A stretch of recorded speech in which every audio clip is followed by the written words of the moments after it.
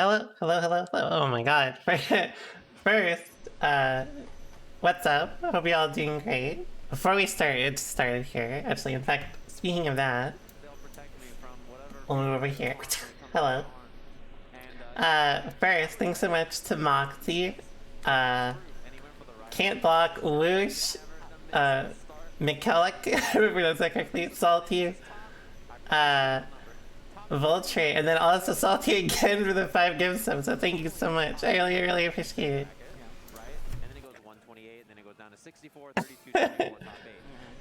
Thanks so much for the primes. I haven't seen her tier list, so I don't have one, unfortunately. Thanks so much for the resub, Joker. And I see we got Lord Left. Lord Left. Thanks so much for the prime, boy. Damn, you guys are giving me a lot of money today, huh? Thanks so much too, Mr. Beanson. Damn, thank you so much. I really appreciate it. Talk to him about like the matchup as well as being in the house with a lot of experienced Zato players. But my man is sound. Big Left is definitely sound when it comes to all fighting games that he decides to touch. So I'm not surprised here. I am really interested.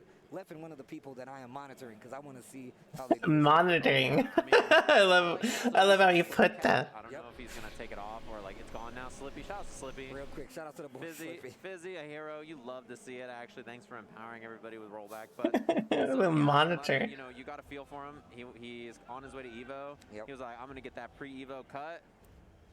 They did him dirty. He was like, I hate my haircut. Doesn't that suck so bad? Like, everybody knows before you go to a major, you get a haircut. You gotta get the fresh. Yeah, you know what I mean? You get the haircut, and like, you buy the new clothes, and he was like, they cooked me. So, it doesn't look They bad. cooked me.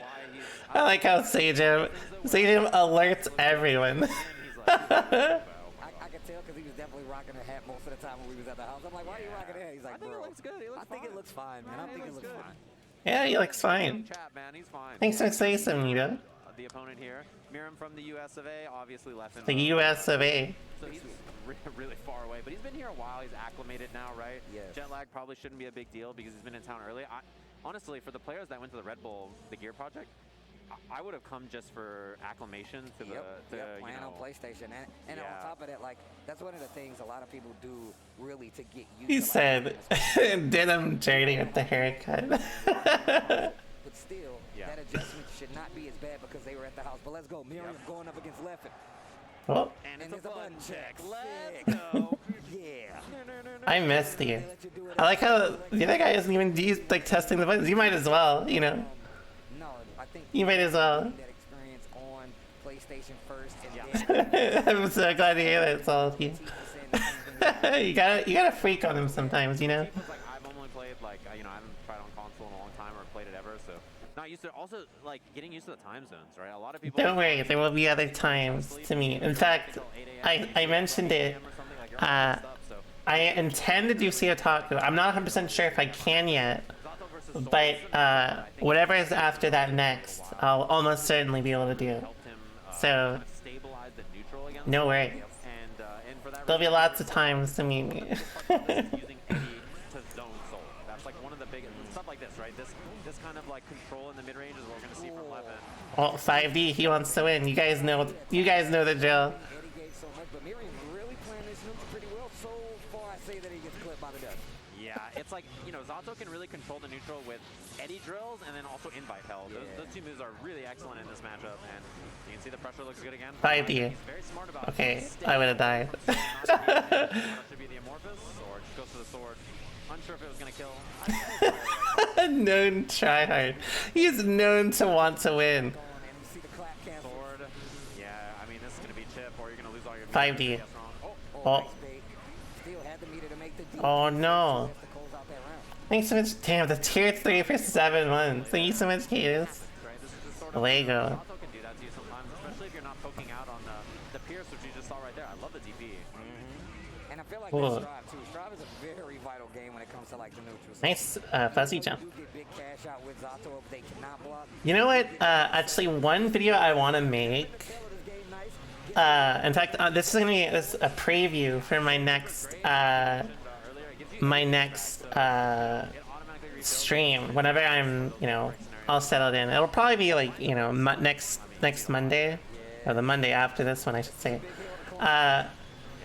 But I was thinking I should do a video on like some people would like some fighting games, but the fact that they lose a lot when they start prevents them from actually liking it. And same with, like, likewise, there are people that like will play a game that they do not actually like deep down they don't actually enjoy, but they enjoy winning. You know what I mean? Like, there's like a good medium, and I think a really good discussion to talk about there for like branching out into other fighting games and what it kind of means. You know. Right, that was almost a good one. Oppose plus throw, the classic. Yep. Almost Every League of Legends player. Not every League of Legends player. Damn, the 5 feet. I like how Tasty Steve called it the weapon. Yeah, 5P is like the dagger, right? Like you just, you really leave with that button a lot. It's very good for getting things started for Soul or for. So I don't do coaching, but if you have any questions, I'll happily answer it on here. Leffen looking really clean here. I really enjoyed it. It was really fun meeting people at the booth. I'm very appreciative to anyone who showed up. It was sick. Yeah, we need to see Miriam fight to kill Eddie a bit more. We haven't seen a lot of challenges on Pierce or anything in mid-range, so that's been a big problem so far. Oh my god. That's actually not that bad of a wall break. Because Leffen does not have... Oh, never mind. Now it's kind of a bad... Yeah, okay. Leffen didn't have any meter left, so... Rubbing them together. That's people. The perfect on that. Leffen very well played. If you're wondering, how did Leffen know a burst was happening there? When the shockwave happens, when you Roman cancel, if it... Thanks so much for the prime. The prime. You're hitting them, it's probably burst, right? Oh my god. Tell that that's happening for those of you at home. Like, how do people bait burst so consistently? Oh no. Yeah, Trey right there is gonna get the corner. This fella flying. Flying is cheating, you know that? Flying is super cheating. I'm gonna tell you right now, and Leffen really is. We were talking about this at the house. What do I think about this matchup? I don't know. I have not played it since like Get out of things. We've seen a lot of it this weekend. But he's definitely one of those guys September maybe? knowing to deal with, no matter what. It's been a long time. Oh, yeah. Big pickup, big Thoughts on all the Zato downplay? I don't know what happened. This is gonna be a lot of meter to work. I don't know what happened like in the last I guess I do know what happened. It's like We can get a refresh. everyone is omega hater on Zato. And I'm a little, I hate to say this, but I'm a little bit of a centrist on the Zato issue. I think like he's definitely better than people are saying, but also a lot of people who complain about Zato like straight up do not do shit. Like they don't test like any like ways of like dealing with his options. They just like it's like either they DP into oppose or they DP into him, and that's about it. Not engaging, right? Like, You know what I mean? Like, whatever nonsense you're trying to hit me with. so like I think he's definitely better than a lot of people say. Have to deal with this. But Didn't get close slash again. It just happened on the I think also like a lot of people need to like actually put in work into training moding against him rather than just like complaining about him, you know? Miriam is actually getting in there now. Playing the neutral a lot better. Starts off with a 6P. 'Cause I don't know if I'd say he's like top 3 or something like that. I think that's a little bold. Whoa. I like him just placing that Eddie a little bit out of that range. The second guess like, I can feel somebody behind me right now. And he's like, yeah, that's cool, low. It is harder to lab against him, but if you're criticizing like his character strength, or if you're gonna make a comment like that, I would say it's responsible to actually study what you're talking about rather than just complain, you know? runs all the way and looking for that 2S. But because you jump right there, Eddie gets to get someone on the ground and there's no challenge from Miriam. So that means now all kinds of good pressure from Leffen here, who's blocking. Whoa, I do that too. Gotta watch YRC here too. I like that. A lot of people get opened up right there. He has a little dude. He does have a little dude. Block that staircase. There's the burst. Call out again. Not gonna kill, but this wall situation is not the best. Miriam is. Oh, okay. Could have died, but that second hit of Pierce actually saved A lot of like knee-jerk reactions before like learning either like what a character can do or cannot do is how you get a lot of really fucked up characters in fighting games, you know? Definitely was paying attention. Baits it out this time and gets it to close out the set 3-0. Yeah, the thing is too is that having a DP against Zato is really nice, right? Because it allows you to kill. I mean, it's pretty good. And then you can still run into the late ends of the active frames, and sometimes his punishes. It's gonna be busy tomorrow and the day after, but after that it should be, easier. If the DP gets baited. I mean, that's true. You're definitely dead. And on top of that, Souls is a little bit buff too. So Souls is literally like a wall that goes up. And if you bait it, good. If not, like you said, it does take out Little Eddie as well as you still gotta respect it. So yeah, and he also has a 3-frame button too, which is like really nice for pressure like that, and he has good checks to deal with Eddie. So I kind of wish we saw a little bit more trying to tag Eddie in the mid range, especially cancels on Pierce. Interrupting, in those positions is really important for Soul, but. I mean, when your opponent is playing such a tight game like that, it can be very difficult to get a... Well, Mughal, if you were watching the Gear Project, you probably also saw how a lot of people interact with Zato, right? Like, I watched Tempest versus Latif, right? And Tempest didn't seem to have any strategy against Zato besides, like, RPSing under, like, Eddie. And once like Latif realized that, he just did a pose in 5P and basically just killed Tempest off that. You know what I mean? Also has better range in this version. You can use it for that too. Any low poke you have. I get people are really upset at Zato, but like, relax a little bit. Around and have them twerk all over you, and just like, please help me. Yeah, you actually have to make them like. Once you see the Little Eddie twerking, moving back and forth mid screen, I'm like, oh man, this guy's waiting. This is about to get more difficult, Yeah. Speaking of which, thanks for the YouTube game. Versus Solstice, our next match. So Element made top 8 back at Texas Showdown. Yeah. I think someone's too feathered. Did really well there. Obviously, Solstice. If you watch any. Yeah, I feel like I don't know. There's a lot of knee-jerk reactions to character strength. In NA on offline events so far, right? Really, really impressive player. So. Solstice That's like one of my least favorite things about fighting games, and like especially the modern era, is like someone just does well and everyone's like fucking panicking. You know what I mean? Like, especially like in contained instances, people will be like, I saw people saying how broken fucking Faust was yesterday just because I saw Faust player curb stomp on stream. Characters that they have their star players that are standing out on. I'm moving tomorrow. During the Gear Project, Daru was like, we here in Asia, we don't think of Ram like that. Like, we don't think she's as good as you think in NA and EU. Like, she's a strong character, but they don't consider her as valued as we do here. So it's really interesting to see the different regions talk about it. All right, here we go. Gotta get into it. This is I wouldn't say they're not necessarily. We got a lot of people here, and more people making. Here's just to like just give this discussion my perspective, because I hate whenever this happens. Like, it doesn't matter if it's like Zato or like anything anything else about it. A lot of people who cannot tell what makes a character or matchup strong tends to reflect purely on results of like one instance, right? So like, it doesn't matter if a Soul player like steamrolls someone, people may just be like, oh, Soul's broken, whereas it may not be the case. It may just be like, oh, this Soul player is godlike, right? Like, if Bombaban washes people, you're gonna have people saying, oh, I can't believe Soul's actually broken, and people are downplaying, you know what I mean? And that's a very common trend, right? Like, I'm sure if Element wins this because of how much people hate Ram, they're gonna be like, well, Soul, look at how good Soul is. He's winning against Ram. A lot of people will just default to that, and there's a lot more to it. And you have to remember that when in competition, it's not a direct, like, one instance, or like one tournament, I should say. Instance is a little different. Yeah, another great example is Anji as well. Because like now everyone's saying Jiro is like, oh, he's the god, and Anji's also broken, by the way. People love saying that. But it's like, one tournament isn't really an easy way of doing it. That's kind of the problem with the current state of Strive, because there's not a lot of international competition, right?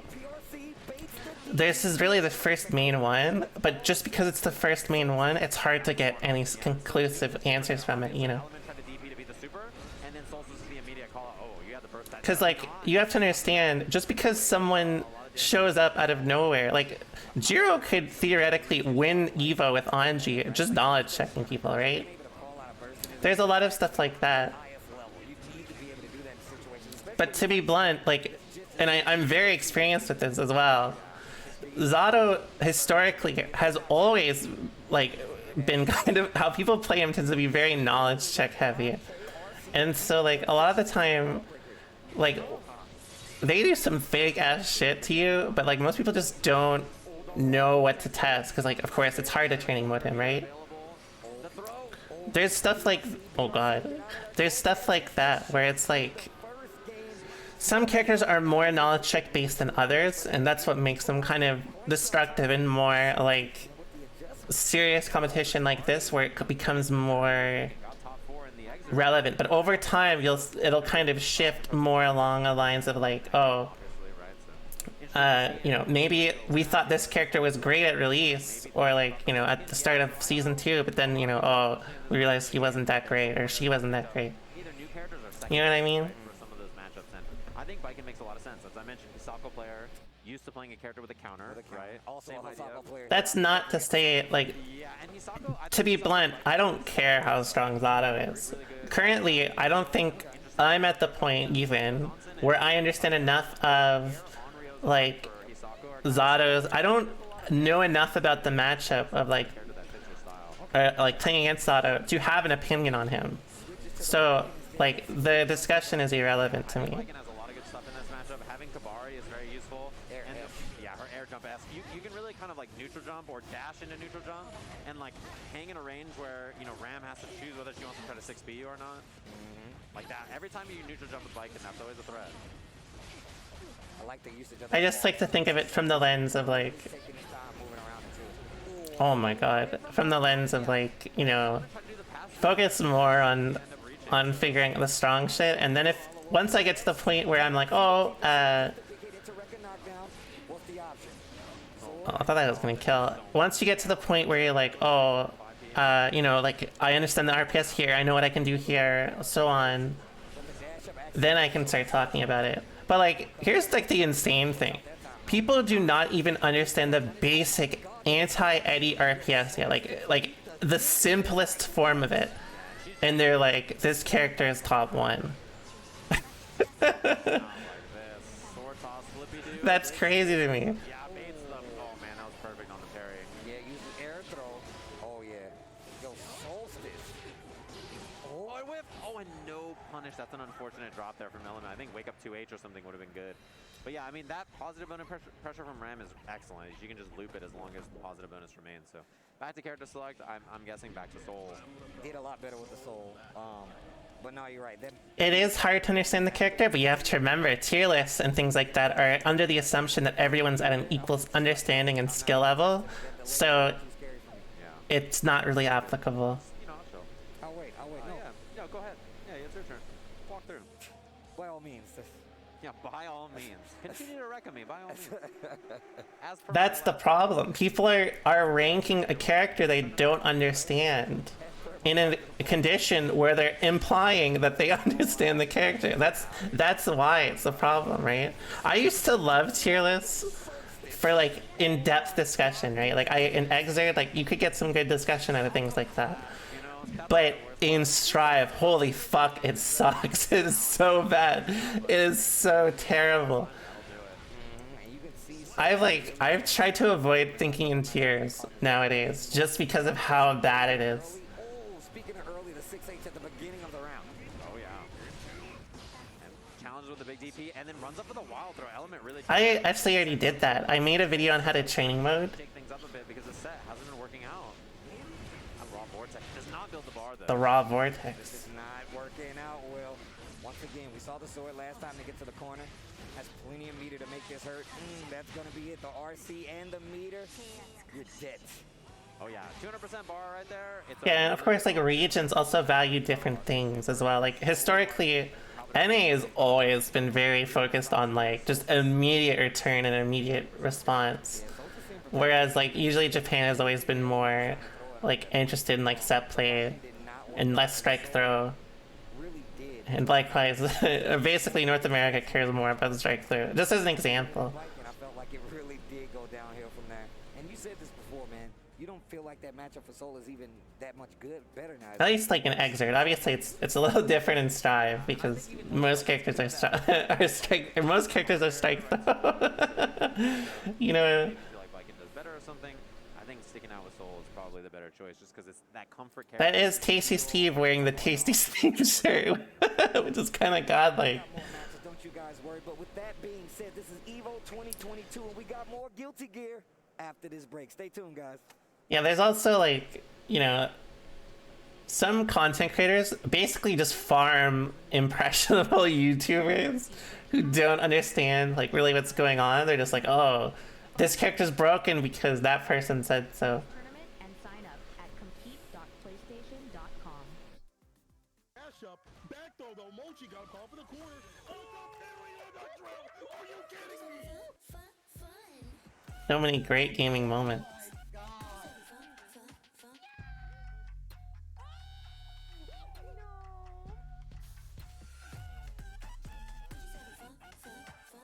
Yeah, you are being influenced by me. Thanks so much for the resub, Teddy. I really appreciate it. Do I think eventually what regions value will blur and mix since one mindset might be the best for a certain game? Well, that's the thing. It's hard to navigate that, right? So like when it comes to like... When it comes to like, how do I word this? Also, thanks so much for the Prime, Grimothy. When it comes to mindsets, it's hard to really navigate after a certain point. Like there are things like obvious things in the sense of like, oh, like if you have 50 meter, you should be mindful of the fact that they made you a gradient extension and RCA to continue pressure, right? Those sort of things are very easy to kind of, you know, understand as time goes on. But where it values in terms of like this character's good because of so and so. Usually, to be very blunt with you, it doesn't really matter what mindset they have. Usually, it's dependent on the players they have. I mean, a great example is like, you know, most other regions. I mean, like last version, right? Like North America was like Happy Chaos is 1. For a period, EMEA was saying Zato is number 1. And then Japan was saying Geo is number 1, right? And I mean, if you look at the, the player base, it makes a lot of sense as to why, right? All these regions have these characters, you know, that stand out. But if you look at how dominant the other characters from other regions are in, you know, the said region, it's a little different. They did say that about Geo because of TY, right? TY is very good. But then, you know, North America was like, oh, you're a stupid dum-dum head. How dare you?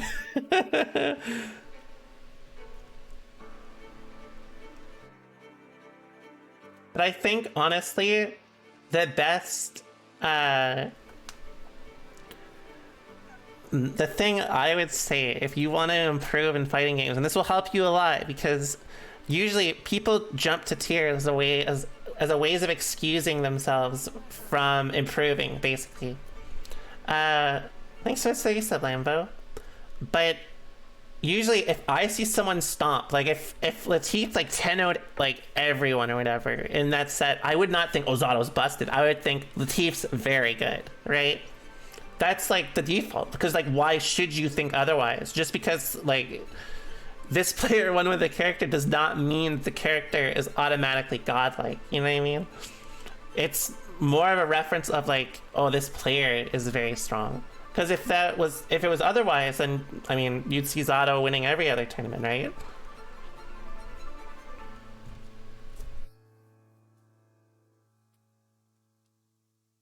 Likewise, you know, I saw some people saying Testament is top 3 because of how I started to do, you know, how I started to enter stuff. But it's like, I mean, one, that thought process, it's kind of toxic in the sense of like, one, does it really matter? But two, also like, if your impression of character strength is so easily guided by these things, then it also will warp your perspective, because like if I knowledge check everyone one tournament and you start thinking a character is really strong and it begins to warp your perspective of like how the game works, then it's like, well, next tournament I get washed because I'm not knowledge checking people. It ends up being like, well, you made all these thoughts, you made all this process, like all this, you know, these things around this established thought process you had, and it's just wrong. And then even worse, some people do that and then they refuse to like be wrong, like they double down, right? They'll be like, oh, like, I mean, it's actually still broken because you know, like the character is just like, you know, just wait. You know what I mean? Models featuring 360 spatial sound for gaming. The line offers noise canceling, Like, wired, and that's one of the worst things about it. So like, I'm always like, software for both I think knee-jerk reactions to stuff like that are kind of bad. to your optimization. Top players are not immune to this. In fact, top players may be even more vulnerable to it, because a lot of people, like a lot of top players, have like this established ego, right? And they're like, oh, I can only lose to like these characters or whatever. And then if they lose to another character, it's like, oh, this character's actually scrubby. You know what I mean? Waited for the burst right there too. I really like that trick a lot. Macho, I think, has been very aware of Or like some people like they just let their ego guide them a little too much. Also, I have played multiverse. I played Jake the dog. Can you complain about characters in lab, how to beat them? Yes. In fact, like I don't think anyone really like cares if you complain about a character. But like when people's brand is just complaining about a character, like no one is gonna want to talk to you. You know what I mean?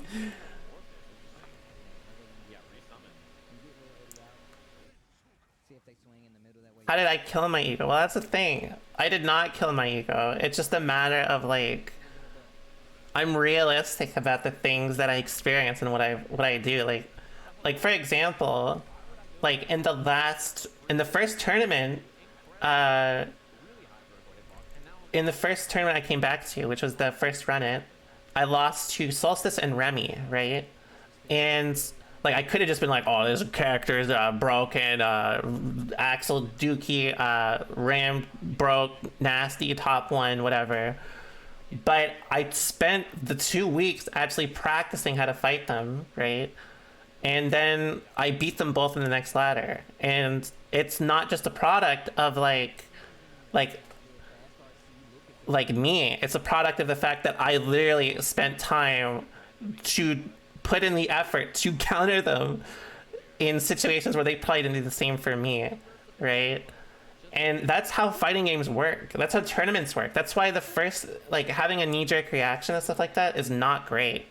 Because, like, you can always just, like, panic and be like, oh, this character's actually broken. Like, I gotta test something. But, like, if it becomes a detriment and you're not testing things, you're just kind of making it worse for yourself. I'm sure there's like a psychological aspect where if you just doom about a character all the time, you probably play worse against them. I'm sure there is like to some layer, but you know, I'm not a psychologist, so that's just an assumption. Thanks so much for the prime, Sharvia. I really appreciate it. So like, you have to understand that the way you learn fighting games is it kind of tells you that you're only as good as your last win, whereas it's actually the opposite. Or sorry, you're only as good as your last performance, when in actuality it's more like you're only as good as how much you're willing to learn from your last loss, right? Your last experience, whatever it be. Like even if you win, you can learn a lot, right? Yes, absolutely testing. Strive Top 8 is tomorrow. I will not be around for it because one, it's very late, and I'm moving very, very early. But we'll watch Top 8 another day.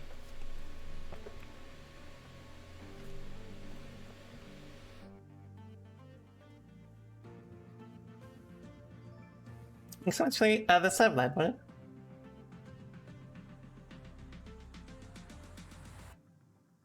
Is it weird to play other characters and learn how to fight them? No, not at all. There's nothing weird if you learn like easier through like playing the character or just training moding them or just mashing against them for like 60 games.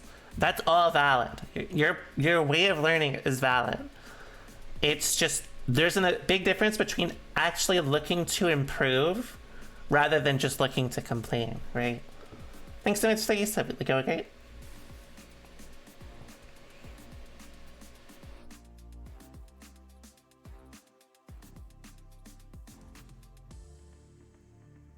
Yeah, it's brutal.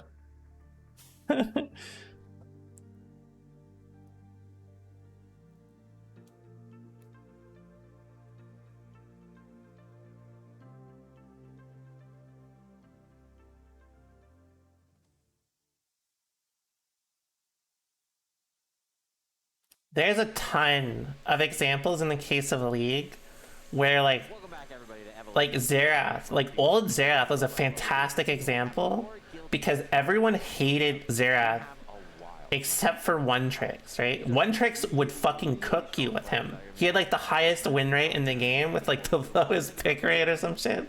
So he was curb stomping people at high MMRs, but considered too weak like everywhere else. And so they just had to they had to rework him, right? And then there are examples in like there's an example in like Xin Zhao, who is like, when I first started, Xin Zhao was the pub stomp hero, yeah. And above 1300 MMR, he was ass. He was terrible, and they kept nerfing him as a result. And then he was so bad for so long. Again, they had to rework him. In fact, it took them about 3 years to rework him. So he was just not pickable for 3 years because of that. Half a screen of text. Yeah, it's like Rufus in Street Fighter 4, exactly. Batman, right? It's like, it's just 4 paragraphs. But like, you know, obviously there are characters more who are just direct and very strong from that lens, right? But also like, there are characters who are weak until they've had enough time. And so like, you have to keep the ladder in mind a lot. Thanks so much for the East, I think I missed one. Friend of the stream also. Oh, thanks so much for the prime pin. I really appreciate it. If you get in on Happy Chaos, if they're not good, it's going to be a lot harder for them to get you out. Yeah. This dude, Lost Soul, is still shooting. He's still shooting, no matter what. And he's going up against Zedadiah's Nud. This is going to be a good one. And look at that. Show me the Lakey. Oh, yeah. Oh, he did 2S. That's the hand. Obviously, there's a lot of really strong players up in NorCal. You know, Apology Man, Jonathan 10A, Aaron. There's like a lot of really good 2 GB. There's so many good players up there that play, and they'll be doing well in the bracket today, I'm sure. So, you know. Oh, that RNG was so fucking lucky. Are you serious? What kind of RNG Valorant spray pattern was that? I can't believe it hit behind the head. That was unreal. Oh, he fucked up. They could have jumped. Vandal, not mine. I cannot believe that hit. This is going to be big damage off the wall. I'm surprised they didn't fix the RNG aspect of Happy Chaos. That's the one thing I was so confident they would change, but... Oh, Ross, super. I like that idea to stop the shots. Thanks so much for the prime player. I really appreciate it. Oh my god. The no scopes, dude. They make no sense. Hostel's RNG is fucking insane. He is a NorCal Happy Chaos player, right? So Zedadiah will have matchup experience in this matchup. Yep. And you can tell already. It's like you know that Lost Souls are aware, like, hey, this guy's playing this matchup. Yeah, like, League is like one of the best examples of like characters who are really strong in certain areas, but failures in like others. Like low MMR, they're like trash. High MMR, they're great. Like high MMR, they're trash. Low MMR, they're great. And sometimes even like a middle ground. Is there a clear consensus on which Stripe character has the biggest change from lowest skill to highest skill? I would assume Happy Chaos. Happy Chaos or Zato, probably, just from their mechanical aspects. Ooh, that's such a good setup too. That's a fake cross-up, so you know... Maybe Gold Lewis too, because his inputs are kind of brutal for like newer players. Gotta be the burst there on the 6H. Look at Zedadiah go. 2S gets the clip, the shots. Meter now, though. Oh, he fucked up. That's bad. Oh, he could have got punished. Air dash over with the capel. That was a combo. I cannot believe. Oh, I think rating update does, but obviously, like rating update's kind of hard to rely on in that way. Positive bonus with Happy Chaos having enough gauge so that he could shoot here and then concentrate and shoot again. So a lot of chip on, you know, threatening there. Ooh, the big burst already baited. Unfortunately, lots of shots too early, so couldn't have comboed off that anyways. see her move in the air, they block cross up, right? Because they're like, oh, that's air dash. So the jump setup is like a fake to make you think that the cross I mean, like, that's like the problem. Also, a lot of people base like they base their perspective on their character purely from like their game plan above everything else. Like, not many people actually, like, when they play against Otto, they don't actually think like, damn, this dude's so good, he's twerking on me, unless like they actually have played Zato and they know what they're doing, right? Most people don't really care past the point of like, oh, this character does a lot of damage to me, and that's it. Nice little setup. You saw Zedadiah pulling that FD there. That's also how you get people like saying like, oh yeah, this character like Anji is like godlike, and like I can't believe all these people say he sucks when he's actually top 3. Like, that's you get people like that. Because like usually it's just purely based in their direct experience and not much else. Basically, you can see a lot of what I'm talking about is just essentially a lack of information, but being very vocal about it. Back dashes back into a shot. Reload for Lost Soul. Amelia doesn't have much life.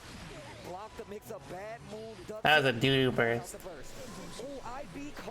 But never mind, it was an okay burst now. Lost Soul still shooting. It's like he IB'd the far slash, then he IB'd the disc. Look at Lost Soul. Like, oh my god, it's too much. Like, that was all 3 things. Because they're blinded by their egos. A lot of the time, yes. You gotta sit next to Lost Soul hitting you with the finger guns. But also, like, it's I think in like modern society, it's kind of complex. I'm not equipped for like a, you know, a nationwide perspective on it, but I assume the influence of like, you know, a lot of like places or like countries will always demonstrate themselves or emphasize to themselves internally as like the best, right, or like the most important in some way. And I'm sure there's something connected to that with how like fighting games like predominantly emphasize like winning as the only real goal. You know what I mean? Without the burst, wants to keep this corner. Zedadiah, I see. I love the staggers on pressure from Zedadiah there. Reacting to all these IBs he's been doing, he's like, alright, I'll just change it up. Bad moon? Yeah, great block. Oh my god, that was a close slash? Got a PRC instead of an RC, and that's really hurting Zedadiah here. Look at the damage. This is also a wall break. Oh my god. Amelia, we know she made a tissue paper, bro. If you do get that hit, you get definitely. I mean, I feel like that's everybody in this game. I like Happy Chaos's 2P, the little swipes. Oh, that's death. Is that Lost Soul 3-0, incredibly convincing. Oh my, everybody gets that. One of the things that I enjoy, one of the things I enjoy the most in terms of like fighting games is to me it's always been the pathway like to progression. Like I really love the idea of like constantly improving and like having the goal more focused on improvement rather than just winning. And I think that's a problem a lot of people tend to encounter in learning fighting games, particularly because like fighting games teach you that winning is the goal, and that's really it. They don't tell you that much about improving, just like try to win, that's it. That's what I mean about being like, you're playing Happy Chaos, and you're like, well, once I get in, I get that knockdown. Versus Amelia, if I'm a Happy Chaos player, that's what I'm worried about. Expertly navigated to make sure he didn't get the knockdown, and on top of that, a lot of the guesses after the knockdown were successful on the side of Lost Soul. So this is how you play. I think there'd be some value to fighting games displaying better end of round such match stats. Yes, 100%. I think things like that, they're hard to base. You know what I mean? Like, it's hard to really like use them like that, because like, you know, it can say like jump 100.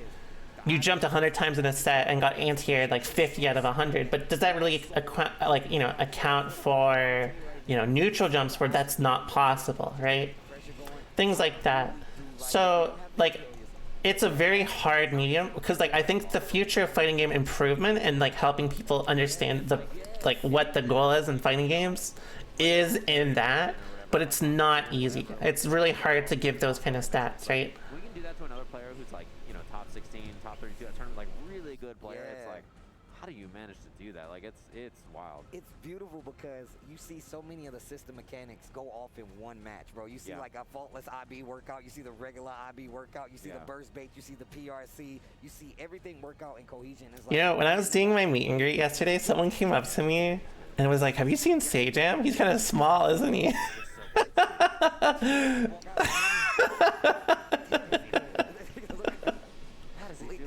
Like that was it. I was like, that's brutal. that way after I fought that goal, Lewis, I'm like, what? Like I was playing this dude say shit. You were fighting Terry Typhoon. Terry Typhoon, It was very bro. behemoth that day. Thanks so much for the reception. I really appreciate it. You're like, damn, he's good. He's good. I was walking around pacing like, damn. That's how you know, yeah. Like when you're like at home later on, you had dinner, and like you're staring at your plate, you're like, Do you think fighting games are good for you mentally? It depends. I think fighting games help my mentality a ton, both in and out of games. But to get there, it required me to essentially go into all the terrible habits that I basically don't like speak against. Like I was focused on winning. I cared too much about how I looked rather than actually improving. Like that's like a very common one I don't think I've talked about a lot.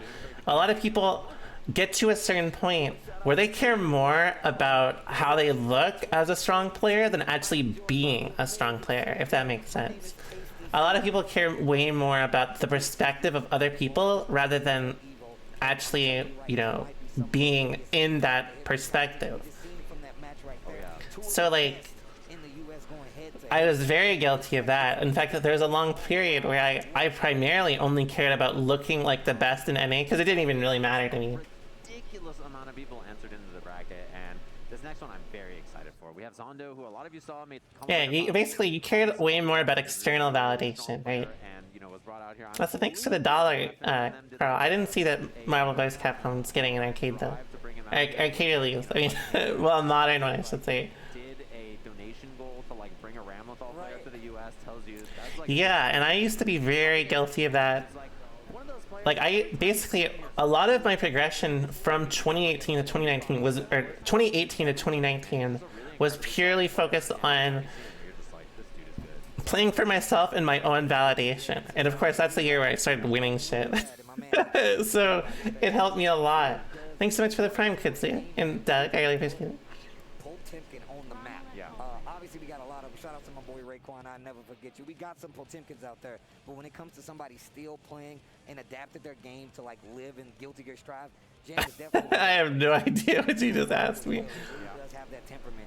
He can really wait and get you killed because one, Potemkin takes off so much damage. Oh, yeah. And has a very, very good opportunity at just killing you in one shot with meter. Do I have any advice on improving against someone I play against a lot? Well, that's like the problem, right? Usually when you play against someone a lot, you establish your own kind of mind game away from matchups, right? So usually if you play someone like 300 games in, a lot of the time you lean more to playing against the player rather than playing the person. But you can do this by like, let's say, putting like kind of like self-imposed restrictions on yourself. Like, I'll give you an example of something I did recently.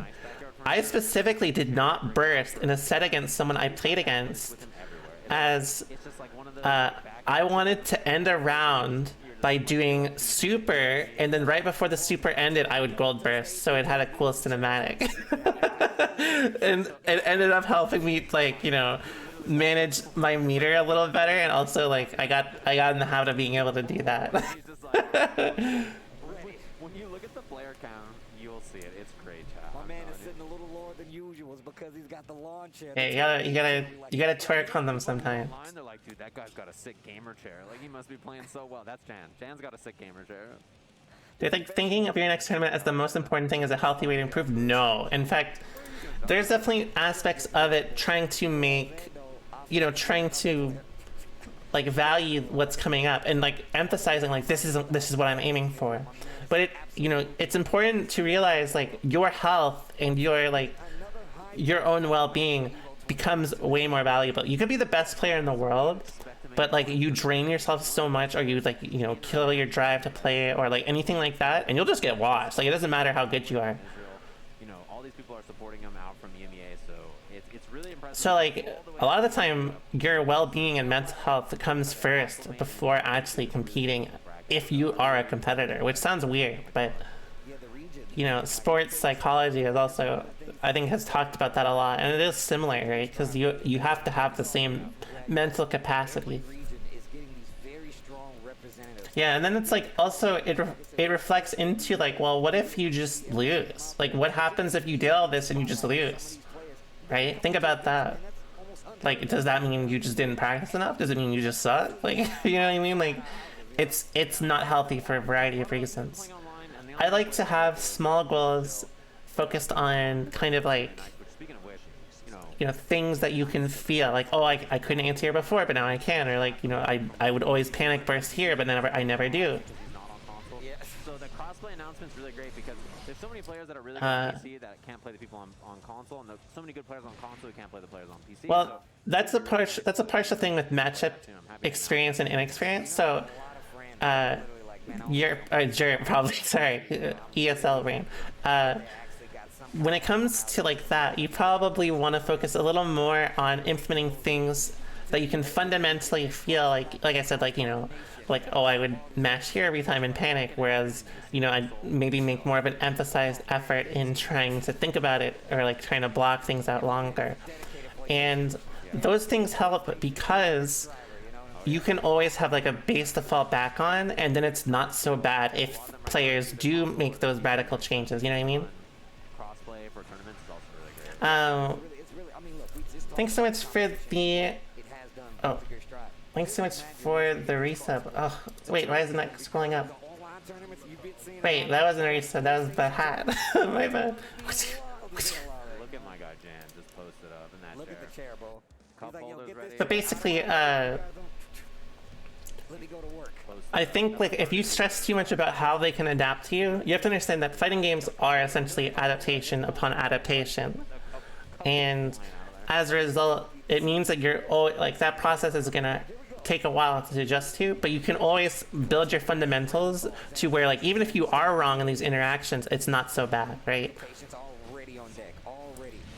Potemkin is definitely one of those characters, like I said, big damage, don't even let him get 50%, but the temperament, the pace you have... Because you'll never be right 100% of the time, so basing your perspective and like how you adapt around that is very important. A couple of like layer 1 options that Jan is representing to say, hey, do you know about this? And Zondo with good answers so far. They block the sword. Oh, I like that option. Tries to use the armor, but that is going to get picked up. Super dominant. From Zondo. He knows how that works. I bake it. Yeah, we'll see here. So not a chance for really Jan to get much going there. We'll see on the second round if there's a little bit more momentum to it. I like the cancel to Dotto. That was so good just to get through the armor. Jump S. And just lets it hang out there. 2K to try to keep him honest. Lets it hang out there. Jan's used to being on defense like this. Anybody else, I'm telling you, I'm terrified. I'm like, bruh. Yeah, not really spending any bar to RC or to FD or anything, so there's a lot of risk up there. Jan was the best Potemkin, I think, in AC. XX maybe. Yeah, exactly. Because like you'll never avoid things like you'll never avoid like being wrong in fighting games. Like there's gonna be situations or odds that are just not in your favor, and so as a result, I think if you stress a lot about being incorrect, you should instead focus that energy more into building around your fundamentals, so that if you are wrong, it's not as bad. Oh my, that did so much. I like the camera switch back just in time for us to see that last little chunk just jump off the light bar, bro. I thought for sure it was a pixel. Slide head. Slide head. I love the Zeno's playing this so slow. Isn't it kind of weird he says slide head, but like his head doesn't slide? Like what if Potemkin's head just like slid off like he was like a skeleton man? Big combo conversion and a wall break. Either positive bonus tries to go for the air with the jump H, not gonna work, but here we go. Jan finds a hit. I guess that'd be kind of terrifying, huh? Wake up buttons. You know, Zondo had 200 meters, so Jan respected wake up super.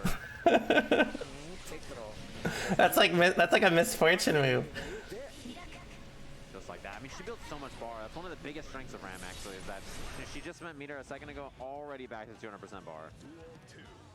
Yeah, these transitions, these stage transitions are really helpful. Fundamentals are basically like aspects of you that you can carry over across games. So like, let's say like, you know, defense, like how you play neutral. Like usually these things are related to it. Like you can play neutral with things like, you know, Ram Far S and be dominant, but you may, like, it's a lot different if you go from Ram Far S to like, let's say like Anji Far S, right? In terms of range. And some players could make that change and it would be flawless. Like it would be no different. Some players would do that and be incapable of playing the game. Yeah, and there's a burst on the 2H. Good choice on that burst point. Full screen knockdown, and now you see Jan. That's like a good example of where fundamentals are. To the opposite side. Big counter. Mega Fisto. Not enough meter to make anything happen. Warida. Oh, they're dead. That's exactly what I'm talking about. Look how slow, look how long that round went. Consider me sold, exactly. Yeah, that's the kind of pace he's looking for, right?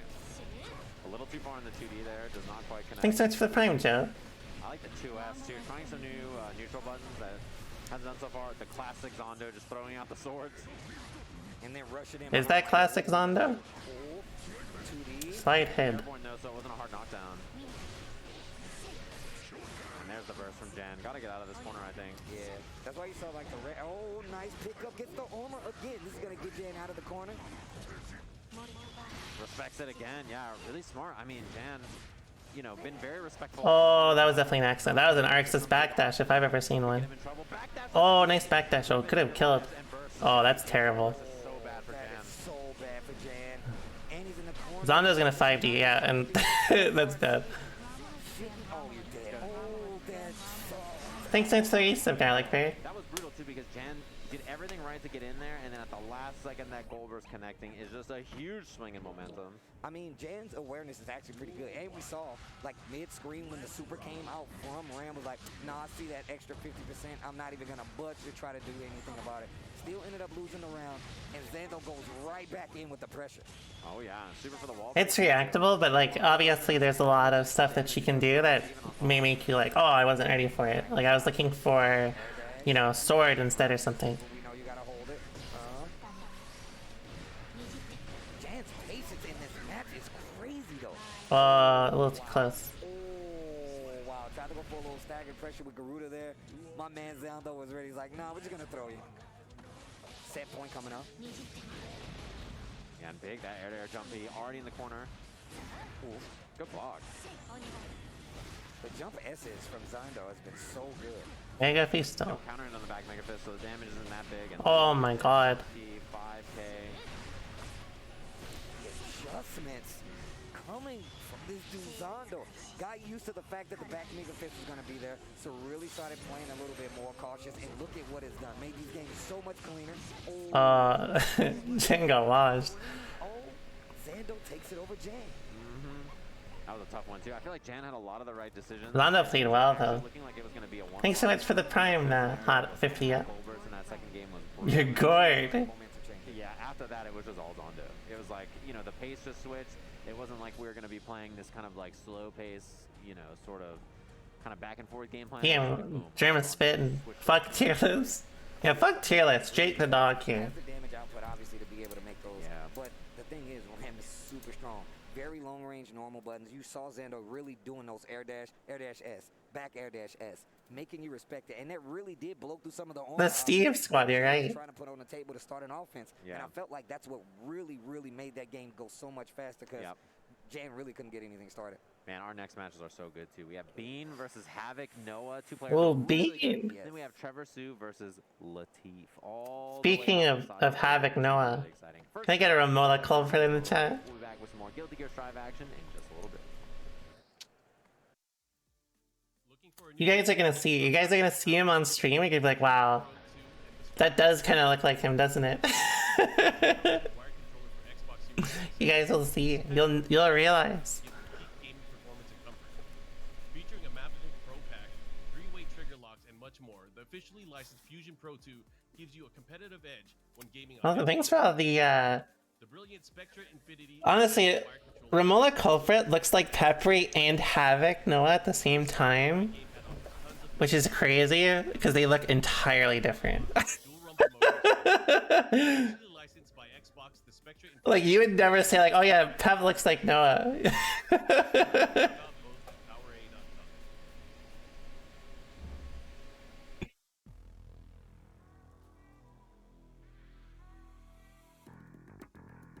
Absolutely. That's such a good way to put it. It's Noah's face, but Pep's energy. That's such a good way to put it. Also, thanks so much for the donation too. I miss, sorry, if you donate $1, I'll probably miss it because it doesn't alert me, but I played Rumblefish. I actually made a tweet about it. I'm a big Rumblefish fan.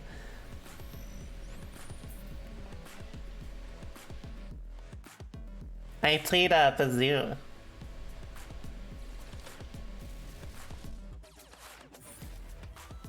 Bazoo is like one of my favorite like fighting game designs ever. I think the fact that he has a post like at the end of a round, he can do an insult super that carries over. I think that's fucking sick.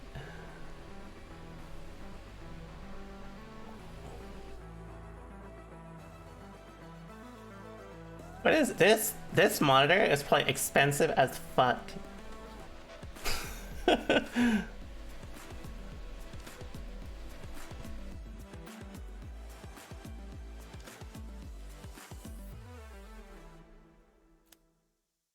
What is it? End Zone M9. Thanks so much for the release of Gloop and Bloop, and I love your name. End Zone M9. Let's see, how much money is it? It is $900 US, which means that's a lot of Canadian dollars, which means my bad. Oh, wait, is that DFCA? Maybe I should play that.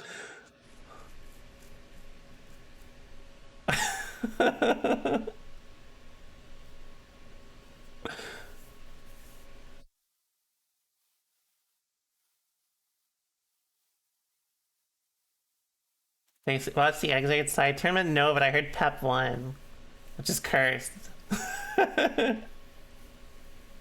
Yeah. Oh, gonna announce season 2? I mean, season 2 is already out. If you mean the next character, probably. Okay.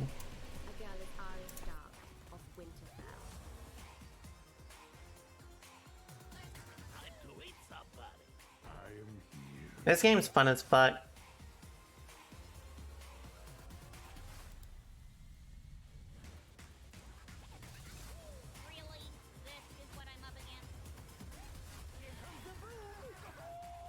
This is like definitely like one of the best like games to just like pick up and mash, you know what I mean? I'll be playing Project L, yeah, for sure.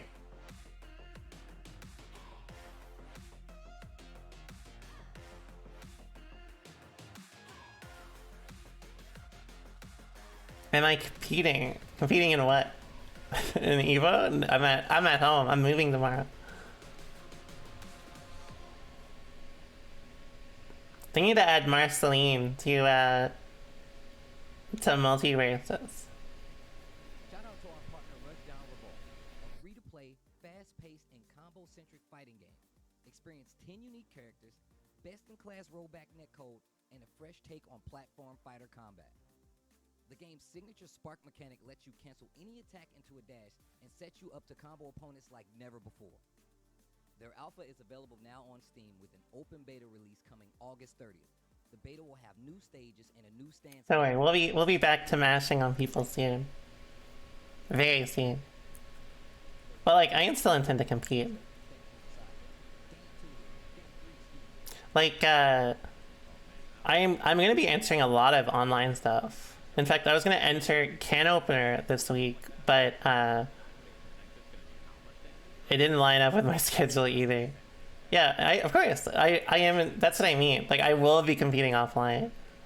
It's just like you have to understand that, like, as not only like in this situation am I moving, but like, you know, being a Canadian who's going to America to compete officially means I have to have a visa. So like, once that's settled, I'll be going to like every offline tournament.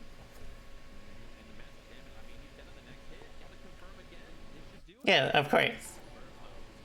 Thanks so much for 8 Stink Boys. Hope you had a nice stream. Good games earlier. Yeah, of course. Like, the visa itself will not be a problem. It's gonna be more just like the wait. Like, I may not be able to go to see Otaku because of it, but like everything else, like after that, I'm sure like I'll be covered for like a long time. Yeah, of course. I feel like a lot of people like think like I V2 because like I don't want people to see my face or something. But in actuality, well, at first it was that like when I like in 2020, but like by early mid like 2021, the reason why I kept doing it was because I didn't want to I didn't want to do my hair in the morning. I just wanted to play games on stream. Three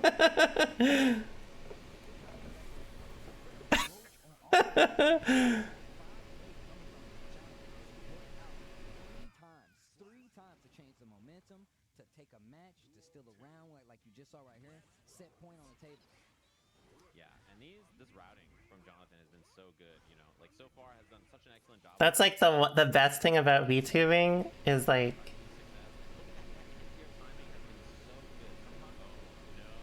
you like no matter like it's like I just get out of bed, does not matter. Teal.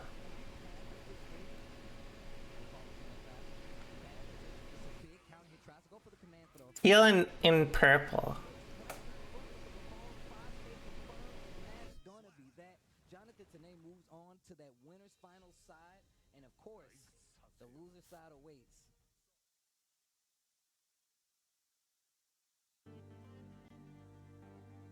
My hair is not purple now. But this is basically my hair.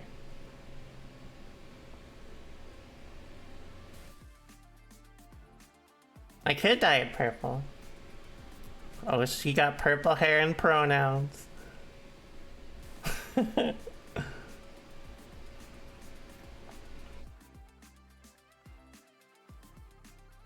Yeah, actually I do have horns. For real. Thanks so much for the resub, Hobo Robo.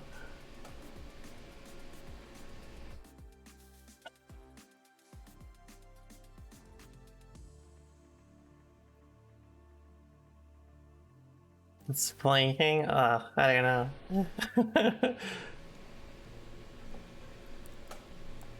I don't know, my back may go out.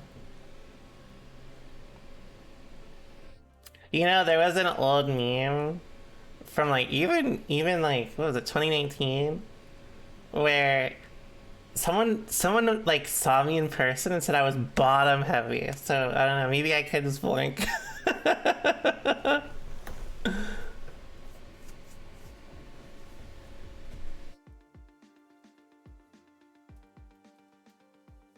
Have I heard any of the songs they made for top 8s? No, I haven't.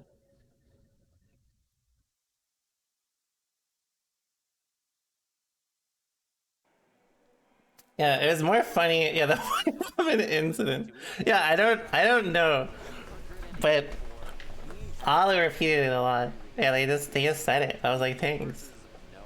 So Noah, I'm sure you're familiar. A lot of people are familiar. Really good, player for a bunch of different Guilty Gears now, right? Yeah. Obviously, and very good in this game as well. And Bean has been like on such a tear. I was hoping CJ would bring up Romolla culprit. Okay, post Romolla culprit, and then look at Noah. How good Chip is, just because I feel like Bean and some other Chip players, like Marvisa and stuff, have been so good, right? So the thing is about Bean, like I used to have like the tournaments on my channel, and Bean was the first Chip I saw that was super strong. Like I'm like, man, my man is actually, and on top of that, continuing to play the character throughout every patch. Like not once his switch, stayed consistent. Bean is the Chip player that I look at, especially stateside a lot of times, that make these big plays. And who do I think is going to be the season 2 character? I have no idea. I would guess Sin. Yeah, show me what you got. Like, what are you doing with this character? And Chip is interesting too because, like, I think a lot of people. Oh yeah, he does have the Yowie stick. I forgot. Etc. And then now I think the opinion is rising. People like Marvella and Bean, and then obviously there's a lot of really strong players who play Chip internationally. Those are fake characters, right? And I think he's a really good character, but obviously very volatile, right? Which is the problem with Chip. It's I'm a Fate boomer. decision-making so well. The last piece of Fate content I went through was fucking Fate Extra, which is like 10 years ago. You actually explode. Oh yeah, it's just you're just dead. It's just you're big dead actually, right? Deader than dead. So this is a really interesting matchup. Two characters with very strong mix-ups options, right? Really good pressure. I basically am a Fate character. Control of the screen, right? That's one thing he does really well. So we'll see if Bean can maybe try to slow the pace down. What a fight! Did you see that? Yeah. I'm a big Bean fan. I think he's very good.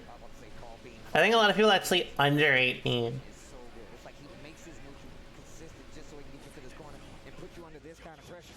And look at that, already using the meter, gets the meter positive bonus and the break, and gonna have this advantage. That is one of the biggest things about this version of Chip, right? Being able to do that is so good. And Oh, that's like that's one of Chip's. He has like quotations an infinite string. One record is super, which is so good. It makes his conversion rates, especially in the corner where he's able to wall break, so much better.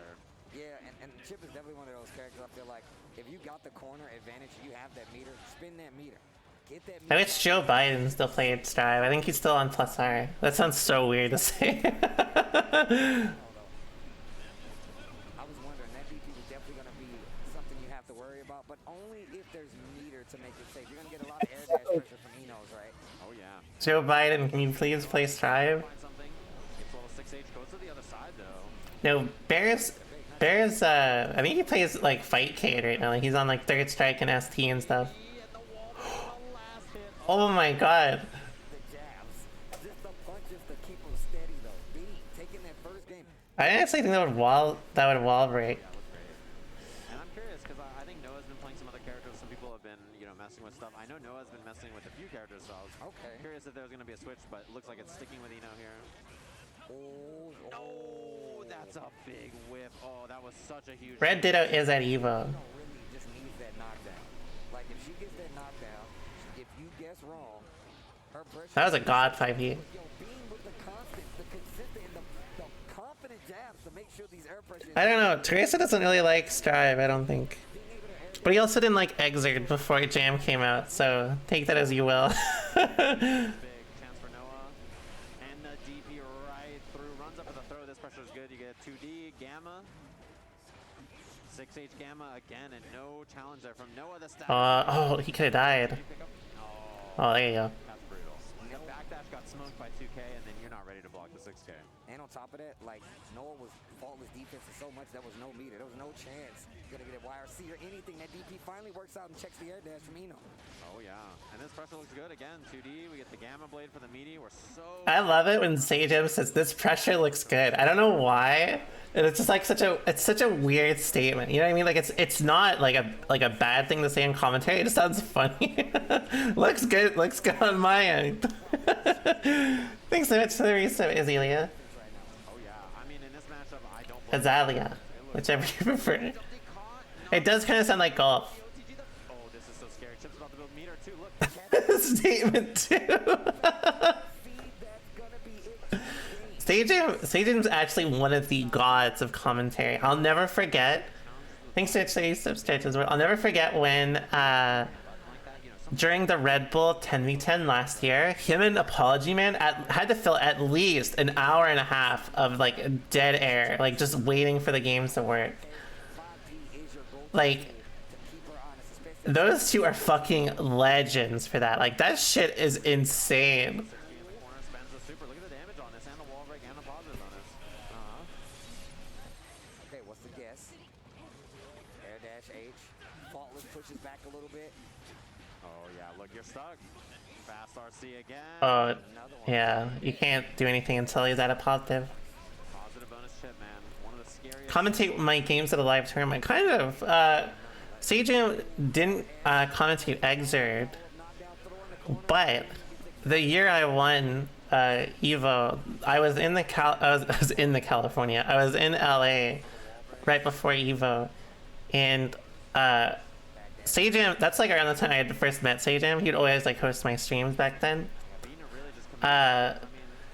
He I like mentioned to him that I was at Wednesday Night Fights, and he doesn't reply to me, But like then suddenly I'm playing a game and he's right behind me, and he's just like, "What's up, gamer?" And he like commentated a little bit of the match like jokingly. So I guess that's kind of close. The 6K RC overhead on a fast RC really does keep you on your toes.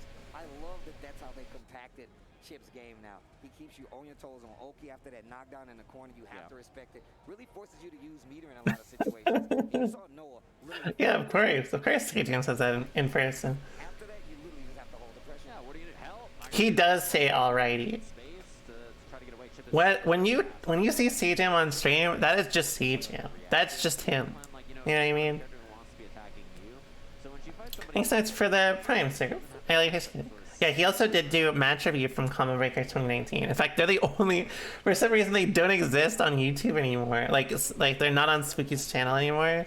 So like, if you want to watch my matches from Combo Breaker, you have to watch Sajam's match review of them. Once again, these are things you have to worry about after the fact. If Chip gets in and gets that knockdown, he has a much more consistent, like, yo, respect my record game, once again, fast RC. And even if he doesn't have that meter, if he gets a knockdown, you got to hold the gamma. Here comes the pressure again. So really does have a cohesive gameplay, man. I think those are like my favorite streamers. You know what I mean?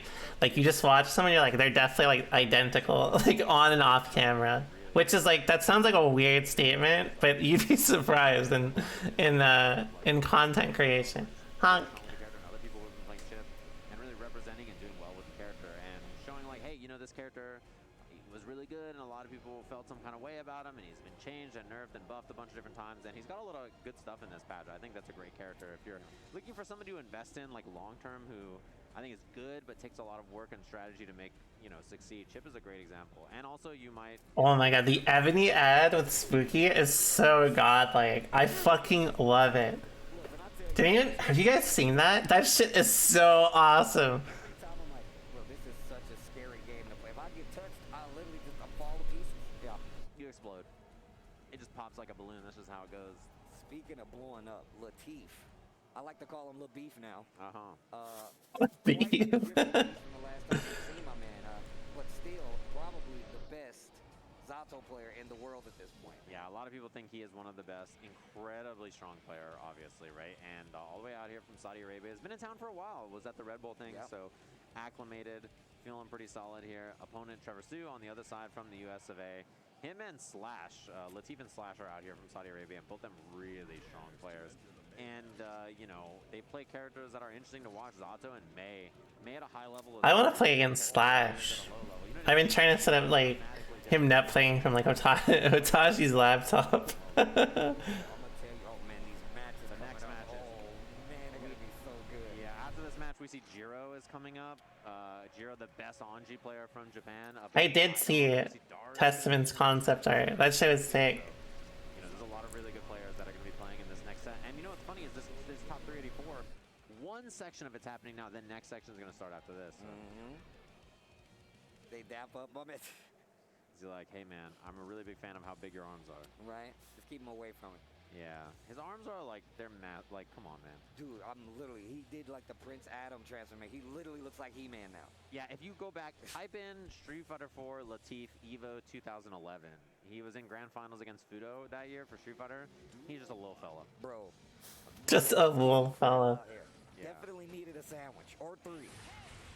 Looks like we're in. And it's going to be Zato versus Axel, a matchup that a lot of Zato players don't like. One of the big reasons is generally if a character handles Eddie well, it can be tough. See, this Axel just did 2K after like the first hit of Pierce. That already shows me that like this dude knows more about the Axel or like the Zato matchup than like a vast majority of people. That's kind of what I mean. Like you can see things like that that are more telling to like a matchup's conclusion or like, you know, how a match goes rather than anything else. He's like, yo, what's up? You think I'm scared? He will literally make his way back in, have a string long enough, and then put that meter back on you. Oh yeah, and that crouching counter hit's big. One thing about Zato Right, that was really good. on counter hit 2S is so big when you're counter hit crouching, right? Because Pierce combos and he can do Pierce, and a frog. So getting hit crouching is really brutal against this character. Look at all the dash blocking Latif is doing to get in here, but his wrist. Can't get hit. Yeah, this is really scary. Command grab is quite scary. You know, you can RC for the combo. Yeah, that confirm would be crazy. Look at the wrist. Danger. Danger. Ooh, I love the run under there from Trevor. And then Oh, Oh no, that was a big fumble. I was looking for command. Oh, that was a good air throw. Corner. Axel keeping the range game on deck. RC still baits the throw in. That was very. See anything to bait it? That was so good. This dude is sick. We got ourselves a gamer here against the team. We got ourselves a gamer. Kill Little Eddie in the matchup versus Zato is probably the best thing you can have at your disposal. Nice fight. That was good movement. Flies over the Rencent up 8 to With a big. What? The big sharky? I don't know how you describe that really. 5 to 5H and the frog 2H. You're gonna see it more That was gonna do hella damage. through the wall. I guess I didn't do that much. I thought it would do more, honestly. so didn't have to go for the sword there. That extra damage. Oh, the fake out, and that'll kill with the OTG. Much better round there for Latif. You know, you were talking about that. I guess Amorphous is the big shark, huh? He does use the invite to hell to cover so much of the ground now. Like he's like invite to hell, BRC, I'm in your face, so you gotta block it, and then he's still in there. Oh yeah, I beat on the snail, and this is big now for Latif. That's. I was about to say that's taking the hits sometimes against Eddie when you're cornered is actually a good idea. Because if you end up well slotted, then it's not that bad. Like you'll reset to neutral, but the problem is like in that situation the wall wasn't close enough to breaking, so Latif just unsummoned and then just continued pressure at the wall anyway. So I don't think I've ever seen Alright, here you go.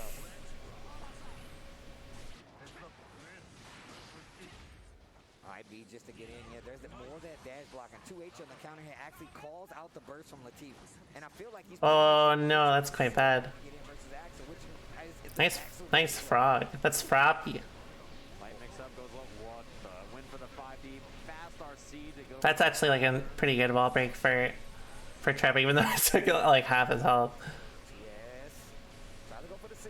Just I've never fought Latif, no. he didn't take the bait. See what a huge life deficit. Yo, a pose gets through. Oh, air throw, Goes nice. for the air throw. Great awareness on both ends. 5P. Good duck here. Pierce. Nice 5P again. Yeah, and the great 5P afterwards. Love the challenge. Oh, that's not good. Yeah. This is big. Yeah, Latif's in a great spot here. Burst is available and just spends it on block just to get out of that mix up. Oh, that's bad again because. Talking about with the invite. Locks you down. Oh, never mind. That was a good FD. Use the BRC, and now you're stuck on this wall. Frog, the Buddha broke it anyway, but that's only one round in game 2. But yeah, that's exactly what I'm talking about. Now that he's like, okay, you're going to stay on the ground, that invite to hell BRC is really going to be a tool. Oh yeah, and I mean, look at this pressure. It's been so good from Latif so far. Has very rarely let Trevor just kind of slip out, you know. Good patience. Ooh, I was going to say good patience. Big counter hit. Oh, he dead? Holy shit, that did a hella damage. Oh my gosh, that hurts. Ever since they changed the input for Bomber, it's like everybody's doing it. They're like, hey, dude, look how much damage I'm doing. Big bomber, big damage. This is so much. Big bomber, big damage. So true. Just an option after the 6H so far. Nice 6P. Oh, that's. Yeah, I was gonna say that's not a great situation, but he went for 5. You just salvage it. Gets the break on the wall, and this gives the team all the pressure he needs. Beat a positive bonus on the stage transition. Yeah, it does reset back to neutral, so Latif's got to get in, but he's got the bar to do it because of positive. Yep, see, just like that. Trevor should commit more to like just throwing in those situations instead of like hard baiting, like or well, like going for a shimmy, because like both he's done it twice now, and like Latif just has not like bit after the first shimmy, because like even if you get thrown, it's not that bad. But like if they keep showing, like if they shimmy you, it's quite bad, right? Like that, for example. Like there's no reason for him to just like contest as soon as Trevor approaches, because Trevor is not doing anything to approach with. 2S sets out the oppose, gets the throw bait, and combo damage on top of it. Man, Latif's movement to open up these throws is so good. All right, full bar here. We'll see if Trevor can find anything with his meter. 5P, RC conversion, and then unsummons. Gonna bait YRC? Oh, I'm surprised. YRC looks like a good option there, but down a lot of life and got to find some kind of offense. Nice Yeah, to that. I think the problem Backing with in. these 2Ps is that Latif is just dash blocking after and just gaining so much space. If you don't have some kind of threat afterwards with like run up throw or run up close slash stagger pressure, I think it's going to be pretty easy for him to just navigate right in. Look at this pressure from Latif, though. Dash cancel right there on the 5K. Dash block. Again, dude. Oh my God, he dash IB'd. and now keeping the corner still. Oh, nice break on the throw though. Opposed gone now. No, A 2P pressure. right back in his position. Resummon on the Eddie again, and you're stuck. Oh, nice beat. This time no punish, but this position for Latif is so good. Oh no, they accidentally air through, I think. Oh. No Eddie gauge, and still running up on this man in the corner. Yeah, his pressure is just incredible. Like it's, you know, his Man. confidence with how he moves, both with and without Eddie, is really hard to match. There's not very many other Zato players who are just so comfortable with the character, no matter where they are, and Latif is a perfect example. My man definitely freestyles. And is really, I feel like he freestyles once he gets you back to like lockdown. He's like, and now we get to play my game again. Instantly losing the little Eddie in the corner, especially to a character like Axel, where typically you're gonna instantly see like a The Potemkin idle stance. didn't even get an opportunity to do that because he ran out of meter. 2P ran out of meter, RC, just to make sure he kept the pressure on long enough to get the little Eddie gauge back. This dude Latif is a class act with Zato. Super impressive. I think it's the reason why a lot of the other Zato players watch Latif so much, right? To try to emulate his play, because he is such an incredibly strong player. I mean, you know, Jonathan's one of those players too, where late at night, you know, you look and you're like, what's Jonathan 10A up to? Like, you know, one of the best players in the US. He's like, I'm watching Latif VODs. I gotta study. Thanks so much for the subbers. Was there anything that they could have done, or like in the corner situation? It depends on what you mean exactly. Now it's the Latif VODs. You know, you gotta find that symbiote brain, right? But like, for example, in the corner, it's dependent on the situation that follows. So like, let's say if he does Pierce, it creates an RPS situation from there. A lot of the time, it's either like they could cover Pierce, they could do Frog, they could do Drill.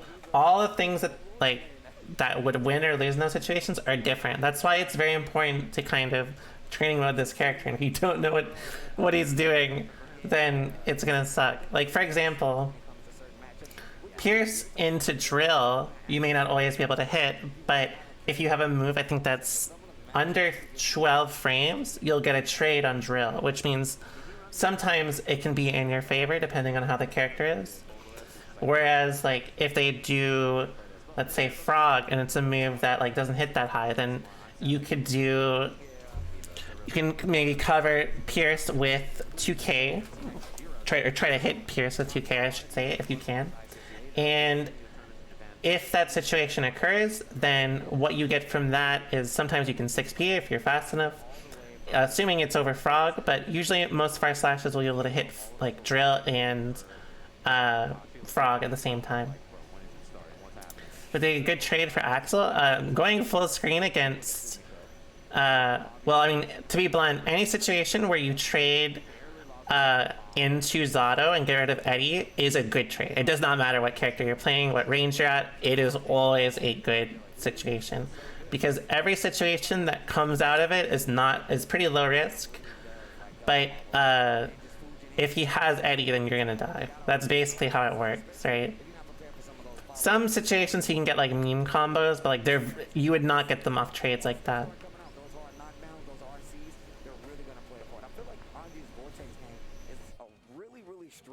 Strive overall. Just, you have to respect Butterfly, you know? Yeah, I love this tech, by the way. You see Jiro's putting his phone on the headset cable, so like the cable's not dangling around in front of the stick. That's good tech. That's good to know right there. That's next level. Axel probably has good answers, like to specifically cover multiple options, but I don't know exactly like Axel's character specific options. But like in the context of Testament, like you can cover Pierce and Drill pretty easily by FDing into Fire Slash, and a lot of interactions where Pierce is too spaced to hit you with the second one, or it can also cover just raw Pierce and like in general. But usually you have to weigh risk reward. Getting hit by Drill can be pretty bad. Pierce isn't as bad unless he's very close. Frog is obviously pretty bad. This is kind of what I mean by like, you know, there's a lot of stuff to understand about Zato, and that's like, it's weird to me that like a lot of people don't even know like the basic countermeasures against him, but they're like so adamant he's like the god tier now. You know what I mean? We'll see how much that matters here. That was great matchup experience from Jiro, but Item was just ready for it. Yeah, I don't play as Eno. He's played for a long time. I think he played since release. He's gonna live. He's got the guts. Oh, and baited the. Let's go, Idol. His guts have been folded 1,000 times. That's how it works. Yeah, if you guys don't know, it is the lore. Japanese characters in Guilty Gear have better guts. Yeah. They're just more powerful. Oh, throw it to the corner. Wait a minute. Pressure's great. Yeah, Fujin P is. This is the setup. The standard setup here is you go for the Fujin P. That's plus frames there, so you get all that extra risk and everything. Oh, nice block on the ran. Oh my god. That was a good idea. Idol has not played much against Anji, huh? Probably not being that familiar with Anji pressure like this. Backdash. Oh, the backdash. Notes out, counters a threat, and there's the backdash from Zero. Oh yeah, spin there. Didn't even. That combo is kind of cool. I like it. Gets the bounce. That's gonna be the round. One round apiece in his first game. Scrappy little game so far. I like it. Ooh, that was a good bait on that 6B. One thing we saw Jiro do early too is Idom did note in neutral and Jiro just swung into it with far slash to eat the note early. That's, you know, kind of classic gear tech, right? It's legacy skill that you do against the note to make the note go away early. Ooh, 6P, stop that pressure. Knockdown, hold the note. Yeah, Idom also really likes command grab with, I never like he plays the grappler in the Zato still has like the chip. chemical. Damn, still has the chip experience to me where it's like no matter how fucked up Chip or Zato is in this game, they'll never get close to how they were before, and that's like what I'm used to. So I'm like, yeah, it's fine. Makes me think the dust would have been safe because the note was so mean. Yeah, it was a ridiculous looking setup for sure. Double overhead catches, and you know, you expect Jiro's gotta have matchup knowledge here. You know that Daru's watching like, bro, what's good? Right. He's like, what up? We play all the time, man. What's going on? I remember how upsetting it was to play against fucking Exerd, Rev 2.0 Chip. The stroke. Oh my god, that shit was brutal. Getting 8-way mixed by this fucker. that shit hurt. With this Anji to try to keep him out, but it's not working. I was getting left-righted that you could kind of OS it, but you could easily cover it.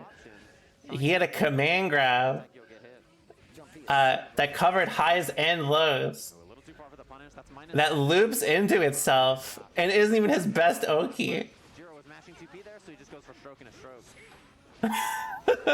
That shit sucked. Because what was that, far S? Oh, 2S this time.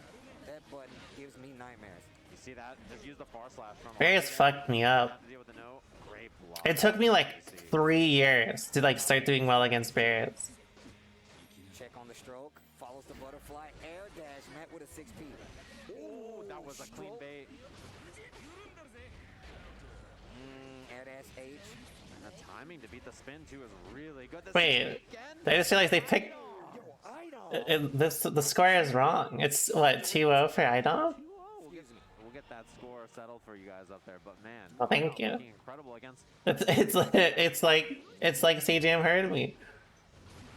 Fujin goes for the follow-up 5K. Little faultless there for Idom. Oh, notes out. Oh, waits for it and then double dashes again to get the S knockdown. Throw. Oh, this Look out, Idom. Ooh, a little miss. Oh no. Jiro ready for it. Air dashes in. Pressure. Thanks so much for the prime, Brent. I really appreciate it. Backdash gets Idom pretty Hope far. you're doing good. Oh no, Jiro's mashing. Gotta be careful from the super, yeah. and Damage is not that bad though. It could be worse. yeah, not the physical counter because the physical one gives a little more damage if I'm not mistaken. But Oh my god, that jump F. Meter is available. Wow, jumps up into that it. was so good. That Oh was my so. gosh. I thought that was gonna be a throw though. Idom's like on like layer like a Billy. like I'm like fucking mind. All like the call outs that Idom has done have been so like otherworldly. Great defense. Jiro ready for it. He's unlikely to get, you know, hit by stuff like that often. Ooh, that was mean. He almost got a full combo off of it. No burst inside. Yeah, Idom is actually mind freaking right now.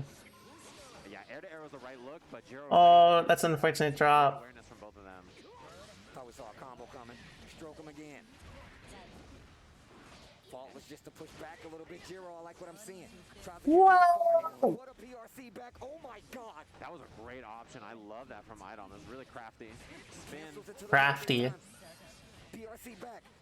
Gets over the 2S. Calls out the burst. Oh my god, 6. Oh my god! That was a dookie burst. Killed up back in the corner. Item with the 6B. Look, that's a Laura player. He hits standing medium punch there every time. Oh my god.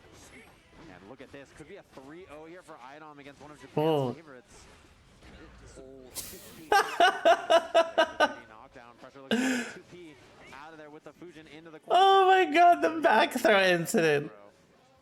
Idom went for the empty low. I like the jump out. Oh my god, the delay on the fall just so I can keep the advantage. Oh, nice block. PRC. Oh, that's not good for Idom. Oh, that's good for Idom. Too hard to close. S missed because of the backdash.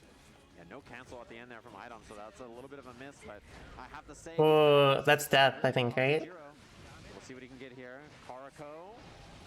Wall break dead, and... Talking shit. How am I talking shit? Game on the board. Yeah. Oh my god, that was so tight. Man, this match is scrappy. This is a scrappy little match we got here. Scrappy little match. That's a good way to put it. Sends out the butterfly. Far S to contest, and that actually makes 0 second. Oh, I guess I did talk shit, didn't I? I literally said shit. IB wasn't ready for the follow with the Fujin P. Now we can see Jiro starting to settle here, looking more and more comfortable here.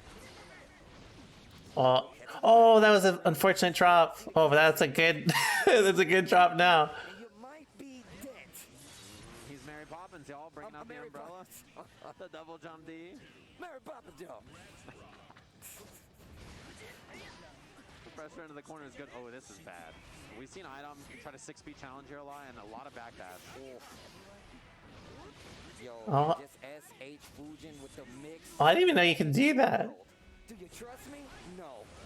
Ooh, and it's so close. Gonna bait gold burst. Gotta watch the burst. Did not even bother to bait gold burst. In the 2P to stop the air dash. Not the first time we've seen that. And like you said, Jiro really settling into this set right here. 2-2 now. Oh, what I realized, you know what Jiro's approach has actually been? The first 2 games, Jiro is like playing like very focused around like risk reward and like frame data. Jiro is literally just RPSing off everything now. Like it's like he's like minus 15 and he presses 2 feet. That's fucking crazy.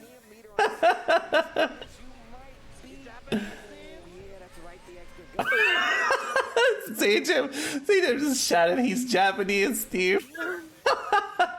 Lots of meter. Keeps the pressure going, drops the 6 feet. It might have been the landing frames, to be honest. Yeah, I think it was. Spin ball or something to be safe there. That is godly. That's a chunk. Yeah, that is gonna hurt.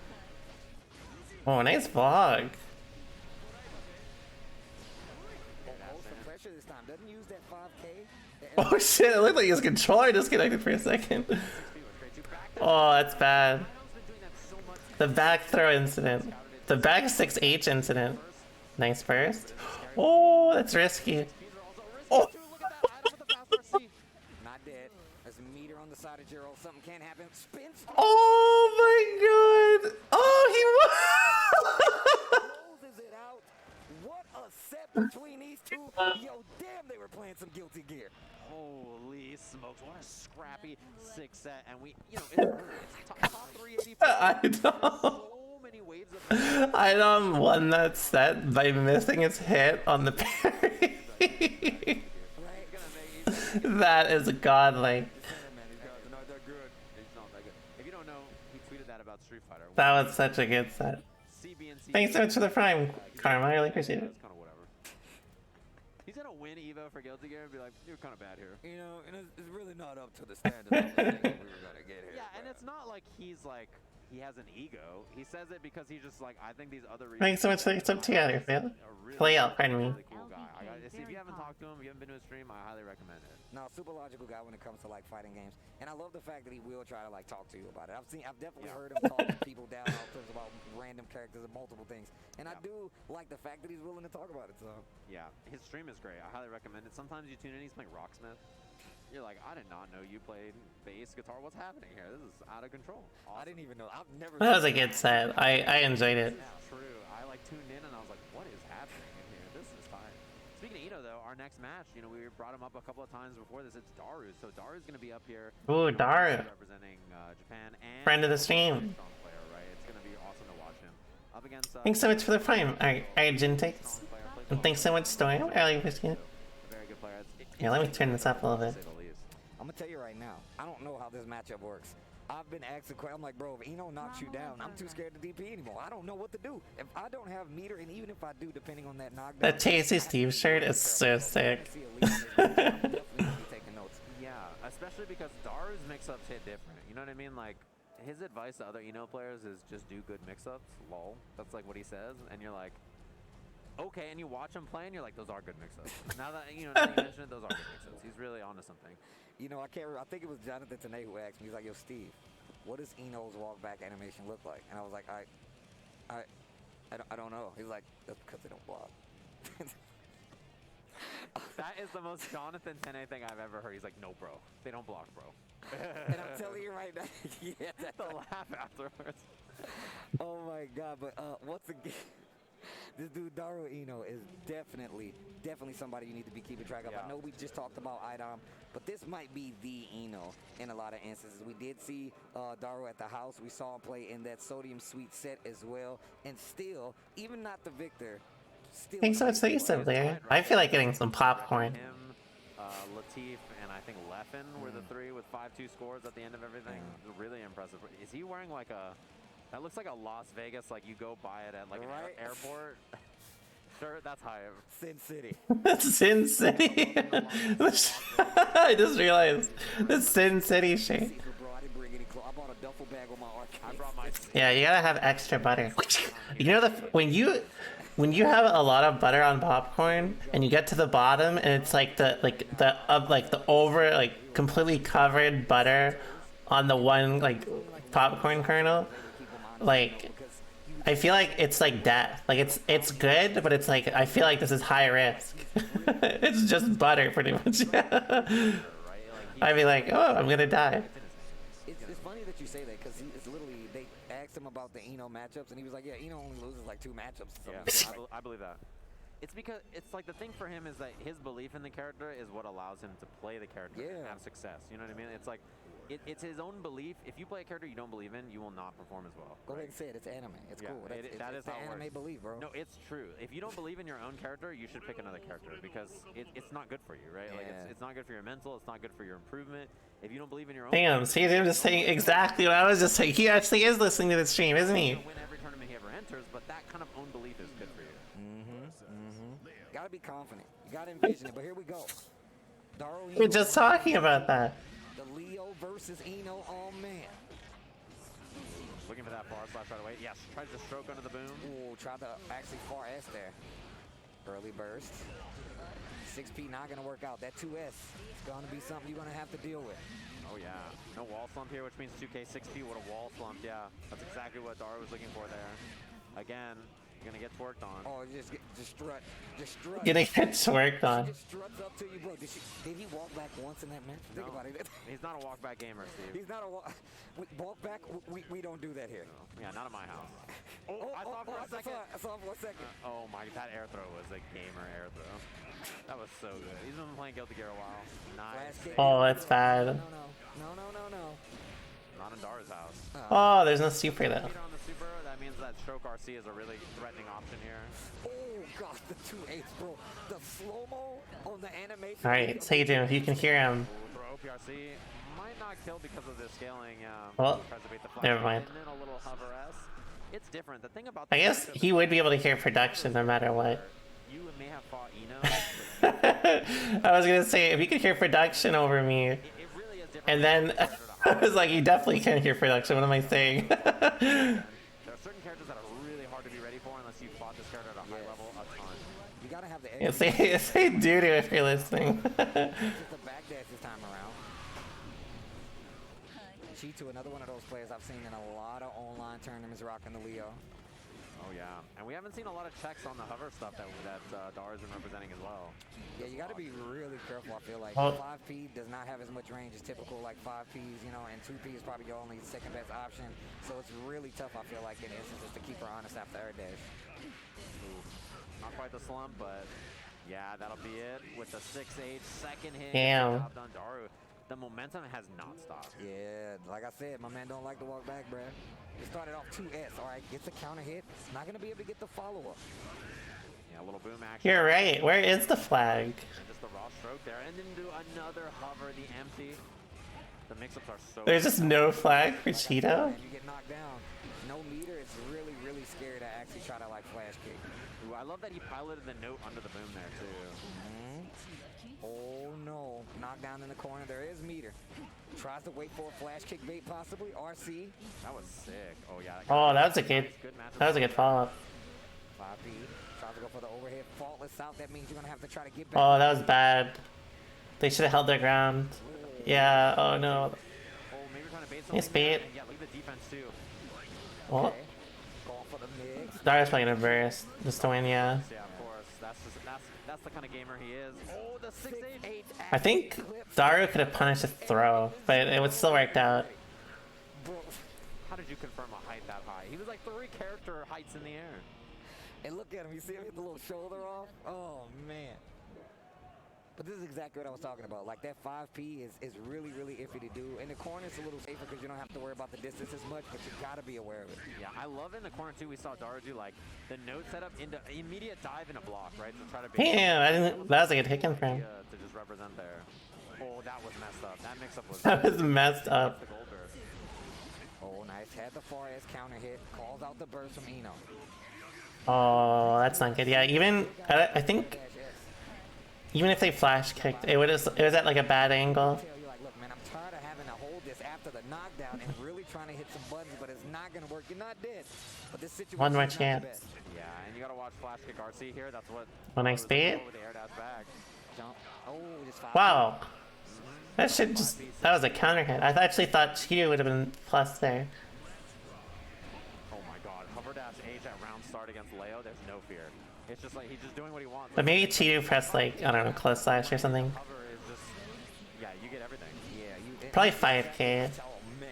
This really does suck. Oh, tried to go for the stand H. Would have had a big... I have not seen a lot of these Eno routes. Looking for something. Look at the pressure. Lots of light. From These shits be like they actually do hella damage. Why? incredible. That'll do it. Good. where are these combos? He is so good. So good. But this is exactly what I was talking about in that matchup. Cheeto, I feel you, bro. I feel you, bro. And he got Leo on the stick. That's a real Leo player right there. They both had it. There was Eno on one stick and Leo on the other. He's just good. Well, what are you supposed to do, right? Like, he's just that good. I have a picture of Daru Eno's stick on my phone. It's literally just like, you know, like in The Simpsons where he's like, I do this for you. It's literally, that's what his stick. It's like an homage to Eno. He's like, I love you, Eno. Yeah, I do this for her. Yeah, I do. Literally, Do that's it for basically her. what it is. That's basically It's just what do it it for is, her, man. yeah. And we're doing this for you guys, man. EVO 2022. I'm glad you guys. They gotta go to a break. The Guilty Gear Strive has been unbearably good. That match with Idom. Oh my God. I love how Steve said unbearably good. That was safe. That's what you didn't know, chat. I was hiding, burying, right? That's like the Pokemon move where they just. Like, You have to remember that like usually they don't pan to the players immediately after losses. So usually like they do shake hands immediately and you just don't see it. Chat, you don't see us, but I'm just like. Oh no, we definitely do. It's not that like a vast majority of players on stream are assholes. It's just like production just doesn't cover it as fast as it happens. Terrible for your posture. I don't know Thanks so much for the reset, Rivers. We will be back with more Guilty Gear if I'm not See, mistaken. I told you. So the second half of top 384 is after that.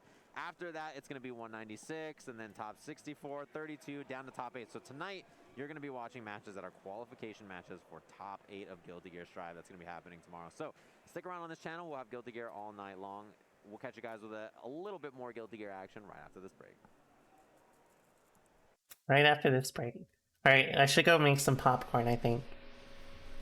The EVO team would like to give a big thank you to Fred. So, enjoy the ads. I'm gonna be right back. I'm leaving you alone with the ads. All of today's top trending FGC games, creators, and tournament highlights all in one place with Fresh Cut.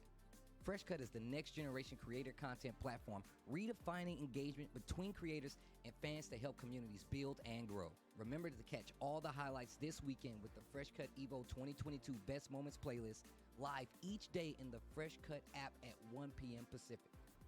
Check out FreshCut over at freshcut.gg/evo. Dash up, back throw, the Mochi got caught for the corner. On the parry on the drill. Are you kidding me? Oh my God. Let's go! That's what I'm talking about.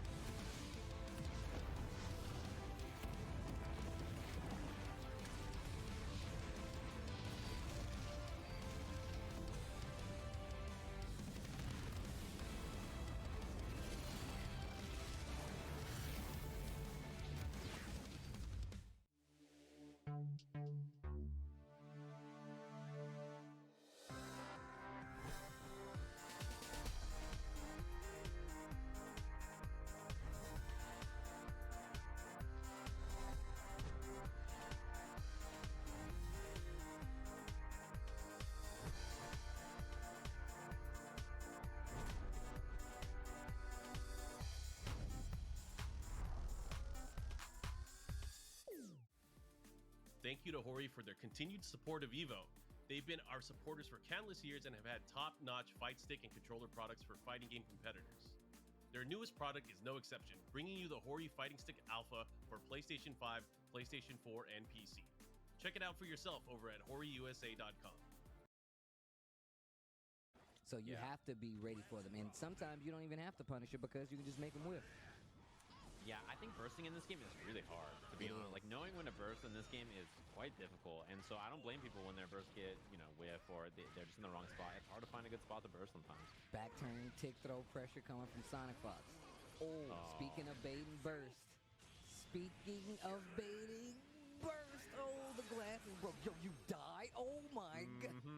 It's one of those hits where it's just like immediate wall splat, right? It's like close slash 2H or whatever, and you're like, I'm dead. Like, this is gonna do a billion damage. And like the scream when the wall breaks too. Oh man, that's a nice chunk off the 6H. But then the DP, the flash kick right after says, nah, I'm not having it. Reversal Dolphin. Wow, Sonic with the burst. answering back with 2K, 5K this time. There's the jump H. Knockdown. Oh, counter hit this time around. Not going to spend any meter.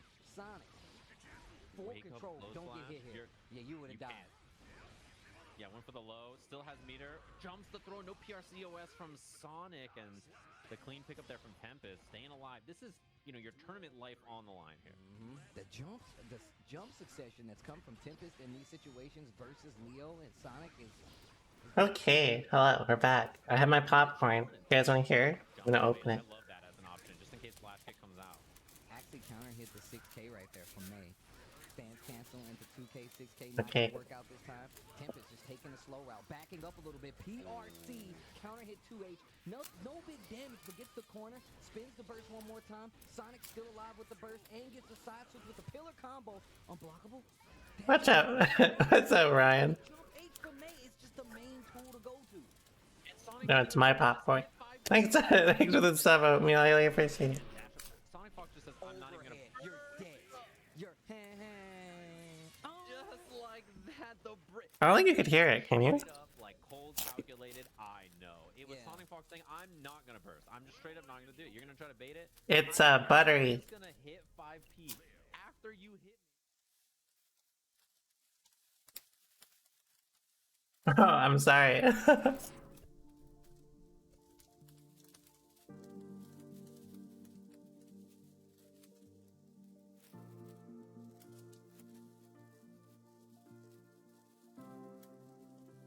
Oh shit. We'll be right back.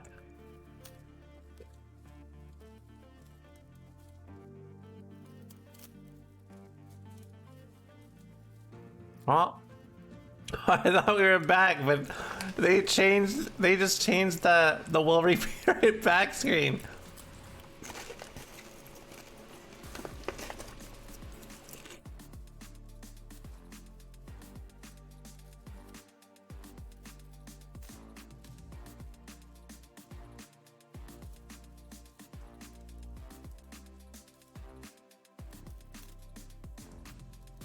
Announcement stream started, really? Are you telling me if I go to the stream, there's going to be an announcement? There's definitely not going to be an announcement. System works. And I first worked on the original Guilty Gear. There's definitely not. Yeah, that's that cosplayer though. That shit's a lot of work. Honk.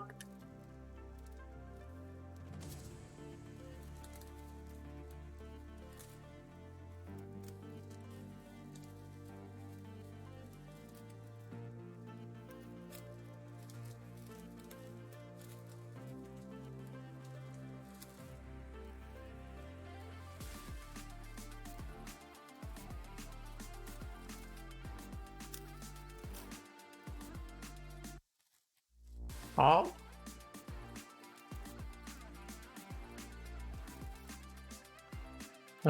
The music stopped. Stop baiting me.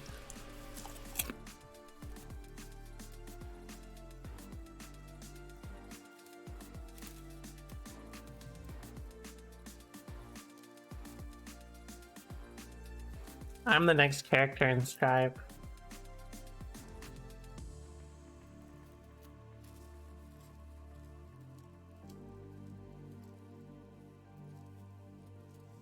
You guys know I've forgotten that people do this. But let me tell you guys right now, the most unhinged thing you can do is complain about Strive matchups or any fighting game matchups in Twitch chat. Don't do it. Do not do it.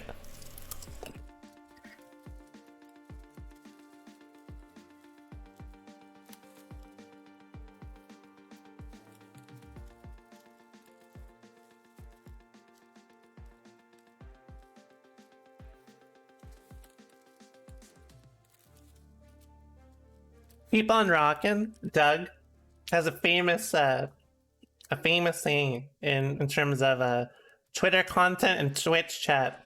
Don't touch the poop.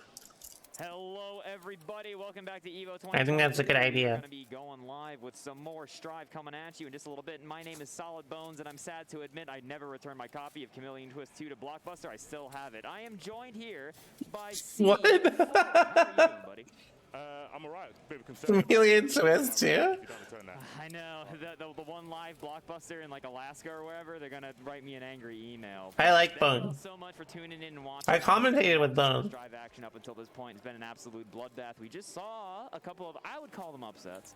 But as we were just talking about Jiro, I think how Bones commentates is very good though. It's very like not an upset. unique. I don't know how to describe it. I know that sounds kind of bad if I say it like that, but like I feel like a lot of people try to be hype beasts, and like his is very genuine when he's hype because he's usually chill. You're gonna fly into them with the high lows, and they're not gonna be able to deal with it. So Enos are eating good apparently. I heard that the stroke the big tree nerf was a game changer, but good players seem to adapt. Who knew? Yeah, I know. Thanks so much for the gifts up to Big Unga Bungas. I love your name. Stroke the big tree being the way it was, where it was plus. It's like, did she need that? Like, it's like she can still do stuff. She just doesn't have the squiggity squoggle. I'm now plus. What was it? Plus 2, plus 4, a lot. Yeah, plus too much.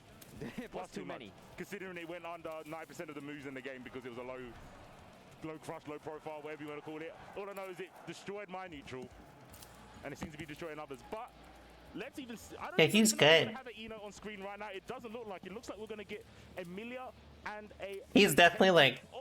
This is like one of the best. I feel like one of the best compliments you can get. But he's definitely like a very good fit for EVO commentary as well, by nature of how he commentates and like how the matches usually go. I think he's very good at like setting the pace. You know what I mean? The only person I saw was a Soul player just walked in and didn't hit any buttons. He's like, I'm giving you no information. Damn, really? I don't. But oh wait, no, this doesn't look like a button check at all. Damn, that actually comboed. This is FR. As they say. I'm sorry, I can't stop eating popcorn. I can't stop. Thanks for the sub, quote Rovo. Yeah, I think Death was definitely on the card. Oh, the true enemy, Garuda impact. Dude, it's like your mind's so focused on not getting busted, you forget, oh god, he's got a gun. Some people say that the pop buster is what you need to be scared of. I'm more in the camp of the Garuda. Yeah, no, I mean, Garuda is terrifying. It's one of those things where you're like, what's the problem? Why do you keep getting hit by it? It's because blocking it's no better. Nope. Like, absolutely no. It's like taking a BT in fire form. yeah, exactly. Gonna get the throw here, though. Yurikov's working. Now, this has always been famously a matchup that Millia players have thought, oh my god, the heat knuckle went nowhere. Has always been a matchup that Millia players... I don't know why I act surprised. I've done that like... That was a good air throw. I don't know why I act surprised. I've definitely done that like at least 50 times to people with Testament 6 speed. The tap does should be, yeah, it's gonna be more than enough. Aegis Reflector, boink. Couldn't burst it at all. Burst was locked out from the super. Yeah, it's a bad matchup for a variety of reasons, according to Millia players, which, you know, I trust them as far as I can throw them. But, I think the game wouldn't have chip damage if Chip wasn't a playable carry. That's a good question. I have no idea. Needs to reset him into stuff so many times. And each one of those, you're at risk for him wire seeing, right? You're at risk for him just doing a good burst that throws you into the corner or something. And you're also at risk for them counter picking you with the Axel, which is a matchup that at first a lot of pop players were like, this is unwinnable and I've got no idea. But that narrative is kind of shifting. Thanks so much for the Osaka. They looked at Gold Loot versus Axel and went, nah, I don't know if you can play that much. Yeah, maybe it's not that bad. I mean, Slide Head is still a thing. It's not as good as it used to be. No damage, but it is an option. And that is such a fast flick. That is a classic. Flicking Rensin is such a classic. What's that? Because it could be Rensin, it could be this, the clothesline, or 2 haste. And the other 2 options, smoke, flick that back. Yeah, no, exactly. It's a mix on mix. Gets in though. Axel just can't eat. Oh my god. Oh my god. I think it's death, right? Oh, death. He just like nothing. Waiting for that dead. Didn't even do 6H. It was scripted. He knew. He knew. Yeah, he came back in time and said, I know you're going to burst right about now. Cheers. Thanks. Just chill and just down back and getting blown away by the Garuda. Look how much damage poor Yurikov has just taken in chips. Yeah, he's been nice flick. He's not been hit and he's taken like 10%. He's not been hit and he has the disadvantage. Uh-oh. Oh, God, the damage. Next hit easily. Oh, it's going to snap, yeah. Oh, I forgot that combo. Oh my god! That did hella damage. We call that in the EU, omelette du damage. Omelette du damage. I like the way you use think. 2-0 right now for Swing. Yurikov is scrambling for answers. Are we going to go back to character select, but we see the other blonde come out? A new blonde? No, the old blonde. Hat off, bowing at him. We're back to Millie at the Axel. It's one of those things where sometimes players make those choices where they're like, I'm going to play the matchup. But, like, you can really go poorly against somebody who knows the matchup and is more familiar with their own character and is used to it, right? Oh, he's in Zen. I respect it. That's like a good feeling when you make someone counter pick and then they just swap back out there. Pick me with something that's naturally bad for me, but if you can't play the character at that level, it's not that bad for me. Yeah, on paper that's cool, but this isn't paper. This is virtual reality. We're in. Oh, I felt the command grab that time. Can you do what you think you can? Yeah, exactly. It's like paper. This is real life. Getting stuck in the corner here, but every one of those back Mega Fists is like your heart stops for a second as Milia, because if any one of them clips you in the wrong way, it's done. Yeah, it's there's some jump scares indeed, especially because you're Milia and you want to move about. You could, like you said, just run into a fist, and that could be well over 50% of your health. Right now, though, the Milia's doing what Milia does. 100 tension. Are we going to spend some? Winger? Yeah. I think like a lot of people tend to actually do that, where they're like, oh, I lose to this character because they're just so easy and simple. I'll counter pick them with like an easy, simple character too, and then they just think like, it'll cover them. You know what I mean? What are you doing up there? You can't stall for that long. The heat has been knuckled. Jump in, Garuda, impact tool. Oh no! That 6K just straight connected. Yurikov really on the receiving end of some torment here. He was just Garuding the other way already, but he gets scooped. And here we go, tandem top. Oh my god.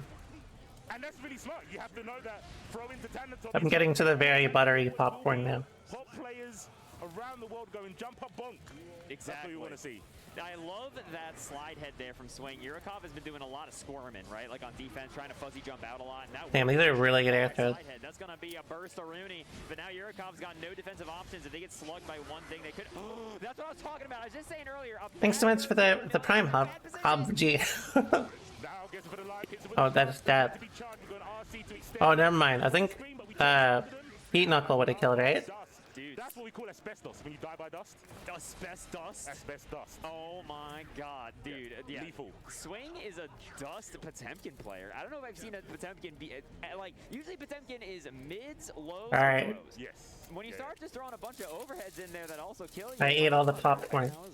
Seems unreasonable to use all the tools at your disposal. I mean, the classic what Pots used to do, I think even Xrd was dust RC grab. Which kind of makes sense because if you block the dust in the air, you got like plus frames. So people will stand because of the dust and then get scooped. I haven't seen it too much in Strive. You normally see how much. I need more. I wish I had more. Exactly. Yeah, that's the classic now. It's, you know, I could definitely eat like 10 more bags, but you know, I'm trying to watch my weight. But I think there was only one. Thanks so much, Natasha. I'm actually not, but I don't know. I don't feel like getting back up. Thanks so much for the Prime sandwich, guy. Itself is the fear. You don't have to present the tool.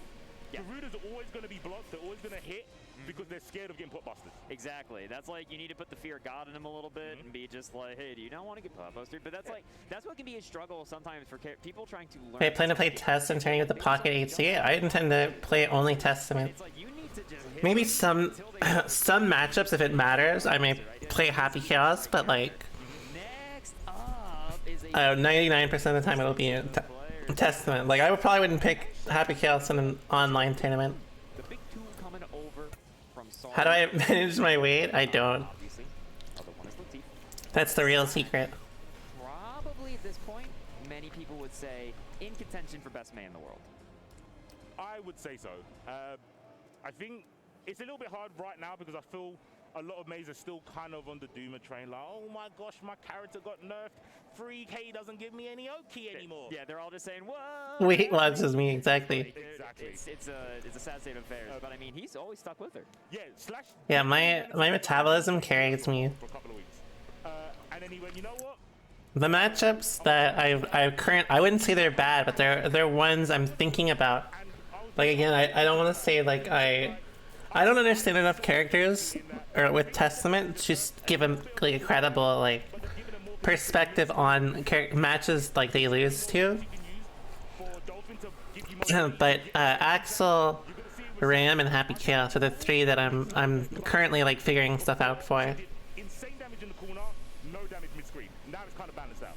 Yeah, now it's kind of balanced out. I think that, like, you know, a lot of people saw Tempest jumping off May, and they were just like, who can say where the wind blows? Like, they were over it. They thought May... I think currently the thing that is very good against results. Like, some one of the craziest things I found, just kind of the thing that matters most is if they it's like one of them wins, right? How about they constantly if the other character is really good at getting rid of Stain or holding out like until Stain is over, it can be kind of bad, especially if you can't Stain them very often, which is like in the case of Axel, right? Because Axel can get straight hits very well. It's hard to Stain him unless you corner him, and then like the risk reward that he has usually isn't that bad, or it's like pretty bad normally, but in the context of Testament it can be kind of bad, you know. For them, I mean, it's good for him because they both don't do a ton of damage unless they get specific hits. Yeah. But yeah, he does so much mental damage to people. It feels like he's got the same mixes when you're playing the Teeth. Yeah, right? Like, totally. It's like one of those situations, if you watch, like, Third Strike Chun-Li and somebody tells you she's got really strong mix, and it's like, she do mids or lows and throws you. And it's like, yeah, have you tried dealing with it? Like, it's like a neutral mix-up that's so strong that it's just like, you try to hit, like, 2P, and then that's 80%, right? And you're just like, ha, good mix-up, right? Kai and Baiken, no. They're both annoying, but, like, for different reasons. And if it does, I could lose 50%. Yeah. Is it worth risking me putting out poke or to say like this is my area against May? You know what? He who dares wins, but you could also lose super fast. So you got to be careful against Slash. But yeah, Basically, in the context of Kai, it's like he can just 2d6k or whatever underneath like 2d6s Crow, right? So like one of the easiest things that you can do to kind of combat that is you just go for more greedy pressure and extend around it.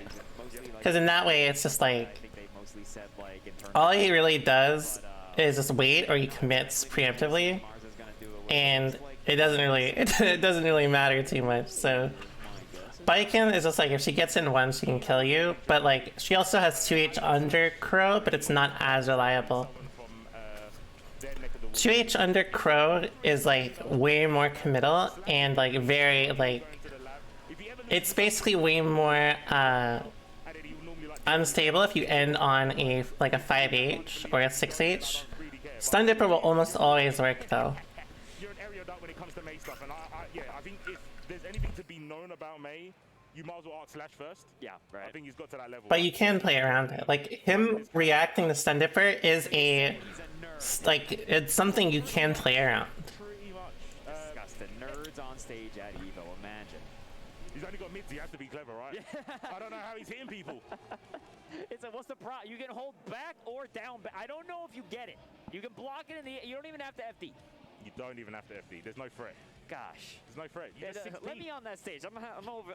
All you gotta do is 6P Dolphin. Hold Stun Dipper. I mean, well, think of it like this. If Kai just does 2d6, if he does a Stun Dipper on reaction to like anything after like 5k 2d or whatever, or after 2d6s, then he'll die for other reasons. Like, I mean, you'll just kill him for free in other ways.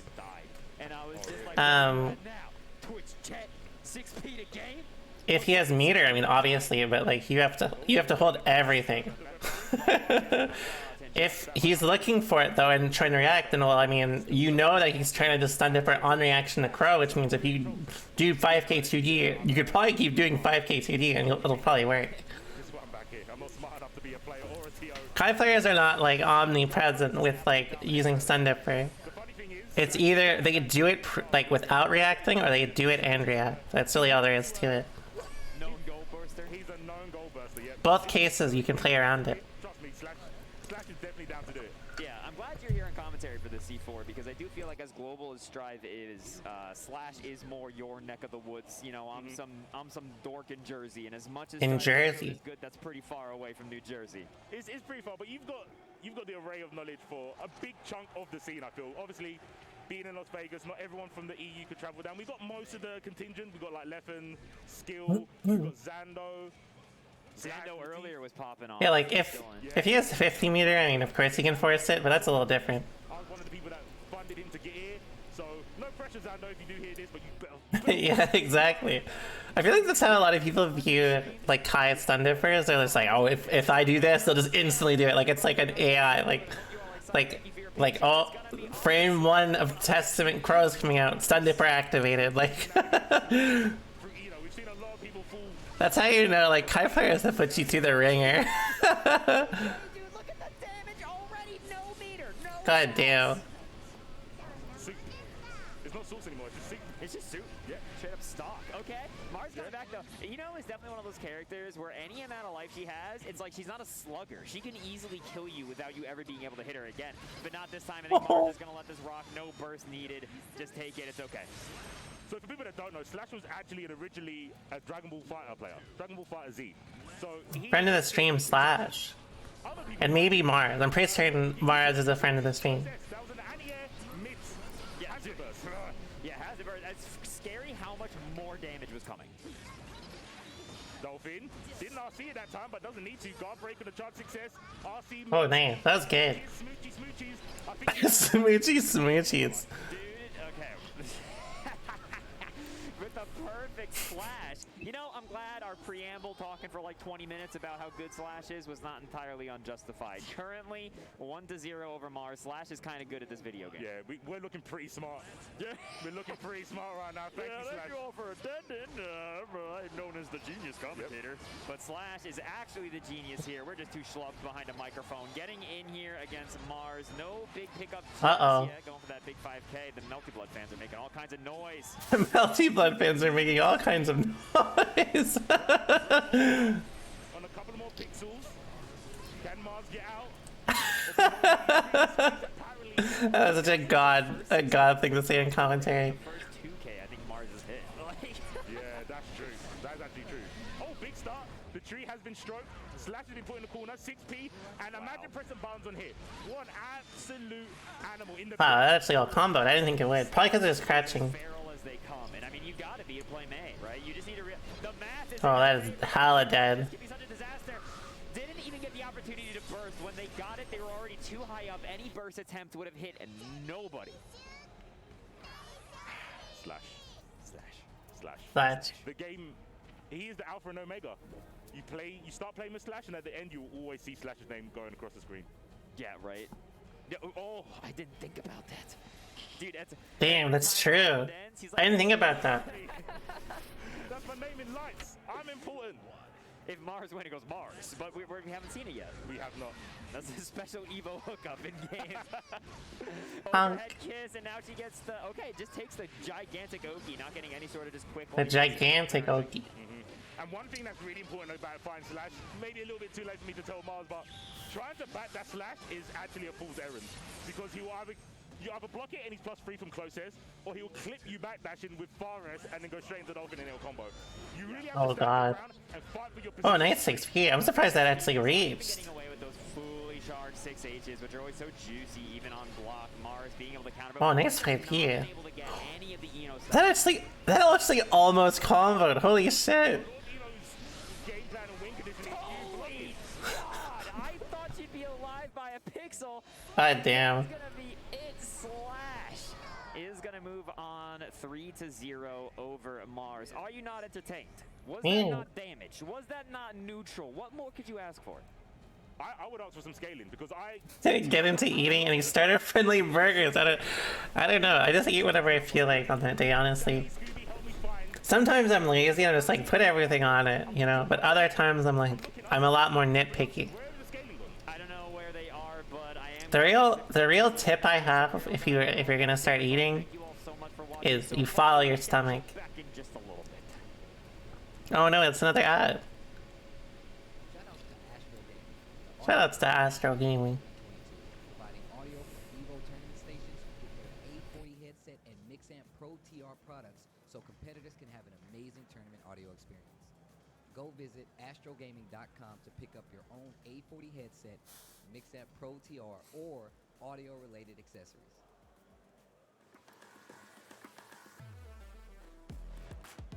Damn, look at creates phantom speakers.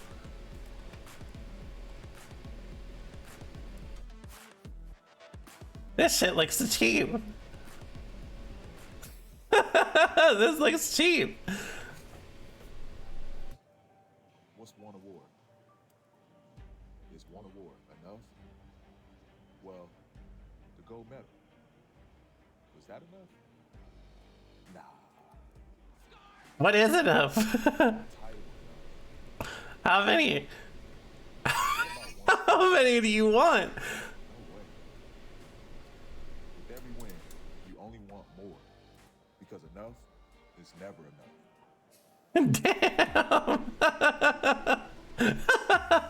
Damn. It's never enough. I respect that. That's actually true as fuck.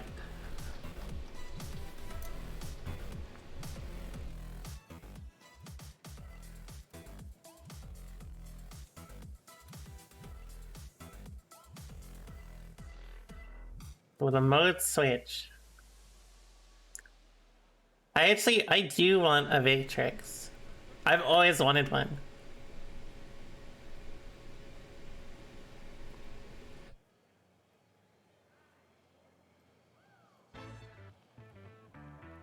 A collection worth collecting. Wait, is that what it said or did I just make that up?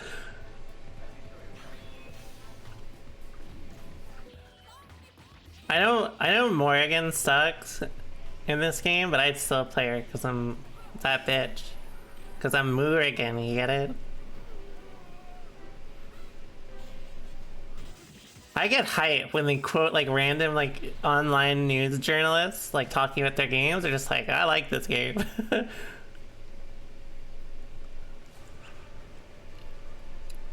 I want to do that. Like, someone needs to like make an article about me and then just put like somewhere like I like Romolla, and I'll make like a video and I'll be like, it'll be like all like me in like different situations, and then I'll just have it across the screen to say like, you know, I like Romolla, PC gamer.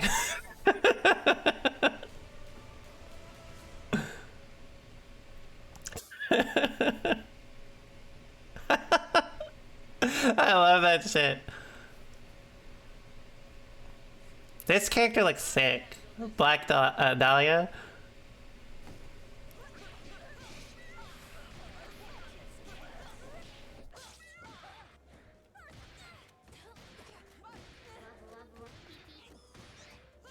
Review quotes for every stream I should. I actually, my favorite character in Skullgirls is probably Philia, honestly. Philia and Bale. You guys, okay, you know who has the best example? Have you guys ever watched, what's that dude? He always does like, he made a video on like the history of like Super Mario. And he did one for, he made one for, he makes videos like, you know, the, like 3 fatal flaws that like, you know, Xbox made or PlayStation made. Not something, what's his fucking name? Here, I'll look it up. Gaming Historian, yes, it's Gaming Historian. Gaming Historian, when he has like the quotes, he gets random YouTubers to do it. Oh my god, I fucking love that. I'm gonna have that. I'll have like Sagem do like a random like, so like I'll get, oh my god, I just had a great idea. I'll like take random quotes from Twitch chat when I play in tournament, and I'll get like Sagem to narrate it, or like I'll get like Tasty Steve or like someone like that to narrate it, and then like quote it like Gaming Historian does. You know what I'm talking about? I wonder if I can find a video where they do that. Hold on.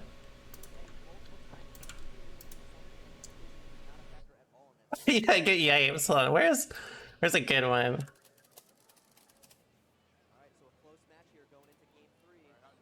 I love this dude. This dude's awesome as fuck. I know he did this. He did one recently that I watched. Maybe it's this one. This is definitely one where he'd have it. Just wait. Where is it? It's gotta be somewhere here. Wait, I think I... No. Oh, never mind. Where is it? Oh, speaking of Ryan, listen. Wait, of course you know. Of course you're in this. This is the Shige moment. Wait. Did Super Mario World? This, okay, this guy's videos are fucking great, by the way. This is just FYI. Where the fuck is it? I need to fulfill this meme so you understand what I'm talking about.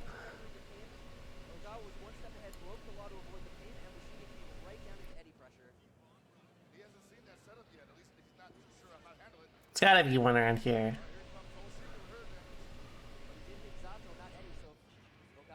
Come on.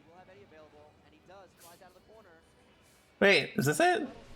Oh, it is. Okay, perfect. Wrote, the Mario series repeatedly powers up, and this may surprise some players, but I felt a lot of power in this entry. It feels like it has 3 times the ideas, without impacting any of the fundamentals that make Mario games so much fun. But even— Fuck, you didn't quote it! You didn't quote! Come on, dude. Where is it? I will not give this up until I find it.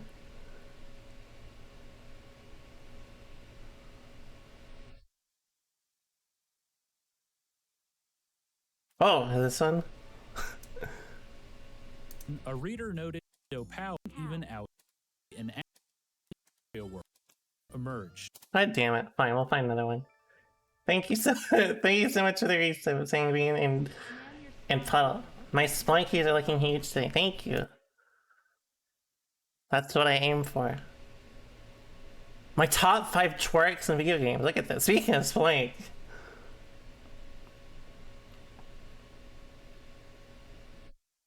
God damn it.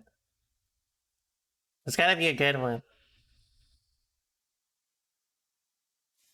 You're right. Hold on.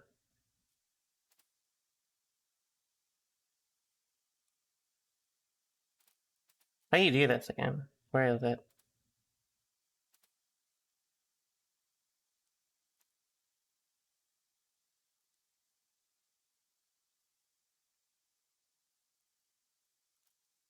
There's gotta be this shit somewhere.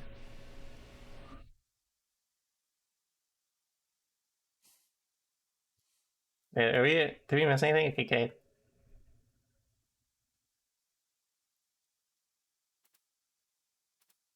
I have seen it before too, but I don't remember where. Joyful music, yeah. I mean, listen. That shit is kind of joyful, right? They removed it, really? I'll find it, just wait. Just you wait. I think in this one he gets LGR to do it.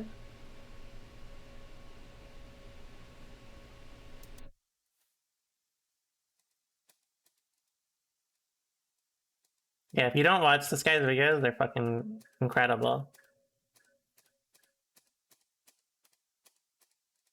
This is where we've gotten. I mean, I'm relying on the captions to save me. Oh, really? Oh, you are a lifesaver.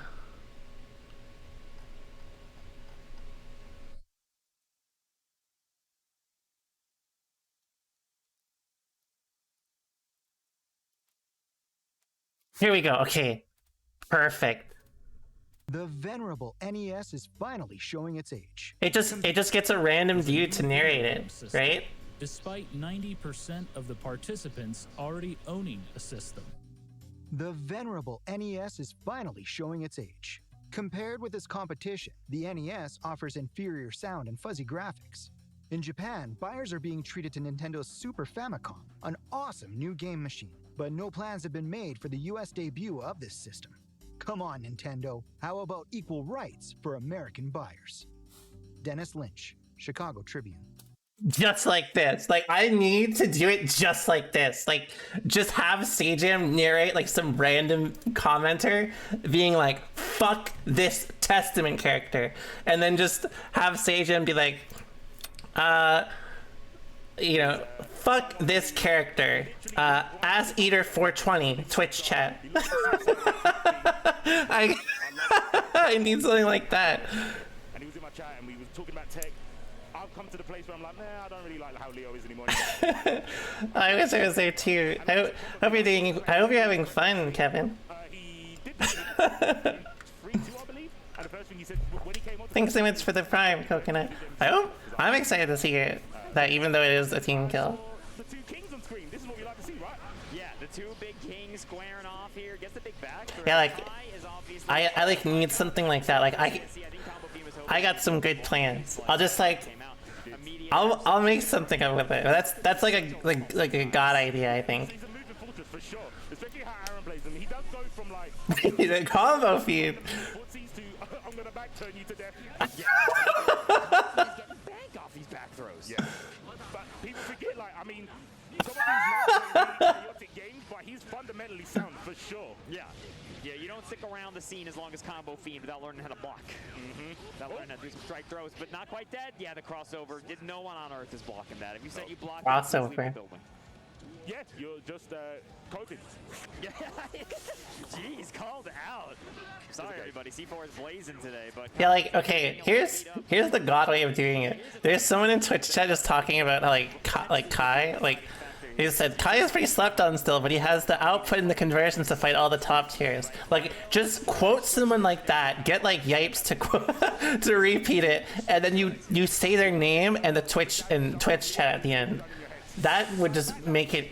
That would be fucking chef's kiss, like just perfect. Like actually just to get the cross up there. Maybe. Yeah, Fireball War, I would say bar Ram being in the game, Leo has the best Fireball game in the game, for sure. Hands down. Even really good against Rens in some situations. get like Brian F, get Yipes, get Apology Man, you know. Aaron has DP'd every time they're back to that corner. I have to correct you, it's not DP, it's a flash kick. I'm gonna fight you IRL if you do that again. I'm down for it. He said I'm gonna fight you IRL. I have to keep the motive because I said it on Twitter, I said it in chat. I'm so sorry, it's a flash kick. Yes. I'm sorry. There's a big difference because you can't mess up a flash kick. I wish if I had so many scrub quotes from when I played Happy Chaos. Dude, Aaron has been 3 for 3 for these DPs. Which was one? There was one that was so good. Someone was like, this Happy Chaos plays so run. I was like, what does that mean? Oh yeah, Yawn, that's a classic, right? Yeah, Yawn, this streamer spamming. Combo Fiend is going to be able to get some of the Kai pressure started, but like, I wonder if Combo Fiend's a little shook at this point, going to try to bait a DP of some sort. Gets BRC'd. That's the issue with trying to be too cautious about one defensive option. Something like a BRC drift forward can just light you up for it. Yeah, and you see Pop it off. Want to opt to go for backdashes and stuff, but that's how you beat it. It's a clean-cut way to beat people doing, haha, invincibility frames, haha, airborne, you can't throw me. You slow them down and go, well, when you land. I love when you said it like that. Invincibility frames, haha, you can't throw me. Combo Fiend there to get the pressure. Write this down. Aaron, again, another DP. I like C4. He's pretty good. Should be almost a wall snap. Yeah, that 5K. Yeah, that was actually a quote already. It's so gross. And it's so simple as well. Like, just put his skanky leg out there, and he controls and dominates and does so much mental damage. Like you said, being able to tick throw off it, being a low, it's so strong. Up back, falling back. That was voodoo. That was sorcery. I've never seen that. Did Kai get a new move where he teleports behind him? You know what that is? That's the Leo quote-unquote buff when he does quote-unquote buff. Yeah, no, that's actually great footage of it going against him. Yeah. Oh, reversal got snuffed. Oh, the cross-ups are coming now. Combo Fiend trying to block it out. Gets counter hit. That is plus. The DP again. They're just getting hit by each other's reversals, man. Look, they're here to play games. GG and GG. Yeah, exactly. That was phenomenal. Actually baited the 6P there, and then the clean punish with Ooh, the that ID. Combo Fiend now going to be able to did not commit. He Oh, that was definitely 2d6H. Leo's going to do that every day of the week. Oh no. Oh, bait. Oh, didn't. CSC's able to blow through the Leo fireball. What's going to happen? He's going to have to look out for stuff. I felt that shit in my bones, but I guess everyone did, didn't they? Didn't they? Hey, Aaron the Mac. Aaron the Mac. If he had just RC'd the first hit of Thunder, Aaron's headset has the mic out. Who are you talking to, Aaron? Oh, could have throw punished. It's not really good to block the cross up because he is plus. So the best thing to do if you can is obviously throw. Thanks so much for the resub, Islam. How do I pronounce that quickly? Cameo. I should do that for Badlands. Even though that was blocked, Combo Fiend got blasted into the corner. It was minus 700. Gonna be able to get a big bombo here. There should be snapping on the wall. Aaron the Mac is gonna be Aaron the Snapping on the wall. That's boss. 100% buzz. My back snaps a lot. Have you guys ever like gotten out of bed?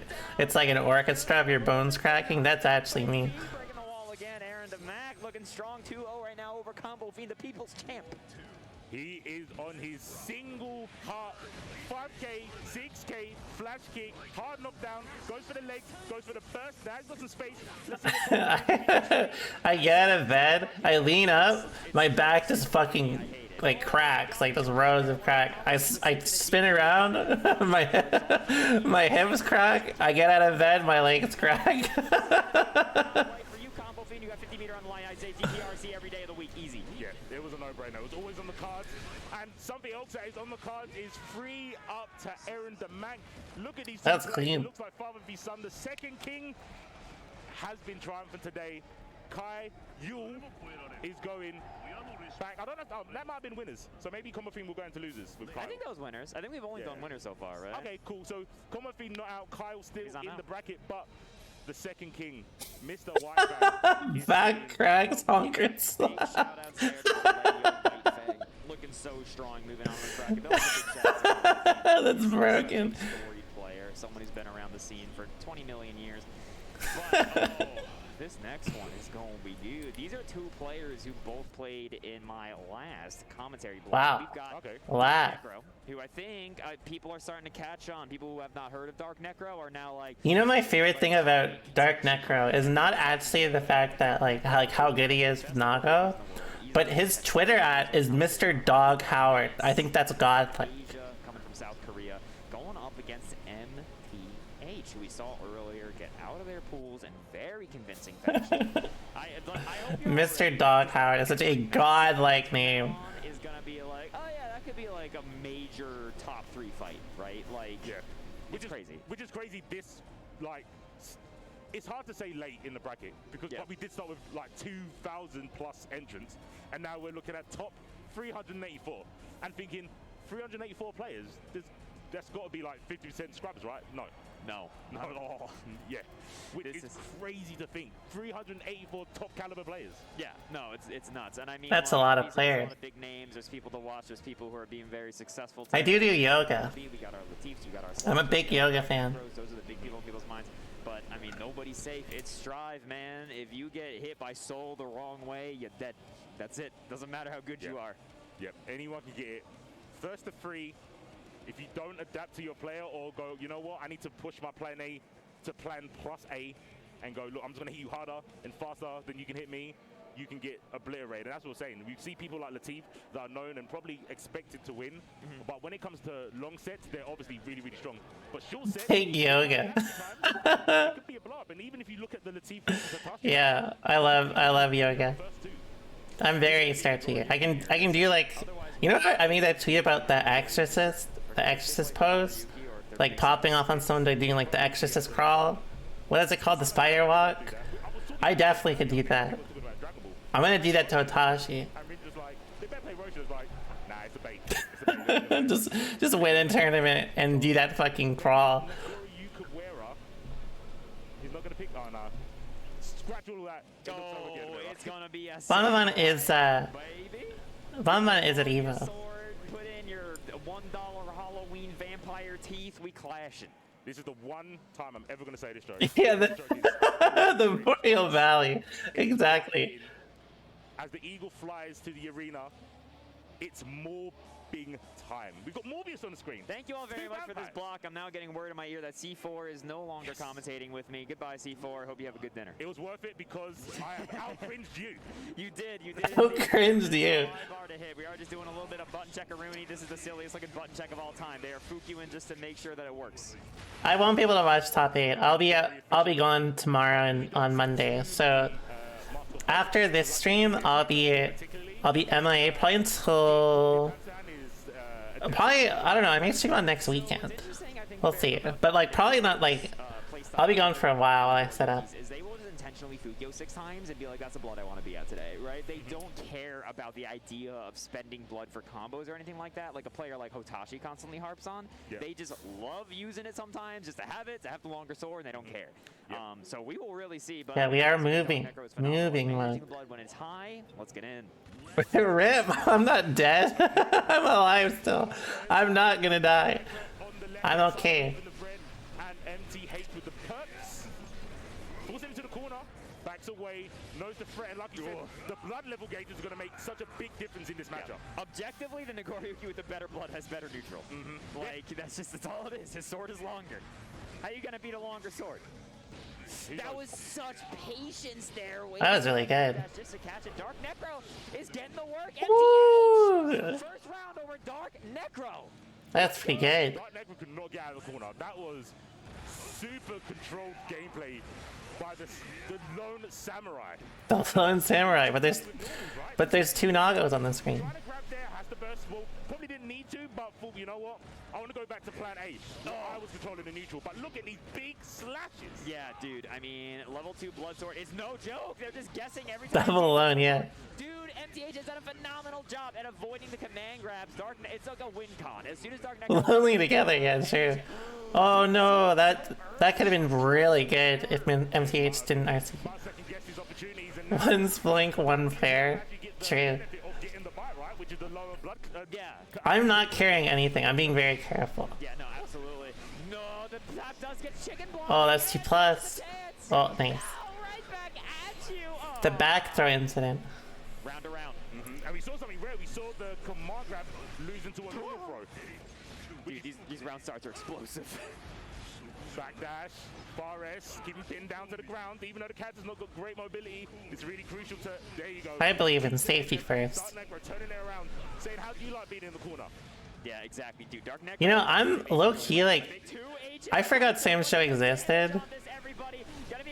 Like, it's been a long time since someone has talked about Sam Show around me. I guess because it's been delay based, but like, I'm actually kind of excited. I really like Sam Show. I think it's a really cool game.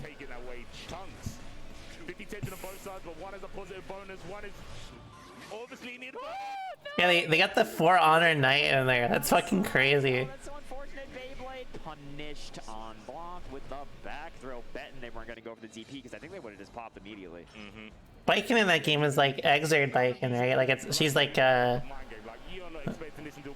she's a zombie based, right? Exactly. Nagos don't fall for the same trick twice. That JK was not funny though. Hitting on the way down like that, I don't know if he knew how to block that. I don't know if he did either. No, that was it. It was not funny. You know, like the people who are getting like super hyped are like, I need Exerd rollback. I would be mind blown if they revealed Exerd rollback this weekend. Please be realistic with your expectations though. I'm just telling you guys now. I feel like people are getting a little too hyped because of all the early announcements. Hello, Samto got rolled back and apparently it's come straight to EVO stage 6. No, right? Able to get this XP there. MTH just put Dark Necro in the corner and despite the life. Oh yeah, you're right. I forgot about that. I forgot about that. I forgot that it was an Epic exclusive.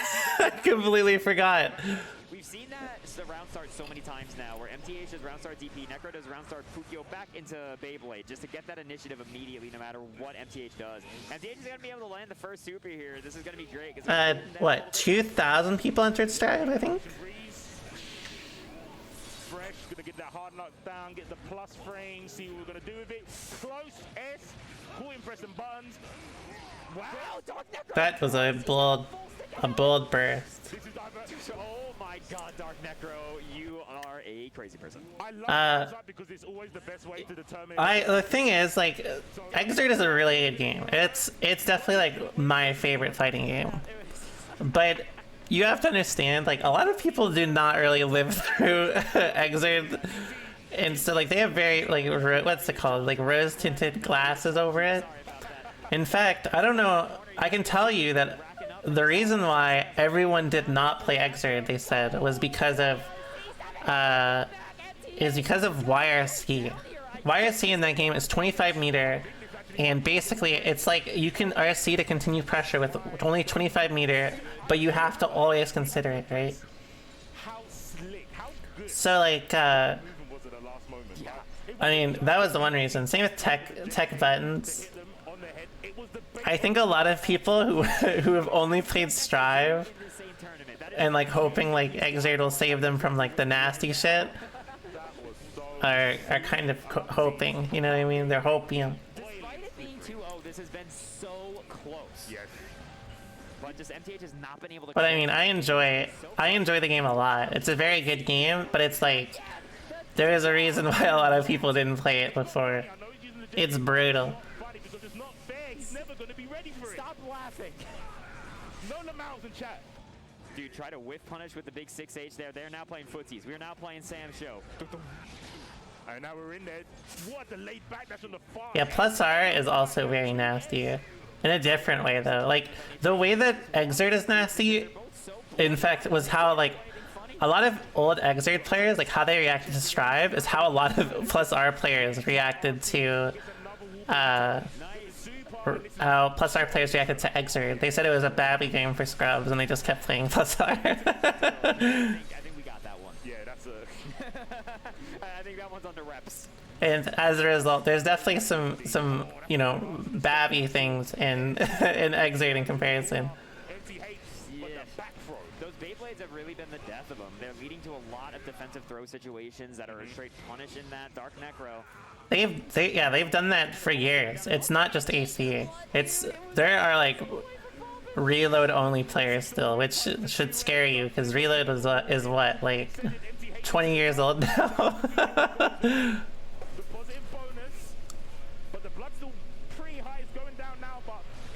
Means more specials, but less neutral control. Do they get worse the further you go back? I mean, like AC, like I guess the further you go back, the more cursed they are. Plus R had a lot of cursed shit. I would say it's like kind of like fair curse though. Like, you know what I mean? Like there's not much obscene shit in comparison to like some of the older games. If you compare it directly to like AC, AC Zato is like the legendary meme, right? But there's obviously like Zappa and Testament as well. And Potemkin. In fact, AC in Exert era was mostly known for having top tier Potemkin, which was like, he was still like 5th or 6th, but he had unblockable loops on some characters, so that should tell you a lot. He had unblockable loops that just looped, that would give him 50 meter to loop it again. Then in reload, there was like, you used to, like mashing out of stagger was harder. And so like if you played on pad and reload, a Slayer could do bite infinites to you because you couldn't get out of stagger fast enough. What's like another example? I'm pretty sure they said some GGs under that mask. Really appreciate it. And speaking, who else was godlike? Zato, I guess, is obviously godlike in reload. Basically, if you go behind plus R, assume that Zato is the god tier.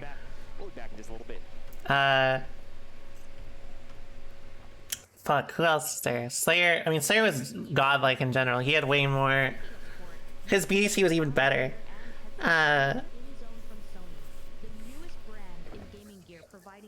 I think Chip's throw, you could punish it on hit, I think. Or like he was like minus on hit or some shit. Slash was the one with really good Kai. He was like, in Slash, it was Kai and Soul were the god characters. Well, they weren't even like the god characters, they were just like the best characters in a game where like, like the tiers were very close. So like there is no point to like not just play the most balanced characters who are the best.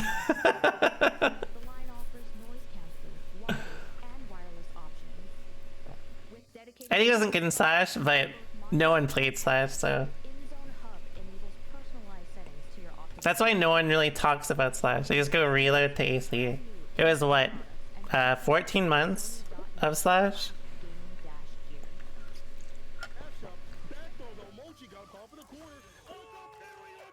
And people were the same way at the end of Exert, where they just wanted like a new game rather than like another revision. And it was boring.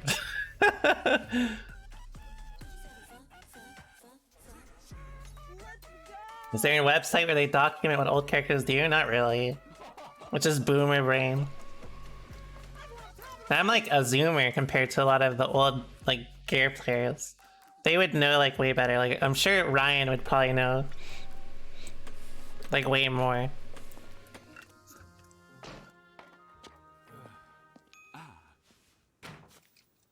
Red Bull gives you wings. Ryan's not a boomer. He just played a lot. He's played a lot longer than me.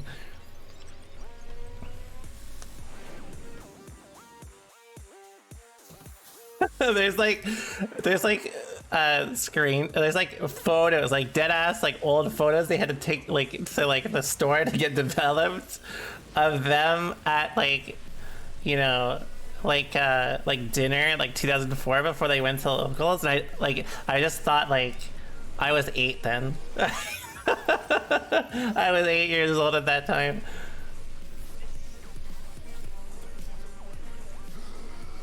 Yeah, like 2004, yeah. 3D Fighter competitively, no, but I've mashed on Tekken. I like Armor King. I like Armor King, and I'd probably play Lucky Chloe, honestly. Because I'm a sicko. He was in Mexico. When we get off this train, the White Death waits for you with his army of assassins. Allies. We need to come up with a plan.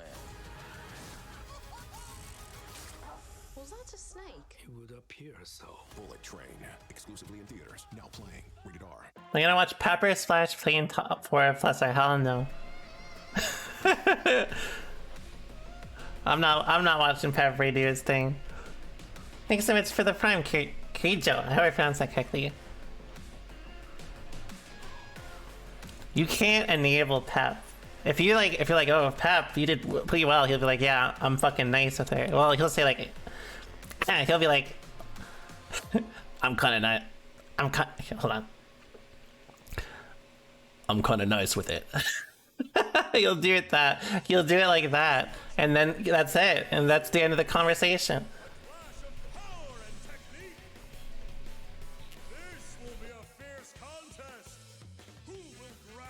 Honk. Okay. I want like. Where is? Did you guys know there's an actual Twitter page dedicated to the shit Pep says? Did you guys know that?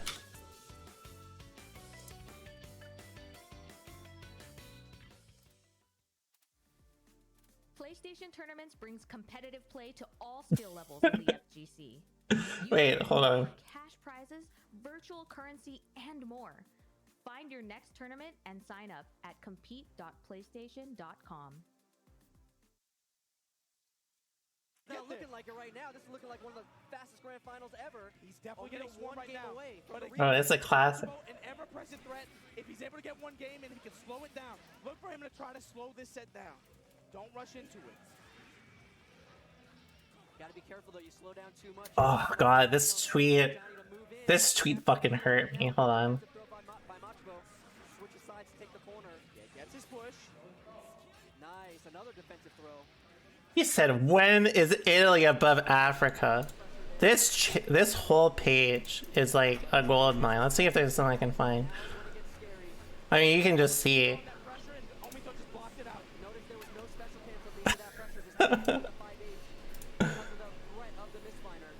Oh, well, that's some memes. Oh, this is so scary. Machibo can't even really go into the air that much. Wow, taunted him in the air. Always feels smart. Oh, I don't even know what that was about. Oh yeah, this is 2 years old, by the way.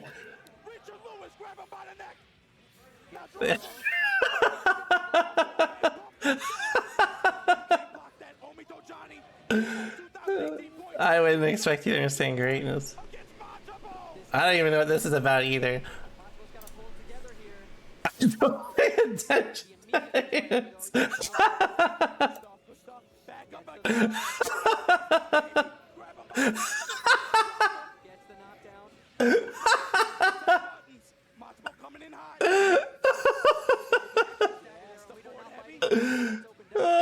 He is the white guy with sunglasses. with the life. This is where he's gonna shine. Standing punch anti-air. Like, by being within my presence at locals. Look at the meter now. There we go. Big combo opportunity here. Wait, no, they made me log in. Ugh, whatever. You get the point. Good channel. Anyway, that's why you don't give it to Pep. He's done. He said nah.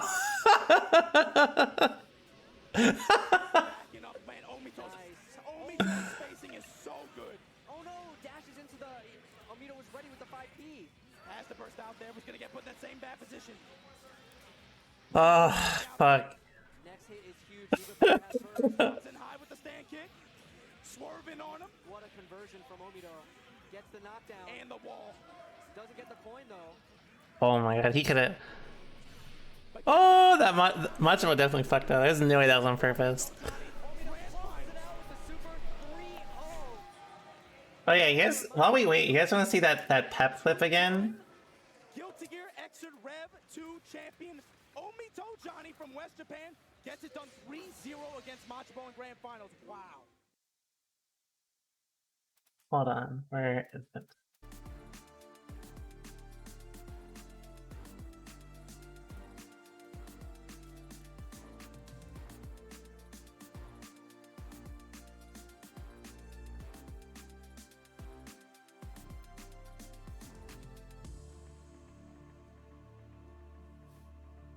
Fuck, where did I leave it? It is actually a classic. Yeah, the pop off at the local. Do you guys have that? Does anyone here have that?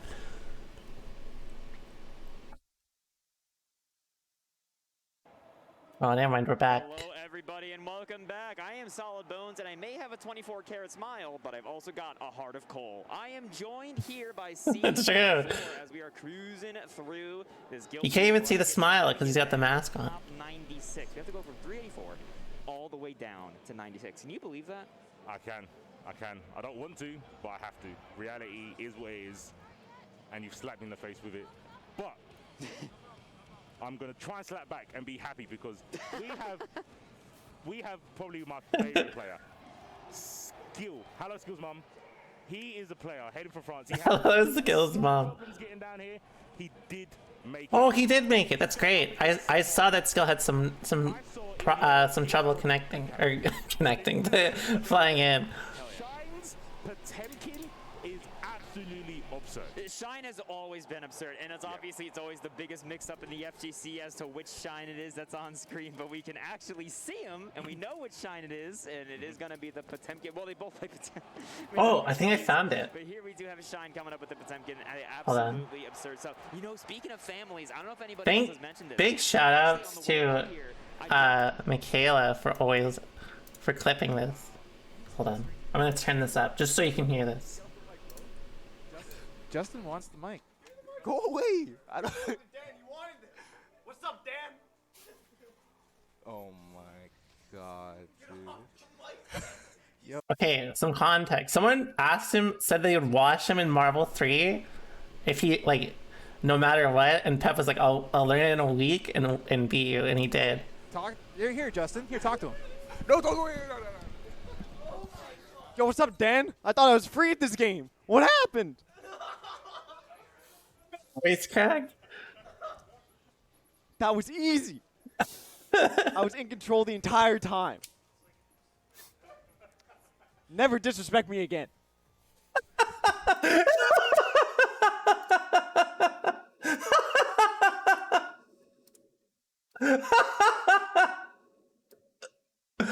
Oh my god. If someone ever said that shit to me, if they ever said, don't disrespect me again, well, I don't know if I can take it. It's just sold the whole time. Okay. It's just sold the whole time. Yeah, I don't think there's anywhere where he will go for fire. Never disrespect me again.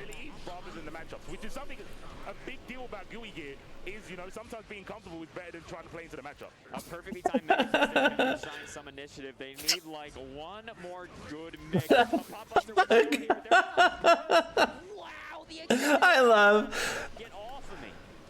I love like everything he says, like the ways he says it is so fucked up. He said, "I was in control the entire time." Like that's not right. That's not right.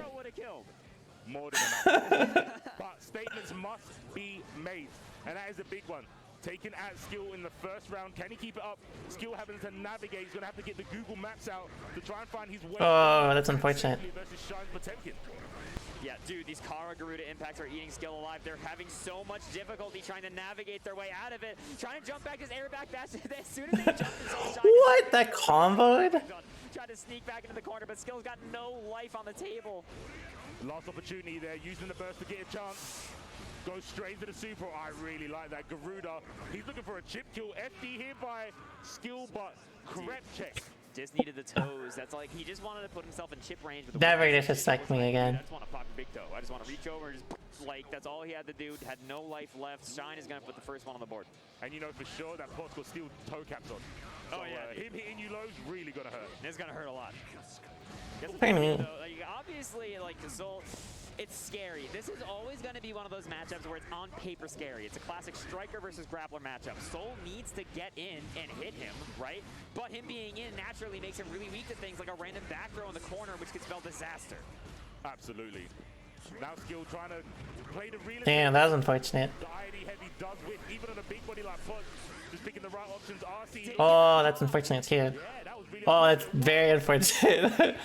I almost always fuzzy throw after Rekka 1 in case they ever try to do something like that. Because even on hit, you can punish them if they do that. What a tech. Coming on in there, yeah. Shine did go take the round down there, but It's like, I think, usually around -1 on hit. Conversion. Able to push back Skill a little bit here to that mid screen. You're gonna have to keep up with the meme about what his name is. I'm not in the loop. Oh, what's Skill's name? Is it the 1L, the 2Ls, the no Ls? We'll go with Sky because he's not over yet. Him goes back there. He's in winner's bracket. We'll keep calling him Sky. Nice. Okay, got it. Gets over to 2P. Oh, nice. Yeah. Wild throw. I remember when, you know, I saw Doran is in winner's side for top 38, or sorry, 38, top 384, and it reminded me when I used to play against Doran in Exert. He forgot what wild throw is called, and he kept calling it wild toss. I'll never forget that. Wild toss. Imagine like with all your heart, like no joke. You call it. I hate that shit. Wild toss. Pokemon attack. Perfect tool to use when you're in a sticky situation like that. Yeah, back Mega Fist is known for being a little good. It's a little fast, like alarmingly quick for how big this boy is. Yep.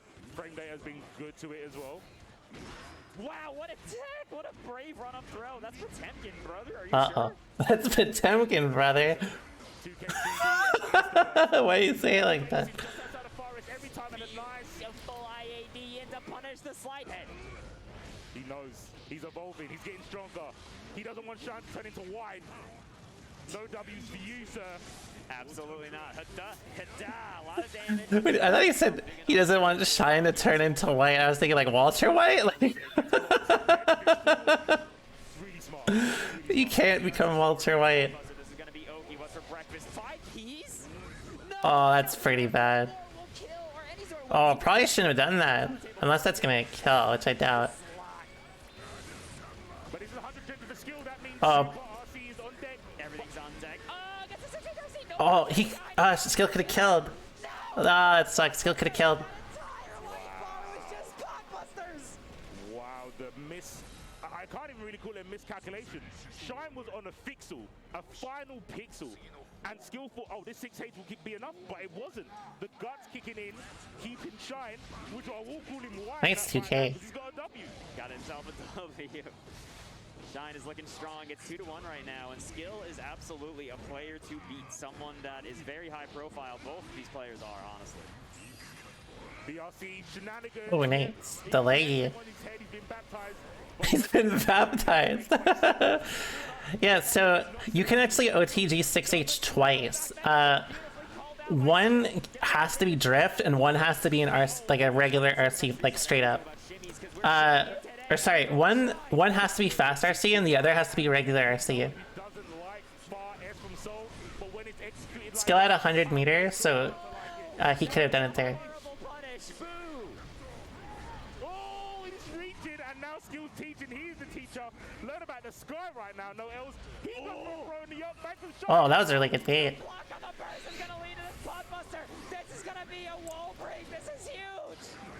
Oh, nice holding the corner. That was really good coming. Yeah, I was like, that's definitely a flop buster. The leggy. Shine is now 1 round away from knocking Skill down to losers. Bandit. Never give up. Everyone in chat, let me get the skies. Give him your energy. He needs it. Oh, he's trying to shimmy him to death. No bite from Shine. Beautiful defense. Oh god, that actually traded. So competent and playing neutral. Nice. Nice IPs there by Shine. Oh my god.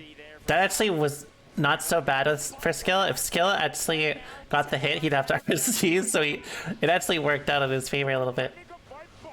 Next hit will kill here. Oh, that's death. Oh, that's not death. Oh my god. Oh, that was Kara. That was Kara. What's it called? Oh, what is that shit called? Kara. The gun thing. The punch thing. Garuda. That's it. Going to the next one, everybody. It's 2-2. Wild toss. No, it wasn't wild. The Kara wild toss. Chumpkin or Frederick. I love when people call him Frederick.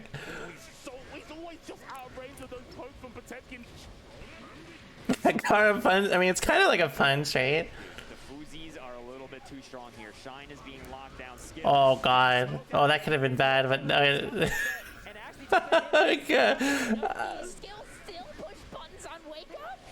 No, that's smart. If Pot isn't always plus off of well, he's plus, but like, you know, not meaningfully off of specific slide head hits. Never forget. Ooh, that was such a good jump K. Oh, the combo though.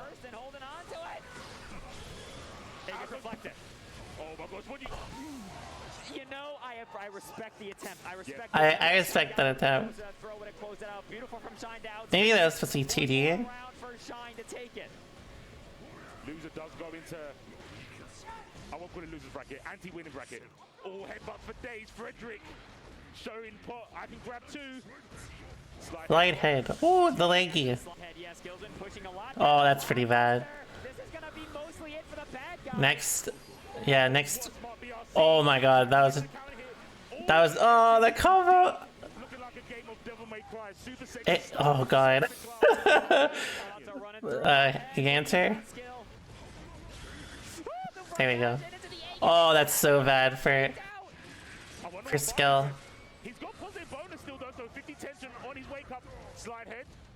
Mega Fist back.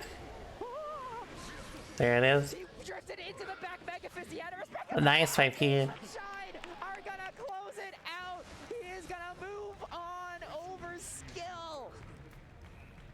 Well. Wine played really sick against Skill's offense. And Skill's Are you trapped at the Cal lady until 7 a.m.?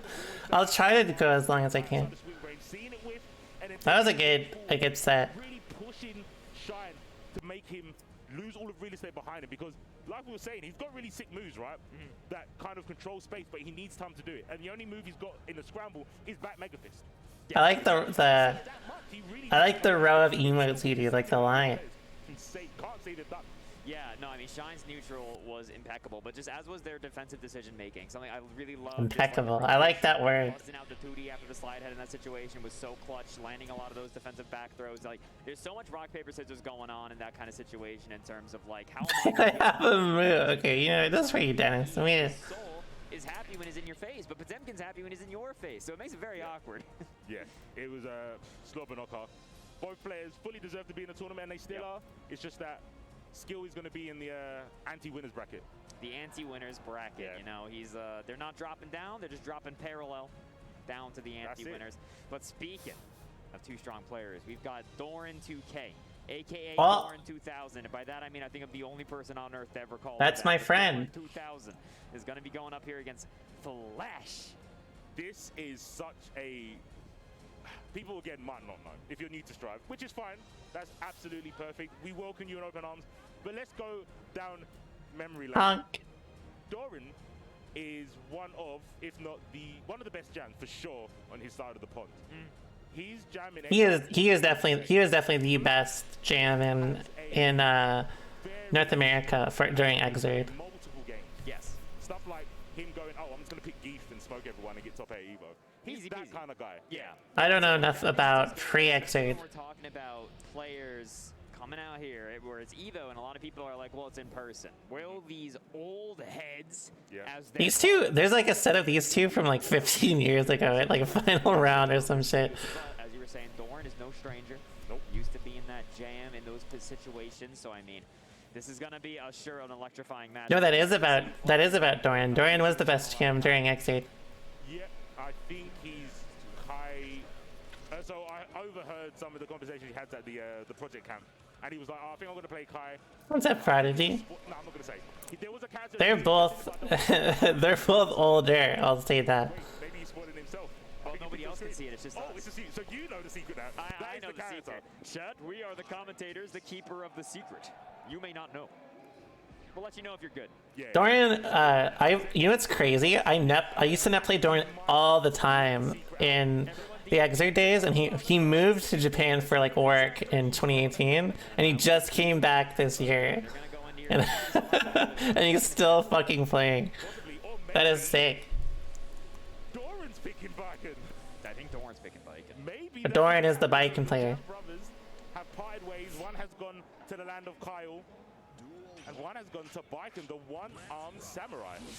And they're just going in. These don't look like buttons next to me. Flash is indeed sticking with the Kyle. Kisuke, Doran with the Viking. Doran is a fucking flailer though, so get ready. Oh, chat sporty, someone said it. Boo, who was that chat? Nah, joking. You the greatest. You're banned. JD there, the good old mid hitting high.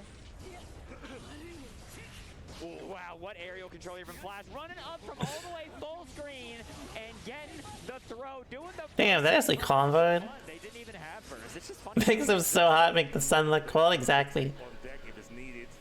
It's not though. Viking, one arm, handicapped for sure, and one eye.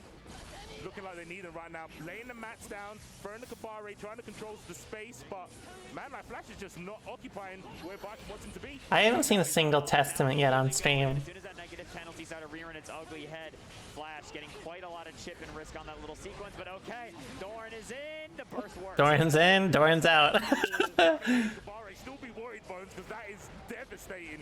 Here we go, frame traps, put the mat down. Uh-oh. Kabare got pulled out, and man, like Flash is getting in. Oh, he's mashing. Okie dokie, Doran, what you got? Gonna be a wire seat here. Flash is taking the jump. Uh-oh. What a route, C4. Uh-oh, Doran's flailing. Uh-oh, he's got another chance. Uh-oh, Doran's dead.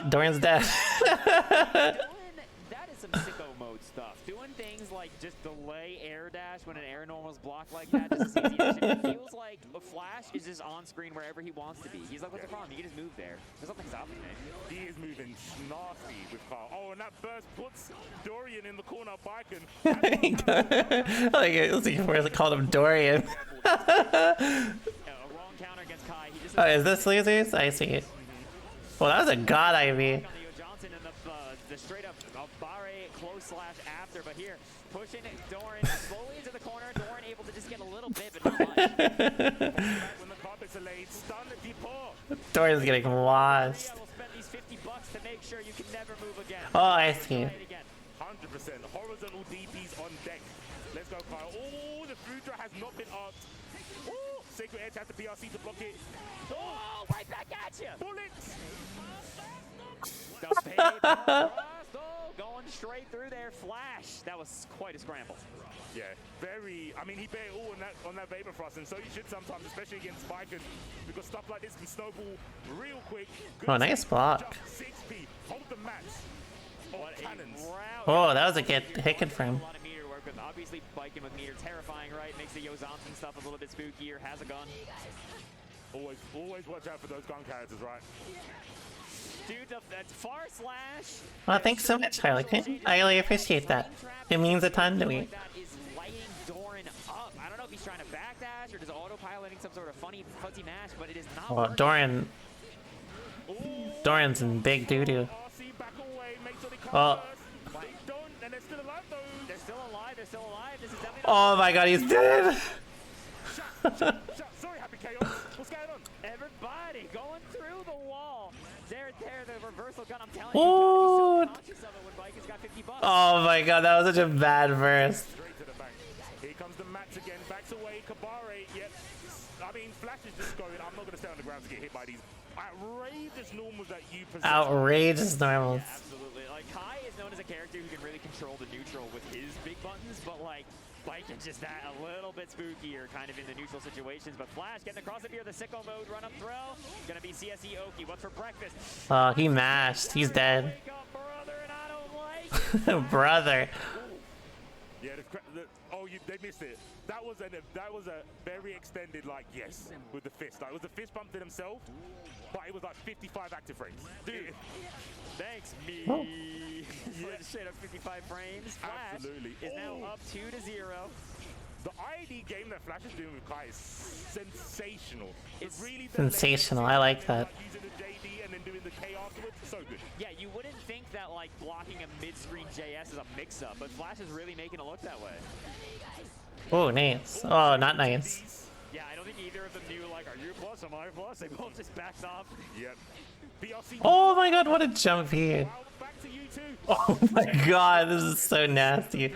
But there's never really been much more threat behind those far S's. You just kind of get your Flash, you're like, I'm not stopping because of that. Oh, don't burst, Doran. Oh my god. Able to get the, that's a headshot downtown. The air shot Flash is looking to go 3-0 over Doran. As you said, a very storied and good player. Absolutely, and these players are probably having a layer 2 match that we can't describe because they've been playing games, especially Guilty Gear, 4 years. But Kai, this season, I was about to say, has some shenanigans and wow, the RC slow Doran mashing. Oh, that's not good. Oh, that was actually a really good movement. Oh, he's dead. Oh, never mind. He got lucky. Oh my god, dude, Flash is suddenly a dire claw main. There's been so many in the last little bit. Good block on the Yo Johnson. Thorn getting pushed out. None of the mix-ups are Johnson? I would have died. Thanks so much for the resave, Sylvanva. I like it. Look, it's so nice to have the second one does connect and it does take the game. Man like Flash taking it over Dorian. 3-0. Dorian gotta relax. Put some respect to his name and stop calling him Kyle. Maybe. You may have to take the L and the E out of the name there. Might have to just be kind. Hey, everybody, that was an absolutely electrifying match, and that pun is not intended, but you know what is intended is this ad break coming up from the wonderful people who made this all possible. Thank you all very much for watching. We'll be back in just a little bit. Just a little bit. Damn, there's so many ad breaks. This shit, it must be hella. Well, definitely it's hella expensive to run. Platform fighter combat. The game's signature spark mechanic lets you cancel any attack into a dash and set you up to combo opponents like never before. Their alpha is available now on. I love it when they say like never before. August 30th. The beta will have new stages and a new stance character, the chain-wielding assassin Reina. Like you can do this unlike ever before.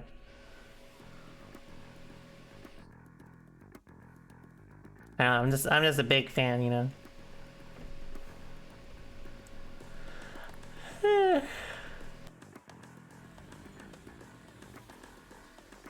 Nothing stays hidden. Oh, enhance.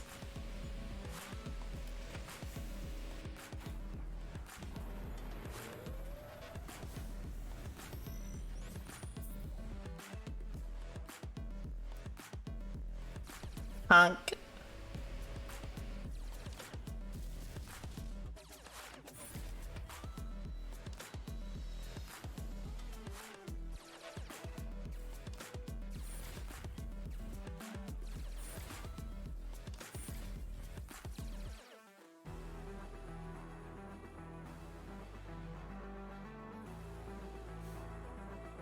I get hype when they put the U in colors.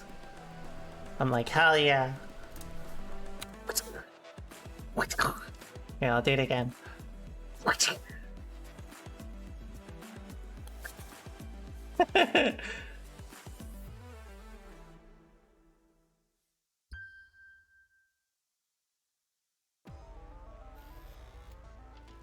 Oh, is this the one? Oh, it's not the same one. Yeah, $900 is a lot of money. Speed kills, this decimates. God damn. Game on. Stay cool. Store more, play more.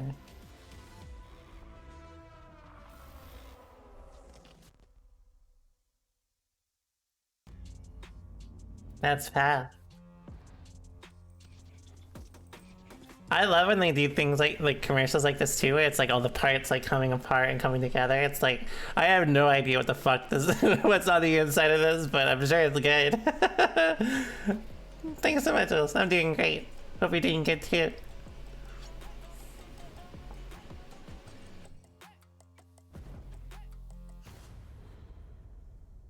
You guys want I kind of want to stream Demon Souls for like the Demon Souls remake. I feel like that would be a fun stream. I do have a PS5 now.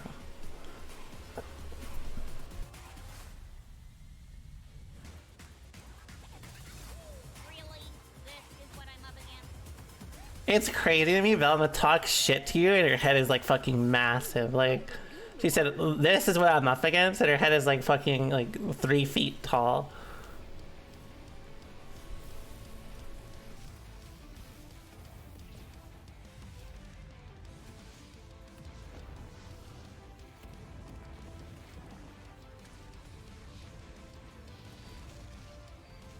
Look at this, the cool hero game.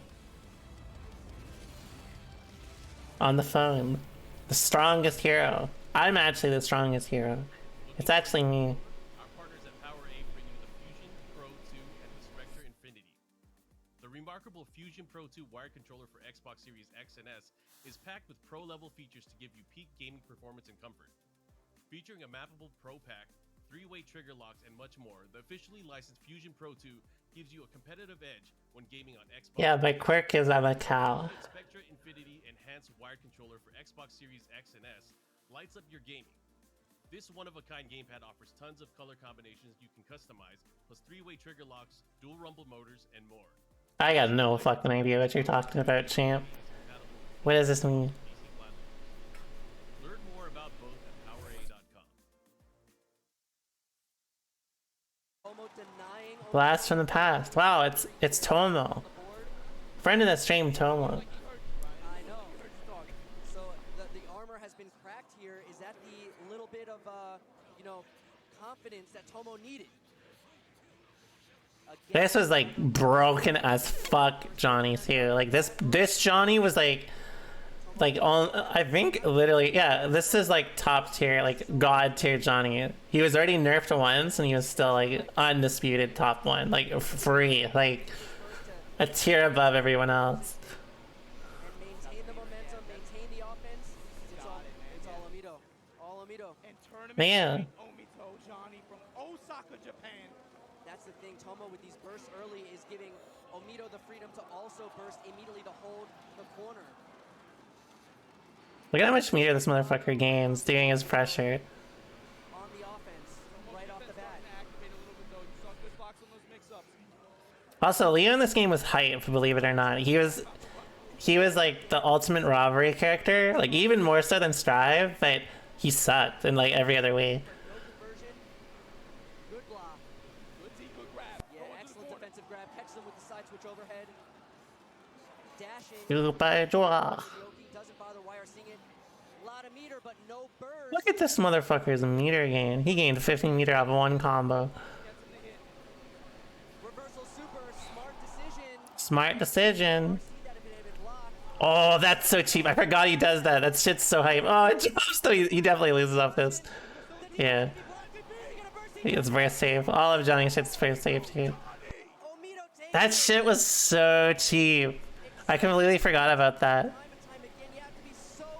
That's like, if you didn't block like before the super flash, like the cross up, that was a mix up. I completely forgot about that. I think that was like one of 2 times I ever saw someone do that mix up.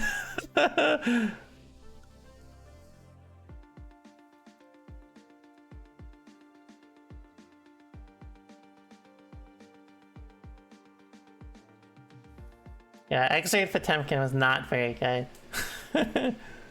Unfortunately.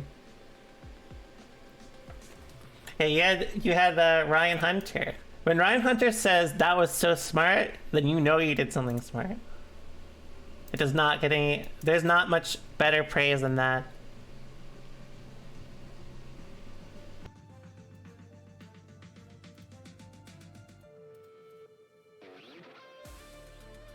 Ryan and Obama were a great combo. It's too bad that neither of them play Strive. Well, I don't know if Ryan still plays. I think he stopped. I know he likes DNF though. Thanks so much for your sub, Ghoul. And we obviously know what happened to Obama. He's aggroing Street Fighter players on Twitter as his full-time job now.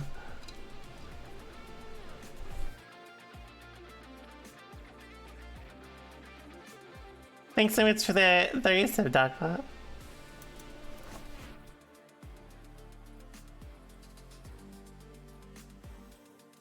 Obama's been dodging me in Exert for like at least a year now. Okay, I saw he was fighting with Leffen. I saw him dip his toes in the Street Fighter NA versus EU drama a little bit. He's Mr. Worldwide right now.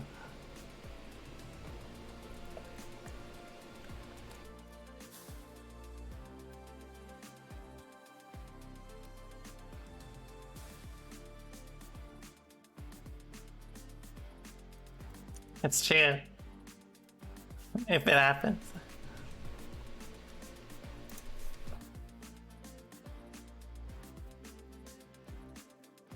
Oh yeah, he does love KOF right now. You want a history story right now? We can give you a history story. Let me think of a good one.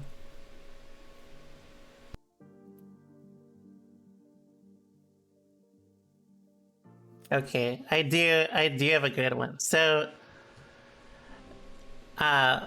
one of the, like most people, I would say most people here know about like Caesar, right? During the whole Civil War, well, I guess here, I was talking anyways. During the Civil War, when they were first going to Africa to like fight essentially the second part of the Civil War, like after Caesar had won in Greece against Pompey, most of like the remaining like Pompeians went to Northern Africa to like kind of establish their base there. There's a bit in Hispania, but basically there's a story of how Caesar goes back to Italy temporarily, and then he essentially resolves all the problems that Mark Antony makes at home, which is like Mark Antony is definitely like, if you know history, you know he's a big dumb poo stupid head that just caused problems. Basically, he went to Rome and just aggroed everyone, and then everyone was just like, Caesar, we need you to come back and do something. So he does it, and he like resolves the problem, and then Caesar goes and starts his campaign to Northern Africa, right? And first of all, Romans were like notoriously bad sailors, right? And like everything got flown off course, and like it was just like a disaster. Like they like got fucked, and it was like by the time they got to shore, everything was like fucked up and just like not like everyone was demoral. Like there's no morale left basically. And as soon as Caesar got out of the boat, he falls flat into like the sand, and like everyone was already demoralized. So they're like, oh, if he just held it, then like they'd be like, oh, this is like an ill omen from the gods. So Caesar, quickly thinking, he falls face flat into the sand, and he grips onto the sand, and he's like, Africa, I have hand of you now, or some shit to like hype himself up, when everyone around him was like, this dude definitely just fell on his face and was trying to salvage the situation. Anyway, that's Caesar, by the way.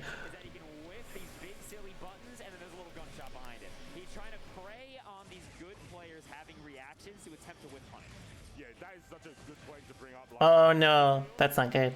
Oh, that's also very not good. One bullet and no concentration. He was hyping himself up. He said, I have hold of you now. This dude thinks he's a beast.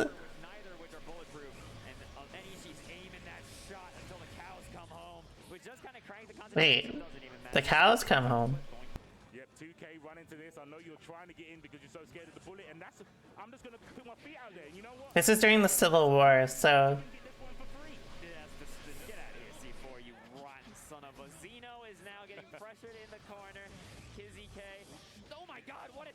Poor Zeno. Zeno keeps having some minor execution problems.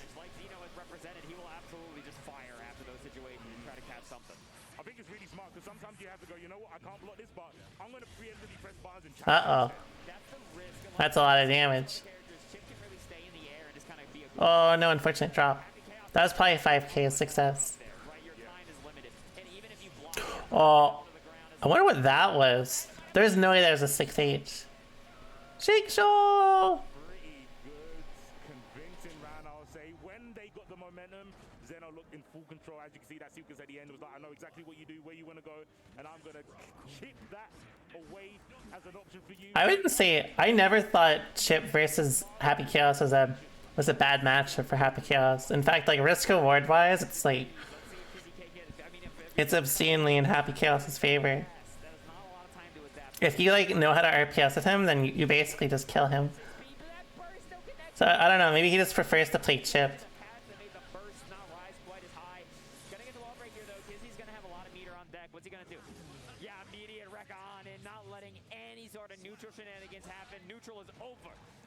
In fact, I would probably say like Kai probably does better against Happy Chaos than than Chip.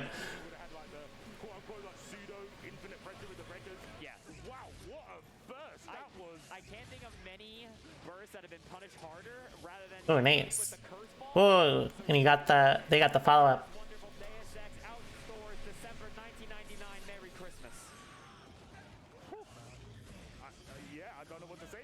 Oh, nice TP, that was really good.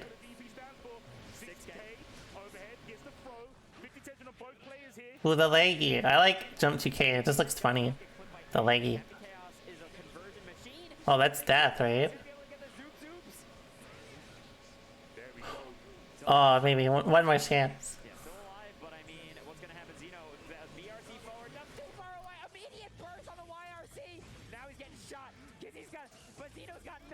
Oh, Zeno could have killed, but oh, there we go. Zeno let go of the shot too early. On the final, the fixel. All he needed was one bullet and a prayer. It hit, it landed with the curse assistance. Oh, that was an unfortunate drop again. Yeah, Zeno's either like very nervous or, which I mean that's very valid considering it's EVO, or it's probably like they keep dropping their shots. It's probably like getting used to the delay on the monitor there. Thanks so much for the reset, Hoodwink.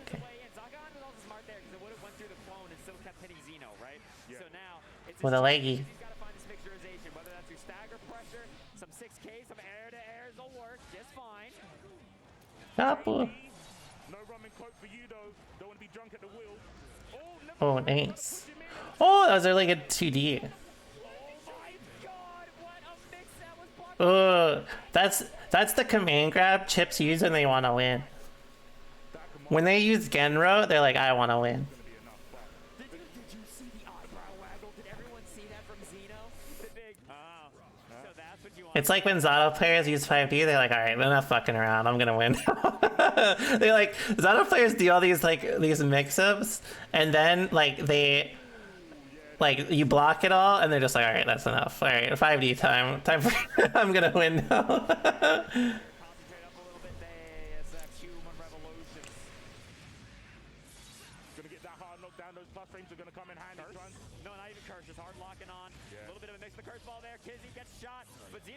Oh, that's gonna punish, yeah. Nice.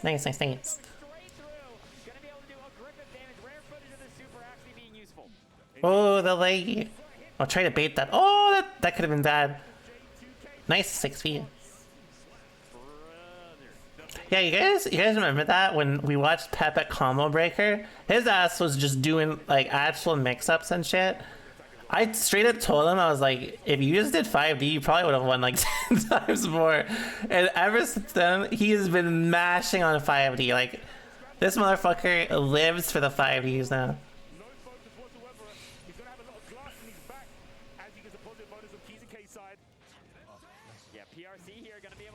Ooh, that's bad. Oh, that's bad. That's really bad.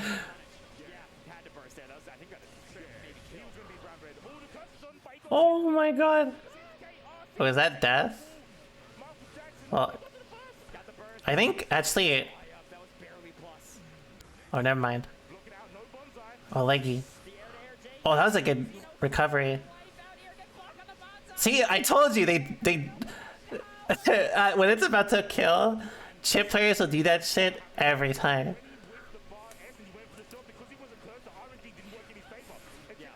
They will never do it like, oh, like you have like 50% health. Oh, Genro, I guess. Oh, never, never mind. Oh, okay. He wants to win. He wants to win. He wants to win. That shit never kills. Get him, Bones. That super sucks. But regardless, even with that, Kizzy is gonna put one more on the board. It is now 2-1. The Kizness. 2-1, and I'm not gonna lie, I was one of the people like, with Chip, are you sure? Shut the haters up. Now I understand. It's me, I'm haters. I'm haters. That's me. Do you guys ever see that tweet that's like, I'm a hater first and a lady second? That's actually me. Oh.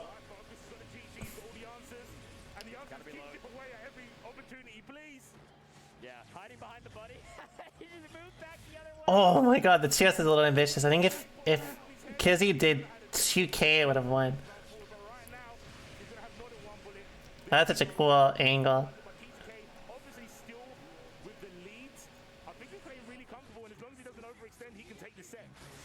Oh, that's not good. That's not good for Kizzy. Oh, it's really bad for Kizzy. Oh, never mind. It's not so bad anymore. Oh no.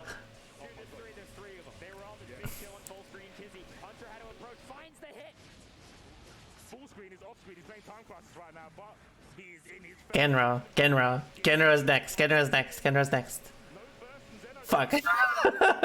Genro's next. God damn it.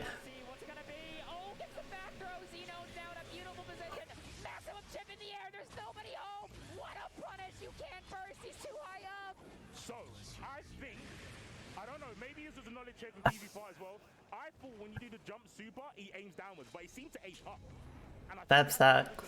So he jumped took it above the scapegoat, and then when he did the super, it zooped upwards. So the maximum spider or maximum wester, it didn't aim downwards, and I think that's why it just completely whiffed on Zeno. Interesting. I didn't know that. It's a weird super. Yeah, clip it, chat. I might be wrong, but I need to. Don't get hit. Don't get hit. Don't DP. Or maybe you should have DP'd. Don't listen to me. Oh, that's dead. That's dead. Oh, if they did 6S, they could have killed. Thanks so much for the resub, or sorry, the sub, Nate. I really appreciate it.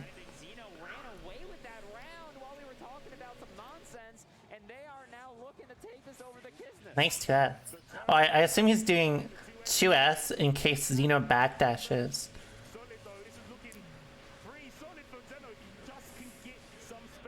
Kurayna. Yeah, but Chip can be as explosive as C4, and Kizzy is now As C4. Uh-oh. One more chance for Kizzy. I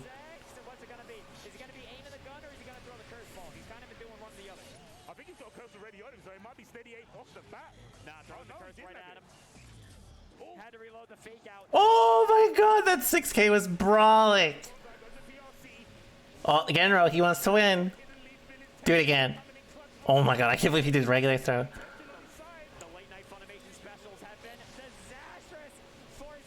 That actually there's no way that kills, right? Holy fuck. He's gonna do some demon shit. Get ready. Oh my god, he actually is doing demon shit. Jump 2K again. Next is Genro. Next is Genro. Genro. Do the Genro. Please fucking Genro. I want to be right. No! Oh my god.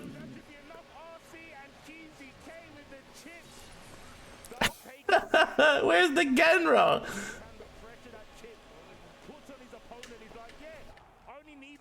Gino had some unfortunate drops. I think if they were more used to the monitor, they probably would have done way better. Is one of those characters. Phenomenal play from Kizzy. Went down to the distance, finishing it out with the big perfect. Well, everybody, believe it or not, that is going to be it for this wonderful block. This is going to take a 1-hour break. What? Sort some stuff out, and then they're going to get into the big top 96. There's an hour-long break. Seeing more this guy later today, but you won't be seeing more of me. This is going to be my last block for the weekend. Thank you all very... We have a match? Oh. We have a match. I lied to all of you. I'm so sorry. Everything I'm about to say, just pause it in your brain for like 10 or 15 minutes. We are going to have one more match. We don't know who they are. It's Mysterious Player X and Mysterious Player Y. Any knowledge? Oh, I know one of them. One of them is Aaron D. Mack. He is back. He's back? The Mack is back? The Mack is back. I'm not sure his opponent. I feel like I recognize them, but we are going to get Leo for sure, 100%. I don't know if chat's a fan of that, but you're going to have to deal with it. Because that is what you're going to see. You're going to see one of the... I like it. I like Aaron. Aaron had the mic out last time. Yeah, see, like... Put the mic down.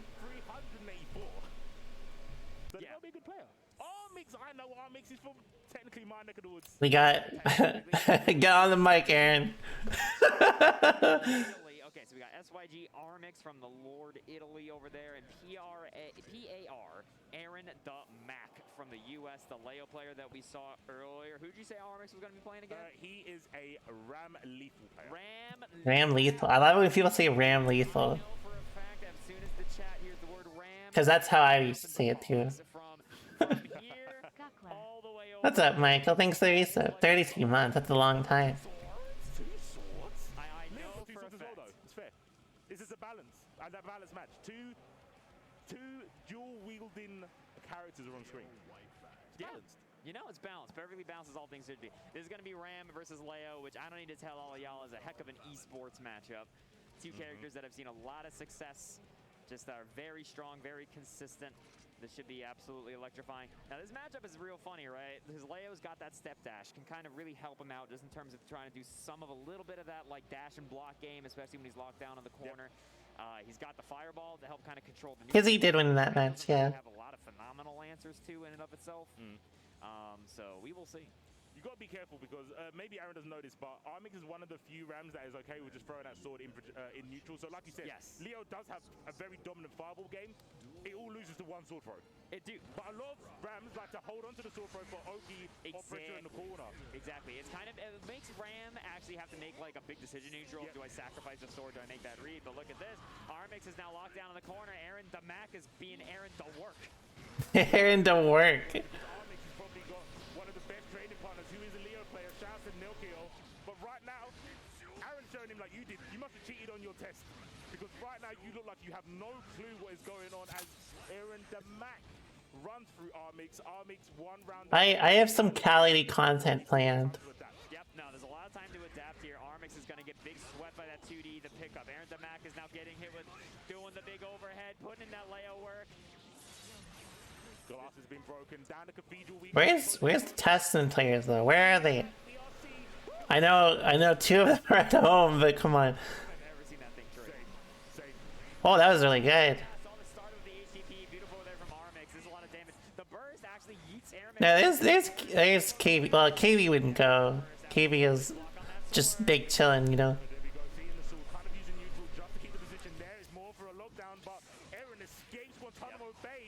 I think someone's cloudy. I like appreciate that. What was that jump forward with nothing behind it? Armix now trying to hold it down with those swords. Aaron getting pressured. What's the escape option? FD on in, but getting brought down to the ground again with 6P. Ooh. Oh no, unfortunate drop. Send into the sword. Oh, that's the Haladan. It is! Aaron takes the first one over Armix. The cardinal sin. It happened again. I'll talk to Armix off stream. I'm sure Nelks told him. When you block Leo's cross up, you're just in more mix. Yeah. Leo's plus. Yeah. If you can throw it. But to be fair, he did block it. Last minute reactions probably. The muscle memory's there. But yeah, the overhead sealed the deal. Armix definitely not out. It's only the first game. The big slash. That's also the big slash. Uh-oh. Yeah, absolutely. They did run up all the way to the corner, run up throw. I respect it. Leggy. Do the leggy. Nice throw. That was good. Do it for the Romans. That's a new one. Do it for those dudes 2,000 years ago. Do it for the crew 2,000 years ago.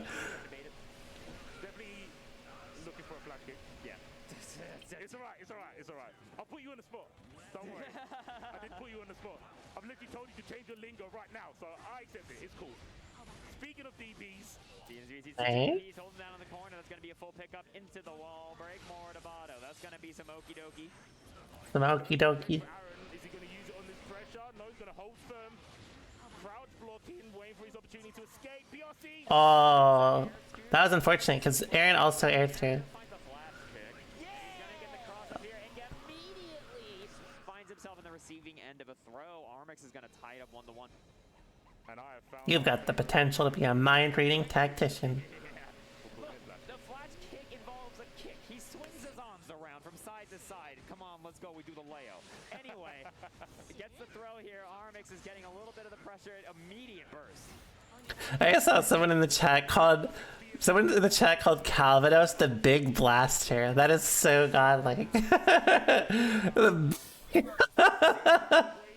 The Big Blaster. Free escape towards the beginning of the sets, and then no escape since has worked. They've all been hard shut down. Oh my god. Oh no. Oh, double no. Oh, triple no.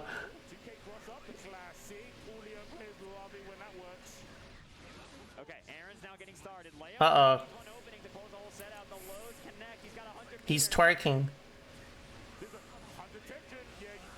Ooh, that actually hit. It looked like it was gonna drop for a second. If it was an H, if it was a sword toss, he did not care. He was going to super anyway. That is a no bueno. 100 tension, you know someone's going to do something invincible to RC. Why would they not, right? Oof. Doesn't blow the overhead again. Solid, but has a burst on deck, and he kind of goes back to neutral. Yeah, Aaron DeMac does have... Oh, that's really not good. That must have been an accident. Oh, unfortunate drop 2. I'm cursing everything. Dua, watch, Dua. Oh, I was wrong.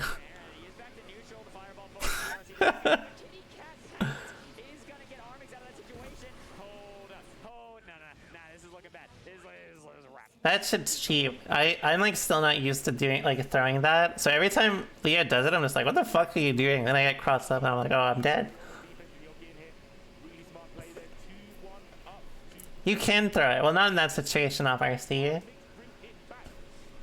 But like anytime like you see it, like most people are not used to actually throwing it yet.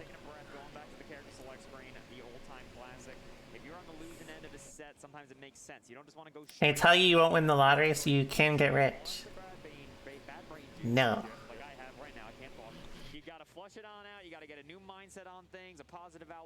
Yeah, he like just like he runs in place and he's behind you.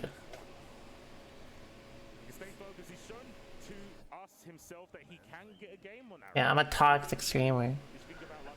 I'm like again, I'm that tweet. I'm a hater first and a lady second. I'm a hater first and a cow lady second.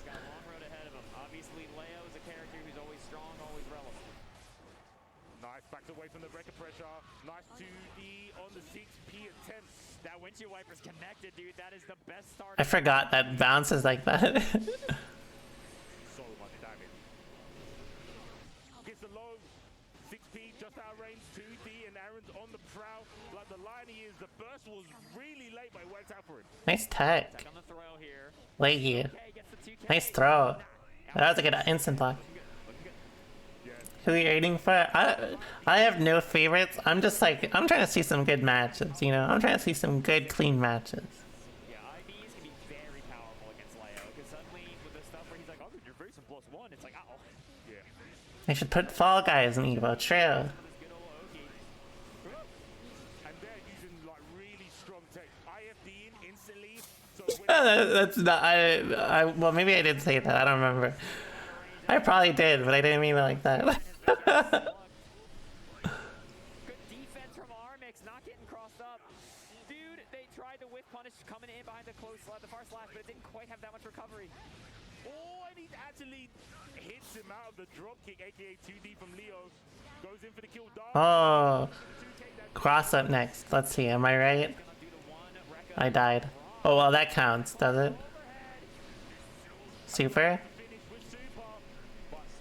Never mind. Why are you doing that? Do not stand up against this Wait. man. Good throw against the Berserker slash. That's the absolutely perfect way you want a Leo round to start for you. Nice delay. Oh, that's really good for Armix. Oh, the leggy. Jumping around in the corner, Aaron just trying to throw off a little bit of Armix's pressure, but Armix is too sharp. That's 6P. The late I like how Bowen said they're too sharp.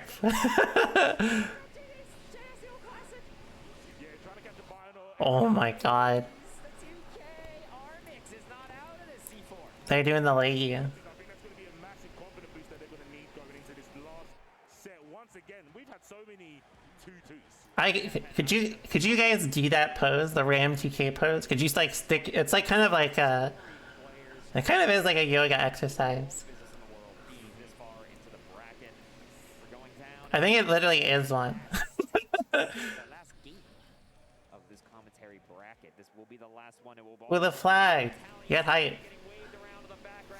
The support from the fans, the Italian Guilty Gear community wants Armix to bring this home. Absolutely, but there's got to be so much pressure because, like I said, Armix's training buddy pretty much forced by Nelkill because those two back in their country, back in EU.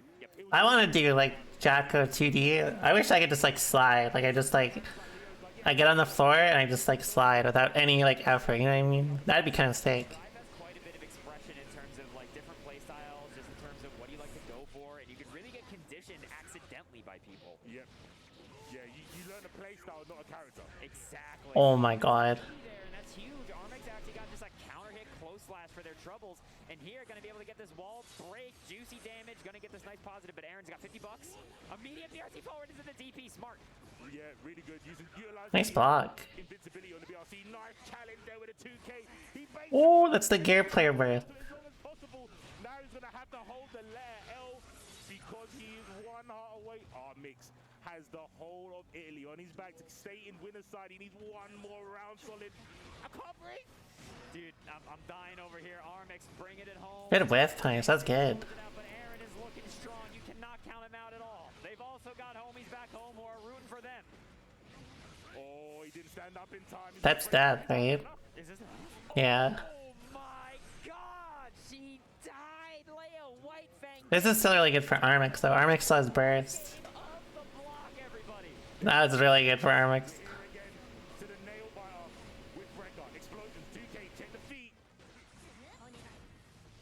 Swords going out. You can see Aaron just jumping in the corner. Look at the risk. Look at the risk. This is so 5D. Oh my god. That was a good dash out. Takes him out. He's escaped. He's escaped. The gorilla has escaped the enclosure. Oh, that's one more chance.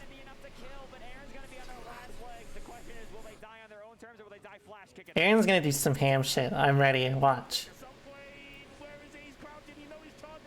Where is it? Do it. Do the ham shit. Do it. Never mind. Well. Nice tag. Oh, unfortunate.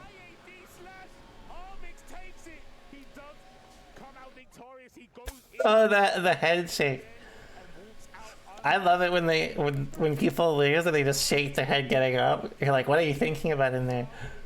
What happened? What made you shake your head like that? Absolutely. Speaking of the tournament, hey, remember that thought that I asked all of you to shelve in the back of your mind like 10 minutes ago? Let's right there. Resurface that in your mind space real quick. That is gonna be it for this block with me and the one. It's not the disappointment. I'm just like, I want to know when people shake their heads. I'm like, what are they upset about? You know what I mean? So you will see more of this guy a little bit later, but that's going to be it for me, everybody. Next block is going to be in 1 hour. That's going to be top 96, which is crazy. 1 hour. Lose. Yeah, maybe they're thinking, why did Romolla curse me? No longer matters. I can just let it rip, brother. You can let it rip. Tyson will be proud of you. He's somewhere in spirit going, yes, let it rip. But yeah, don't forget, follow Solid Bones. Don't follow me. Just follow Solid Bones. Solid_Bones. We will see you in an hour's time. Bye, gamers. Maybe like when someone gets up and they're shaking their head, what I'm thinking is they're like, oh, I shouldn't have dropped that combo, or they're like, I hate, like, RAM is broken. That's basically that's basically the thought process. Check it out for yourself over at HoriUSA.com. Dash up, back throw though. Mochi got caught for the corner. Are you kidding me? Oh my god.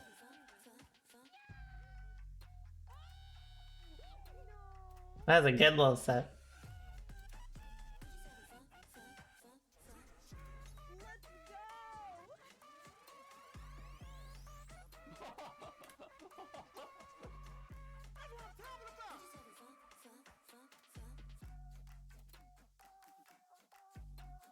My move is tomorrow. It's not today. Alright.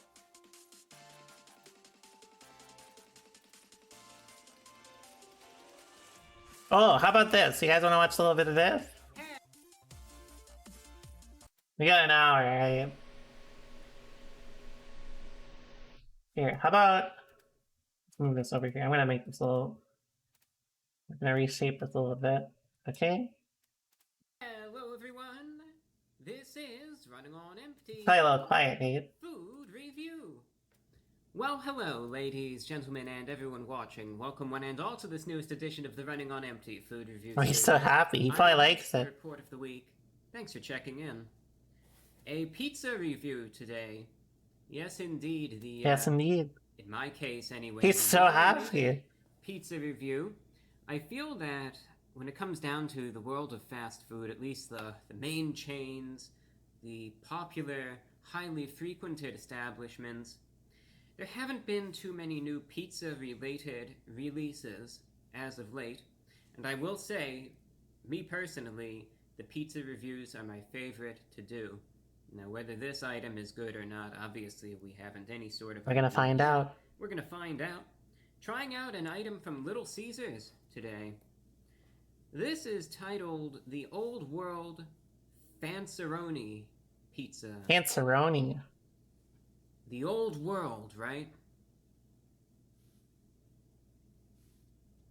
It's got 100 slices. I kind of, that was a really bad joke.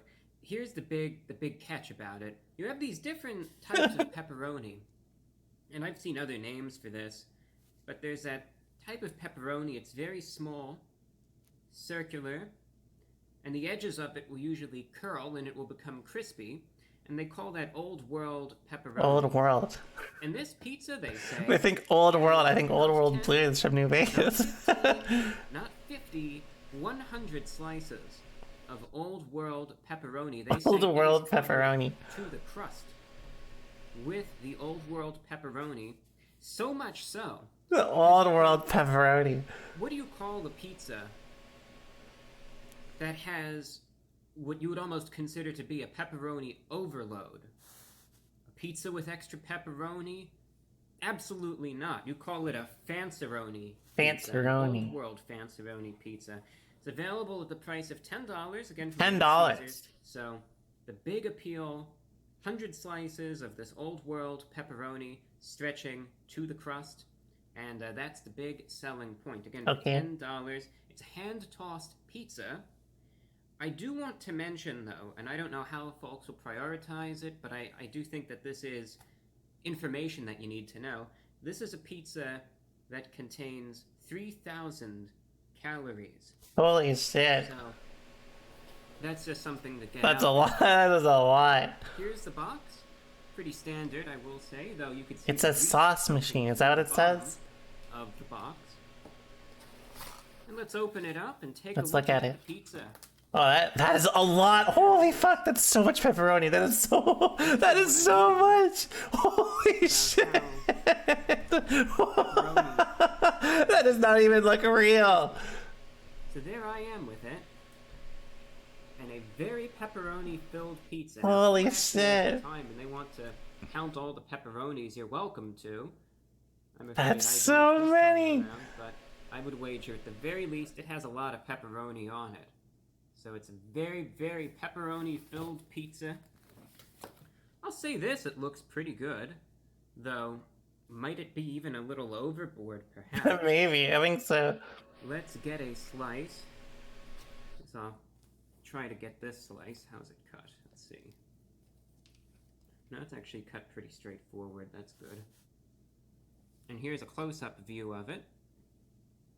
That's Again, so much. The Ronies.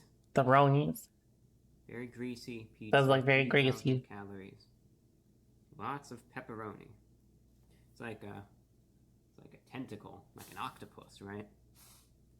But there's no octopus on Pepperoni. this. These are just old world pepperonis.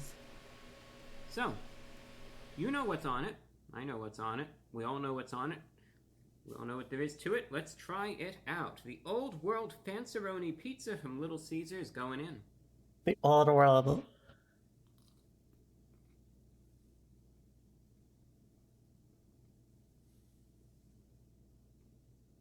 Thinking. You think he likes it? What do you think? He likes it.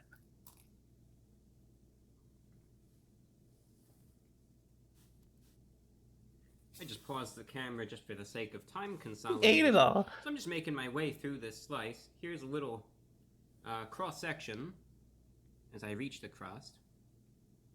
Again, pretty hand-tossed. Pretty hand-tossed. And you could Okay. see that's what it looks like. There's the crust. That's what it looks like. So I'm just going to take a bite out of the crust, and then we'll get into the review itself. Okay.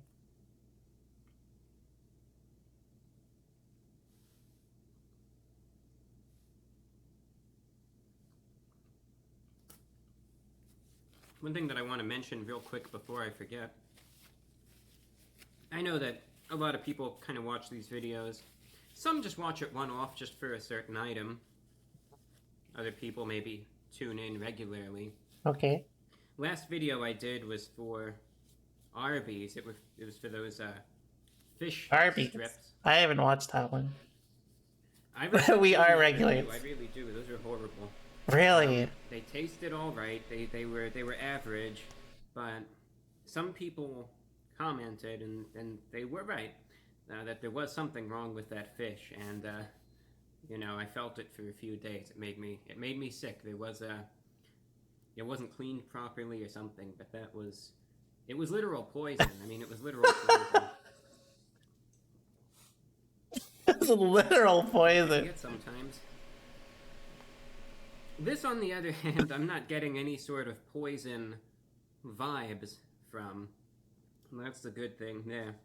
Little Caesars, I know, when it comes down to how pizzas can be sometimes, Little Caesars, they get regarded quite a bit as like the economy pizza place. You go there for something that's really, you know, it could be really high calories, but for what you're getting, for what you're paying, you get a decent sized pizza and a good amount. It is a lot of food for $10. It's essentially one of those things. It's like, you get what you pay for sometimes. This, I'm happy to say, for the most part, is good. For the most part. Uh-oh. Alright, the main selling point is obviously the pepperoni. Now first, let's just run through the rest of the pizza. This is a hand-tossed pizza. Has a little bit of substance to it, as you could see in that cross-section. It's not necessarily a thin and crispy crust pizza. However, it's not a doughy, deep dish. He just gave Eminem the microphone. Again, a little bit of substance. It can be a little chewy from one bite to the next, but by no means is it overwhelming at all. That's fine completely. The crust does have a little bit of a crisp to it, but it's not what I would define as a very hard, crunchy crust. It just has a little bit of a bake to it. Just a little bit of a That bake. also needs to be emphasized. Okay. The cheese, totally fine. A little on the greasy side. A little I think greasy, a lot of okay. that also has to do with the There's a lot of pepperoni. And the sauce is as robust as ever. Robust. I don't know if is that a compliment? Oh, it's a good addition.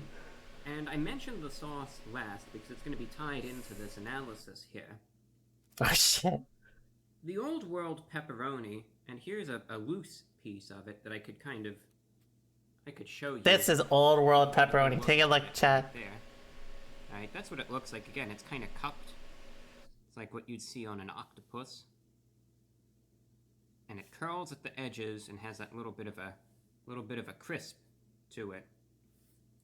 I've always enjoyed the old world pepperoni. When Pizza Hut did the Detroit style pizza, that had that old world pepperoni on it as well. I'm not in focus. You could blame the old world pepperoni, I guess. And I enjoyed it. I like that crisp that it offers. Okay. What I've noticed is the old world pepperoni, though, maybe it's just it's just the way that it is, I suppose. Always is a bit saltier, I notice. It seems like it's a saltier variety of pepperoni. Sometimes they could be a bit more spicy. There's always going to be that degree of saltiness. But these just seem a little saltier than average.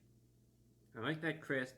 But here's the only thing. Some people, I think, will find this pizza to be too much of a good thing, per se.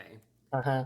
I like the old world pepperoni, but as I was getting into this, it gets relentless. Relentless? Where, okay, I could say this tastes good, I'm enjoying it, but you get, it's greasy, it's oily, it's salty, and you get more of that, and more of that, and more of that, bite after bite after bite. And I think you could tell by the cross-section, this is not a pizza that's very heavy. He wants more sauce. I think a solution to this, because as I said, as I was eating this, it's enjoyable, it's pretty good, but the only problem is, like I said, it's getting to be too much of a good thing. So the pepperoni just gets excessive after a little while. And I know you've had those items before where you're sitting there, you're eating. Have I? You think, yeah, this is just a bit much, right? You have the first few No, bites. I don't think I don't know if I have. That next bite and that next bite, and it gets overwhelming. And that's the type of situation you find yourself in here. There's an easy solution, though. Their sauce is very robust. It's a very robust, bold... What? I don't know what it means. And this pizza itself is a bit light on the sauce, so you don't really see it getting canceled out. Here's what I would recommend, and I think this would solve this sort of overwhelming problem with the pepperoni and all He of wants that. more sauce. When you get this pizza, you don't even need to get it heavy on the sauce, if that's, maybe you don't want to do that. Hey, but thanks, I would Snow. get this with a cup of their marinara dipping sauce on the side. I've had that marinara sauce before. It's pretty much just like what you get on the pizza. Very bold, very bold, flavorful. very And I flavorful. guarantee, if you get it with that marinara sauce, you have the cup there, and you just dip it in the sauce, which I think this is a pretty good pizza for dipping. That will be a good addition. It will accompany it nicely, and I have a feeling that that sauce will negate. I hope they're actually like fast figured like management that actually like watches this video, so we're like, okay, this is what review bros said, we gotta do this. I'd rather sit here and, as my criticism, say that maybe it has too much of something. Really? especially pepperoni in this case, as opposed to sitting There are like 100 pieces of pepperoni on there. $10 and you're only getting 10 pieces of pepperoni, and there's barely anything on this, etc., etc. Because that's the way a lot of stuff goes at this point. You get less and less and less, and the quality just goes down the tubes. So it's actually nice in a sense, after everything that I've been seeing, to be able to say, maybe it's actually got a little too much of a good thing, and for $10, you're getting a decent-sized pizza. And my goodness, I'll say this, you're getting your money's worth in terms of the toppings. Yeah, thanks so much for the 3 years, man. Hope you've been doing great. On the side, and I think you'll be set. Good deal price-wise, pretty good pizza. That one criticism I have, but otherwise it's pretty solid. And even that criticism is relatively minor because I see the solution being very easy and very practical. Very easy and practical. Out of 10, I'm going to be giving the Old World Fanceroni pizza from Little Caesars a 7.2 out of 10. A 7.2. Wow, that's kind of low for how you're typing it up. That's kind of brutal, don't you think? 7.2. I mean, I was expecting like maybe like I don't know, like maybe like a 7.9. You know, like maybe Buy if you your know. own Old word Fanceroni pepperoni TM cow lady. My treat. Thank you so much for the $10, Yoku. I will get my Old World Fanceroni pizza. Okay, what next? Do you guys want to watch some history? How about, let's see. We could watch this. We could choose our options here. So we watched the Napoleonic Wars. We watched the Russian Revolution.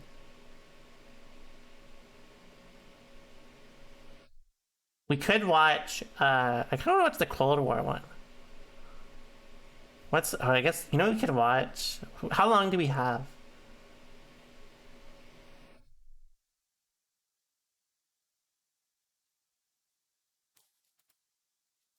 $40, how long is this? This is actually just about 40 minutes, so. How long is the EVO War? It's 10 minutes. Here, how about we watch the Cold War, then we'll watch the that EVO in War. order to sell more merch, I should do a face reveal wearing some of it. Here, So sorry, are you ready? no. Here we go.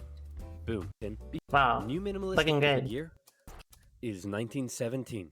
Fighting rages on the Eastern Front of the First World War. Both Germany and Russia are on the brink of collapse. Soldier, I need you to bring me this man. Got it. Found him, sir. What? No, not Lenin. Lenin, the Russian communist. What? Why would I need a beetle? Lenin, the Russian communist. He was exiled to Switzerland. You know what? I'll do it myself. Yeah, the book says capitalism. Who wants to start a revolution? This is like, I would describe the humor in the show as Family Guy level. The Germans put Lenin on a train and sent him all the way back to Russia, hoping he and his mates would create an internal crisis. And create an internal crisis they did. The government was overthrown, and Lenin was in charge. He immediately pulled out of the First World War, made the country communist, started a 3-year-long civil war, got shot, broke the economy, caused a famine, and then he died. On his deathbed he said, "Hey man, tell whoever's in charge of giving people jobs not to let that jerk Stalin become the next leader. By the way, who did I put in charge of giving people jobs? That would be Stalin, sir." Stalin was the rising force in the Communist Party. He still had some opponents, but conveniently, all of them were arrested or disappeared. So that was lucky. And so Stalin took over. He implemented his 5-year plans, which transformed the country from an agriculture-based economy to an industrial one. And like Lenin before him, he reigned with terror. Anyone who dared criticize or oppose him would either be killed or left to rot in the horrendous Soviet work camps. Then a short man with a silly mustache tried to take over the world, punched the Russians all the way to Moscow, and then the Russians, with some You guys help call from him a their silly faithful little allies, the man? Winter, punched them all the way back to Berlin. At this point, being allies, America, the UK, and the Soviet Union were good chums. They held a couple of conferences near the end of the war to decide what would happen next. Hey Stalin, after all your trials and tribulation, you must be pretty happy to be standing here in Berlin. Tsar Alexander made it all the way to Paris. Hey, just give me a second. Hey man, I think something's up What with is this? Stalin. It's I know, true. right? What should we do? It's true. Shall I tell him about the bomb? Yeah, This is tell him Truman. about the bomb. This That will kill him. Truman fucking So, like we got this face crazy is so little bad. A-bomb that can destroy an entire city in one go. Yes, my spies told me already. Oh wait, I meant to act surprised. Wow, that's amazing. He already knew. How? Am I sure I want to send nuclear secrets via this unsecure gonna public segue coffee into shop something? Wi-Fi? Am I ever?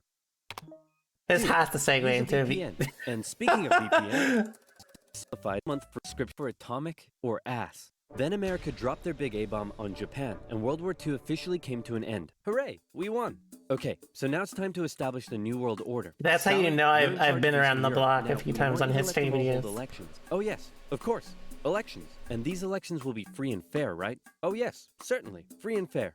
Definitely free and fair. Communist, communist, communist, communist, communist, communist. If that's not free and fair, I don't know what is. Throughout Eastern Europe, Soviet puppet governments were established as a buffer zone between the USSR and the West, with Churchill proclaiming an Iron Curtain had descended across the continent. The relationship between the old allies was deteriorating fast. Over the next few years, the British intervened in the Greek Civil War to prevent a communist takeover. In Turkey, the Russians began demanding more You know, control. if you're unfamiliar, I just want to say there's nothing more interesting than like Greek history in the 1900s. It is just fucking crazy. Like it is so wild. Like they have like 30 civil wars. After World War II, Iran was now occupied by both the Soviets Shit is and the British, unbelievable. with an agreement to both pull out once the war was over. The British pulled out. Stalin was like, you know what? I think I might stick around. All in favor of kicking Russia out of Iran? You want to know something? You guys suck. Pressure from the UN forced the Soviets to leave, and with the establishment of NATO, the Soviets had no doubt that the West was out to encircle and destroy them. And America announced the Truman Doctrine, in which they basically said, those guys are not cool, cannot be trusted, and we will do everything we can to prevent the spread of communism around the world. Many view this moment as the official declaration of the Cold War. Back in Europe, everyone was living in a post-apocalyptic void brought on by the Second World War. Cities reduced to rubble, not enough food. It was terrible. This is great. The more they suffered, the more likely it is they'll turn to communism.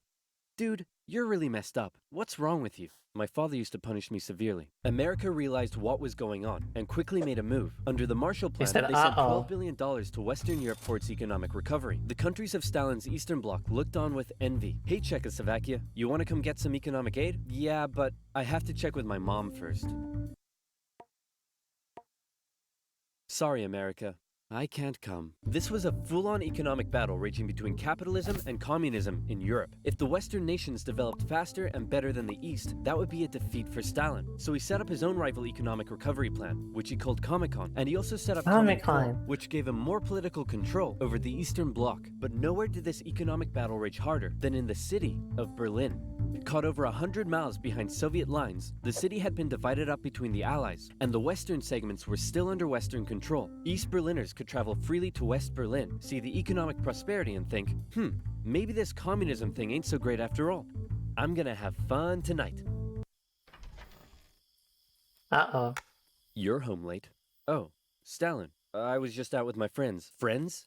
You stink of capitalism. You're out engaging in imperialist debauchery again. I swear, Ivan, I can't keep doing this. Stalin wanted the West out, so he said, hey, guess what? I'm blockading all of your supply routes to West Berlin. What are you gonna do about it? I suppose we'll just fly the supplies in. I like how they added a sound effect for this. All right, Truman. You win this round. The Berlin airlift was an incredible undertaking and a major success for the Western Allies, and Stalin ended his blockade of West Berlin. His aggressive actions worried the West, but not as much as this did. The Soviet Union had developed their very own atomic bomb. The USA no longer had a nuclear monopoly. The world now knew that if a major war broke out between the two superpowers, it would be more destructive than anyone could imagine. So it was comforting when Stalin came out and said that war between the Soviet Union and the West was unlikely. Oh, wait, inevitable. He said it was inevitable. Hey, you know who I haven't checked in on in a while? My good friend China. Whoa, what happened to you? What happened to them was a full-blown civil war that had been going on since 1927. The People's Liberation Army, under the leadership of Mao Zedong, successfully defeated the Republic of China, who fled to Taiwan. The now communist China and the Soviet Union What was the signed a grandmother mutual defense announcement? treaty. This was terrible news for the West. But wait. There's more. After the Second World War, Korea was divided along the 30th parallel. In the north, the Soviets set up a communist regime. In the south, America set up an anti-communist regime. Both were led by very sweet-looking old men, but don't let that deceive you. They were both ruthless dictators, and both dreamed of reuniting Korea under their own regime. Now that Really? That's wild. Thanks so much for the research, Barbarians. The North launched a surprise invasion of the South on June 25th, 1950. With Soviet aid, the North Koreans steamrolled through, taking Seoul in just 3 days and replacing one ruthless dictator with another. The UN were freaking out and quickly created an emergency force made up of troops from 16 countries to defend the South. The West still held Busan and made landings at Incheon near Seoul. They pushed the North Koreans out of Seoul, replacing the ruthless dictator that had replaced the first ruthless dictator with the same ruthless dictator that had previously been replaced by the new ruthless dictator.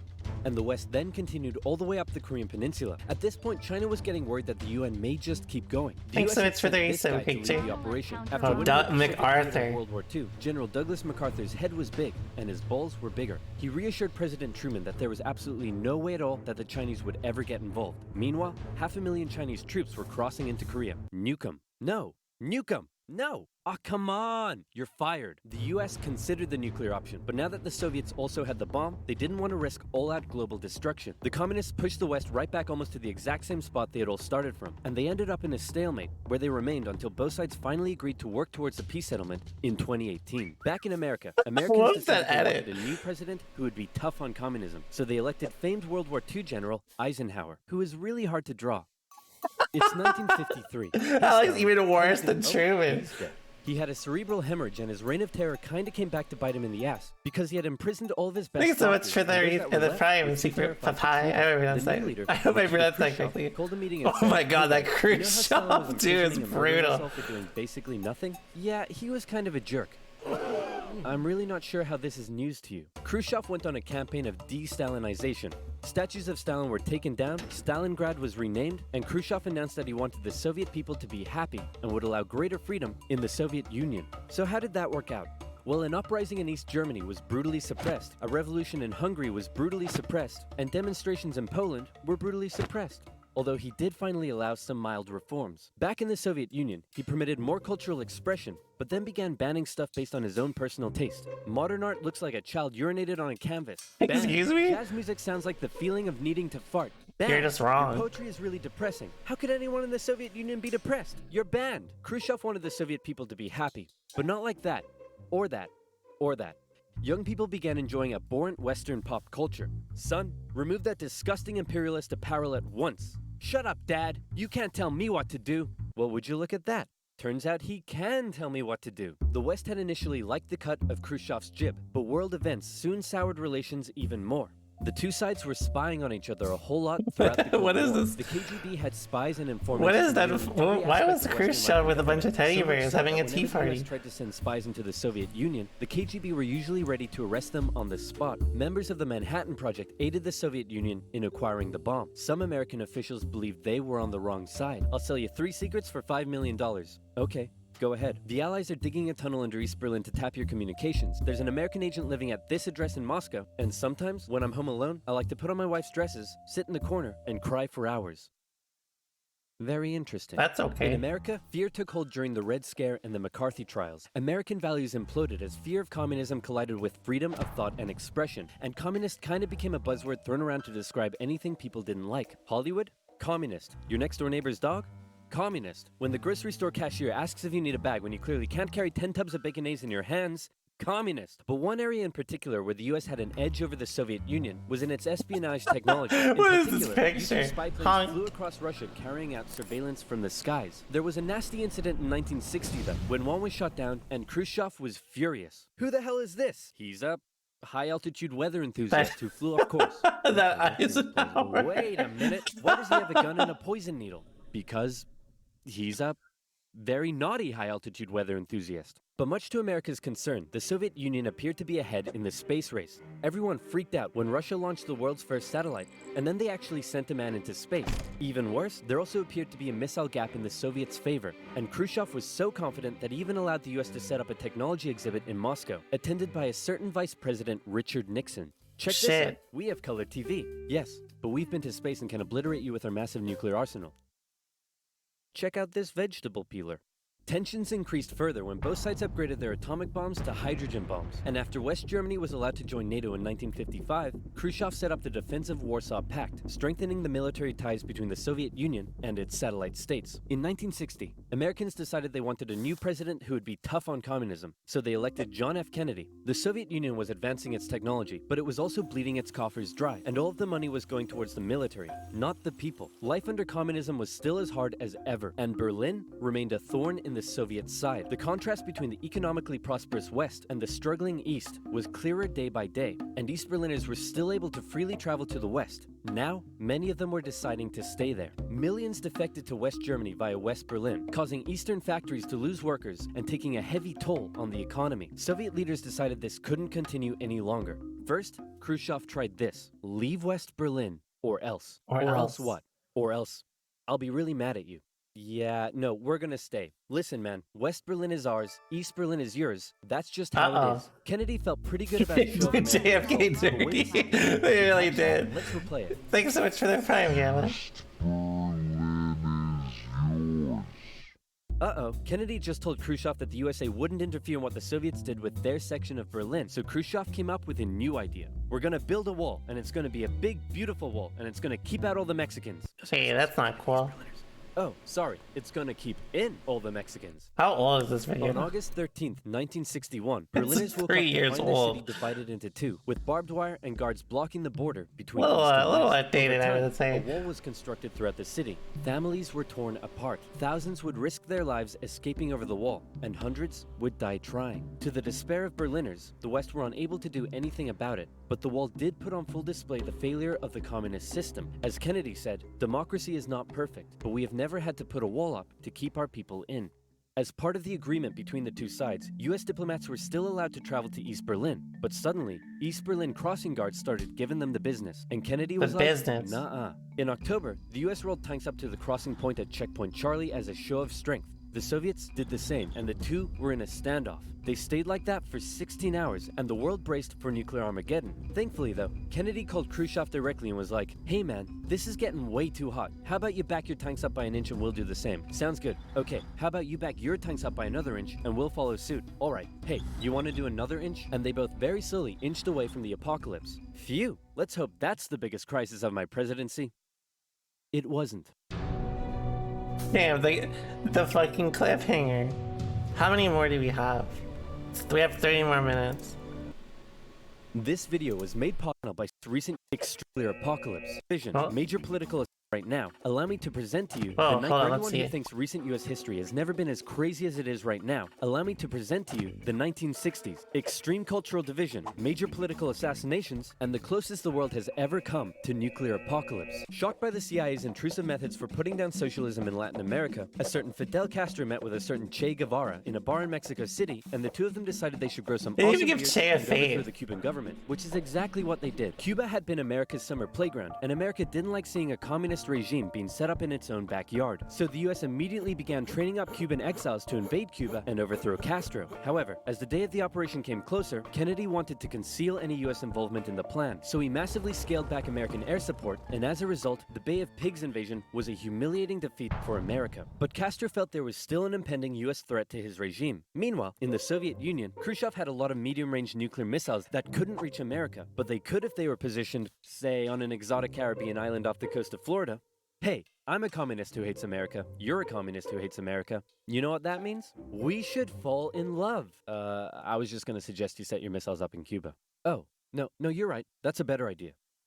Be still, my beating What heart. Khrushchev? On October 14th, 1962, a U-2 spy plane over Cuba noticed something strange. Sir, you need to look at this photograph. You're right. That's the cutest dog I've ever seen. Sir, I was referring more to the Soviet missiles. America freaked out as they realized what was going on. They were completely vulnerable, and they had to act fast. They knew that airstrikes or an invasion of Cuba would likely mean nuclear war with the Soviet Union, so Kennedy came up with another idea, a blockade. The US Navy announced it would stop and search any Soviet ships heading to Cuba, and would sink any that did Yeah, not I don't know. comply. I In guess he response, just the wants Soviet put he its wants his military into political full leaders combat to readiness. smooch, I The guess. US did the same and began drawing up plans for an attack on Cuba. Things were escalating fast, and both superpowers I were mean, getting I'm ready okay for with World that. War III. Emergency communications between the two sides broke down as Khrushchev rejected Kennedy's He demands for farted? the missiles to be removed. Why? And for the first Why time do you in do history, that? U.S. Strategic Air Command moved to DEFCON 2. DEFCON 1 means nuclear war. The Soviets shot down a U-2 spy plane over Cuba. A Soviet nuclear submarine in the Caribbean mistakenly believed war had already broken out, and two of the senior officers gave the go-ahead to fire its nuclear torpedo. Thankfully, the third senior officer,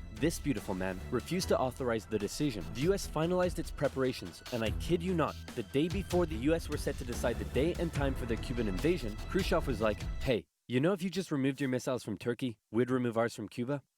Yeah, that sounds good to me. It was a bit more complicated than that, but at the last second, the two sides finally came to an It was a agreement. little Soviet more missiles were complicated shipped out than of that. Cuba, and the world breathed one gigantic sigh of relief, except for one guy, who was bloody livid. Phew! Let's hope that's the biggest crisis of my presidency. Unfortunately for him, his presidency was to end with one. Having nearly blown up the planet, a few changes were made. First, the superpowers agreed to a limited test ban treaty. Secondly, the Soviets ousted Khrushchev and replaced him with Leonid Brezhnev, who was a kisser. He was a liked kisser? to Oh, he did kiss. Both sides were deeply concerned at the prospect of nuclear war, but still, the arms race raged on throughout the 60s and 70s. US intelligence worked out that the Soviets' Oh, he's nuclear a arsenal was smoocher. not as powerful as they previously thought, but in fact, it was America that held the advantage. ABMs and MIRVs were developed, and the doctrine of MAD. If both sides knew they would be completely destroyed by a nuclear war, neither would risk starting one. But even without war, the world was already feeling the effects of nuclear weapons. In 1966, above the pleasant town of Palomares in Spain, a US bomber collided with a tanker mid-air, and 4 hydrogen bombs fell and landed near the town below. It hasn't exploded, so I'm sure everything's fine. Whoa, boy. Hey, I wouldn't eat that if I were you. Okay. What were you gonna do today? Go for a swim? Yeah, I wouldn't. Are you breathing right now? Yeah? Yeah, I wouldn't. It took the Americans 2.5 months to find one of the bombs, which had gone missing in the ocean. This was the 14th time America had lost a nuclear bomb since God 1950. damn. Nobody knows how many bombs the Soviet Union lost. So sleep well tonight. After Kennedy's assassination, Vice President Lyndon B. Johnson took over. And he inherited Lyndon the B. development Johnson. crisis in the This East. guy really does do them all dirty. Back in the 50s, the Vietnamese had kicked their French colonizers out once and for all, and the country was divided into two. In the north, a communist regime, and in the south, an anti-communist regime. Both were led by very sweet-looking old men, but don't let that deceive you. They were both ruthless dictators, and both dreamed of reuniting Vietnam under their own regime. So the north established the National Liberation Front, also known as the Viet Cong, to carry out a campaign of guerrilla warfare in the south with Soviet support. The US sent advisors to help train the South Vietnamese to deal with the threat, but President Diem's brutal policies pushed more and more South Vietnamese to support the Viet Cong. And over the next decade, the situation escalated to a breaking point. America feared the domino effect. That is, if South Vietnam fell to communism, would Cambodia be next? Then Laos? Thailand? Burma? India? LBJ had to make a choice between losing South Vietnam or sending in the troops, and so in they went. From 1965, America found itself in a war unlike anything it had ever fought before. Let's play Spot the Viet Cong Soldier. Oh, I'm fucking Did dead. you see him? Of course not. That's because millions of young American men Oh, were I guess you drafted couldn't. and sent to fight a ruthless enemy who used the thick jungle as its shield. It was nearly I thought you impossible actually were tell supposed to what the enemy look. was, or worse, who it was. And as a result, the civilian population got caught up in the brutal crossfire. The I city actually, of I Saigon heard someone tweeted out like a story from a soldier who like stopped like a U.S. slaughter of like a Vietnamese town or something like that, and like the guy like got like fucking like blasted by like his superiors and shit for doing it. It's so fucking crazy. attack, and America I didn't know launched a any of bombing this, by the campaign way. in Like during Operation Rolling this Thunder. like part The of Viet history Cong is used a super 14-mile like. trail running through Laos and Cambodia to This is support like the my campaign. blind It was spot. a long and brutal war, and I could never do it justice in this video. But in terms of the Cold War, Vietnam was probably the biggest of many, many global conflicts that signaled a turning point. Under the threat of nuclear war, the two superpowers began working to make their relationship more constructive, and as a result, their ideological battle shifted away from the potential of direct conflict and more towards attempting to influence smaller proxy wars around the world. In the Middle East, the Soviet Union provided aid against Israel during the Six-Day War, and then again when the US backed Israel during the Yom Kippur War. In Africa, the Angolan Civil War saw US-supported South Africans fighting Soviet-supported Cubans. In the conflict between Somalia and Ethiopia, the superpowers interestingly switched sides as regimes changed, and the US continued fighting the spread of communism in its own backyard, funding the famous Contra groups to fight the socialist junta Thanks for in saying Nicaragua. so, These Isla. proxy wars were fierce enough to begin with, but God superpower damn. intervention amplified the destruction and created alarming levels of Holy human suffering fuck. throughout the Third World. That's And there's in way Vietnam, more than that I human thought. suffering was all being broadcast back home via good old television. Going into the late 60s, America was a changing nation. This became this. This became this. And this became this. The new slogan that was taking root: make love, not war. The majority of Americans did not approve of Johnson's handling of the Vietnam War, and in 1968, Thanks so a much for the silent time, majority Lefty. elected Law and Order candidate Richard Nixon. God. As the Vietnam War appeared to be increasingly unwinnable, and public opinion turning increasingly sour, Nixon made the decision to begin bringing the troops home, and ended U.S. involvement in Vietnam by 1973. 2 years later, the South fell. The Cold War was now taking its toll on both superpowers. In Russia, a huge percentage of the budget was still going to the military. People were still hungry, and they just didn't have access to the same lifestyle and goods as the West. And what did they have to show for it? They weren't even winning the space race anymore. Both sides needed to reduce spending in order to rescue their economies, and so both welcomed with open arms an easing of hostilities, otherwise known as détente. To improve relations, Nixon became the first US president to visit Moscow in 1972, and Brezhnev returned the gesture a year later. A number of treaties were signed, including the 1972 SALT Agreement that limited nuclear weapons. Relations with China were even improving via ping-pong diplomacy when the US table tennis team went on a tour of the People's Republic. However, internally, China was still pushing anti-capitalist propaganda, which led to some mixed messages. Nixon even visited China in 1972, and it was a barrel of laughs. Today, the president walks among priceless treasures from China's golden age. Among them, a pair of ear stoppers used by the emperor to keep from hearing criticism. You put the stopper into his ears so that he couldn't hear the criticism. Give me a pair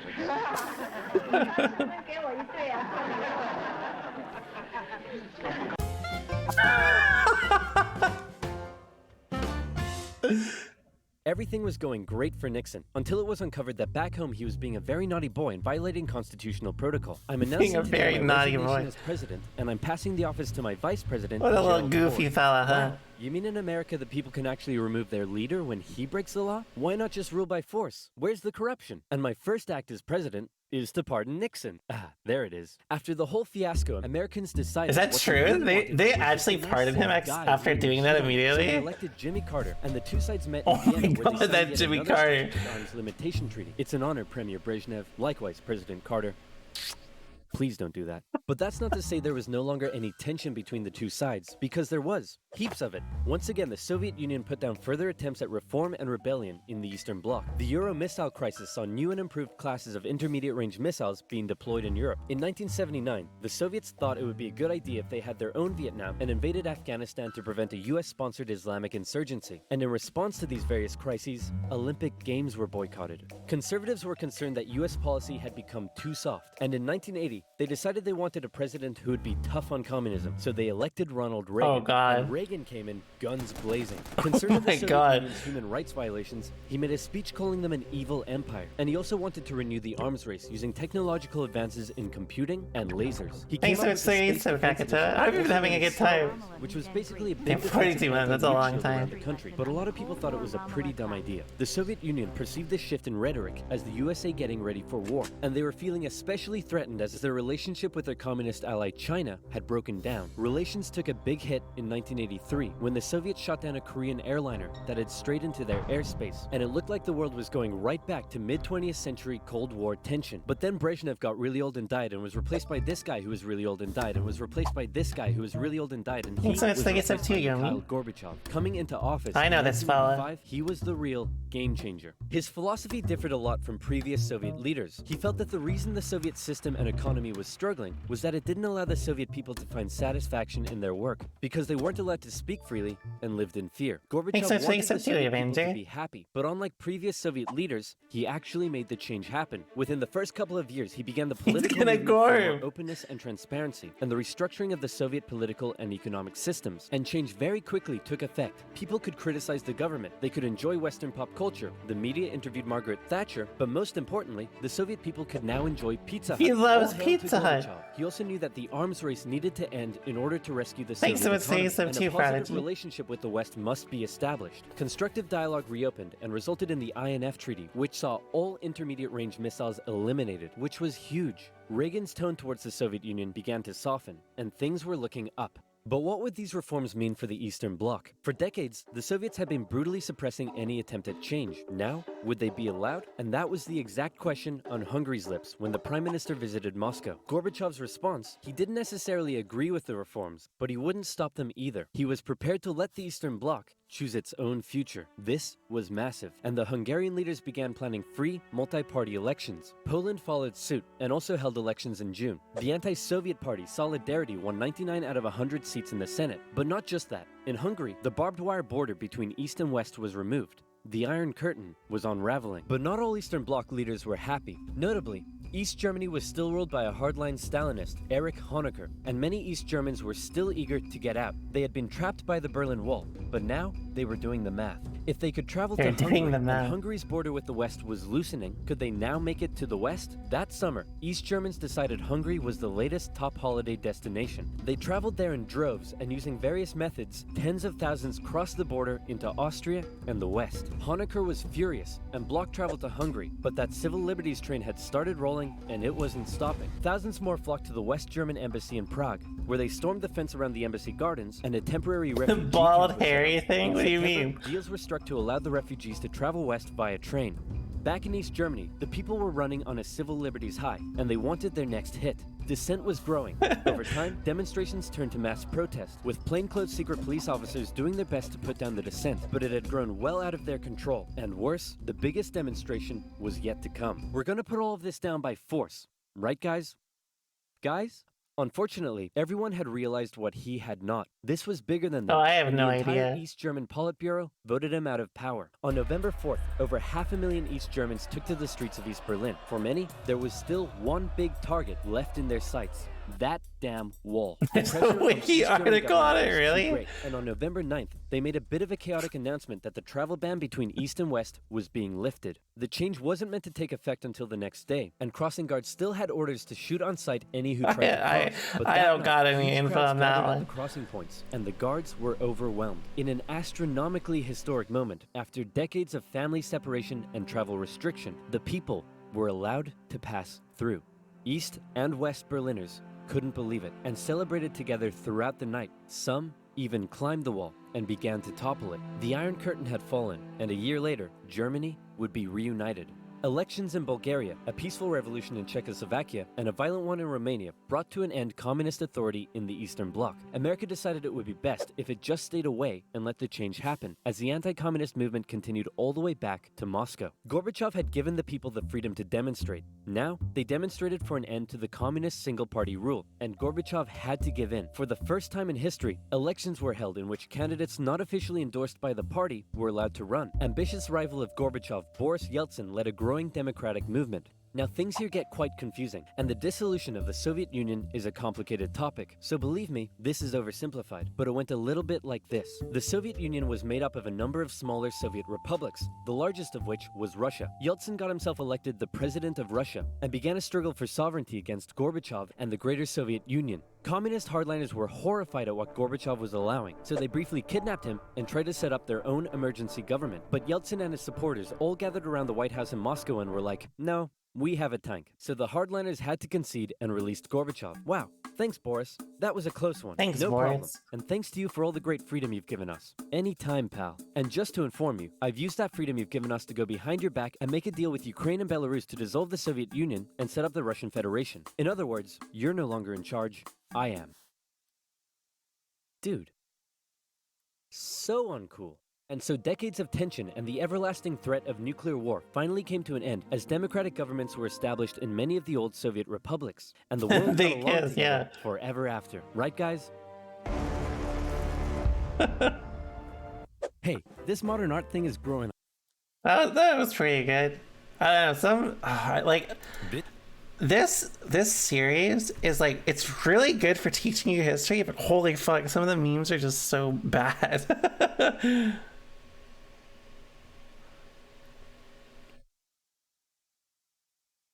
Alright, which, you wanted the emu one, right? This one? I don't know anything about this. For the man who imagines being strangled by a tarantula while a kangaroo breaks his kneecaps and thinks, yes please.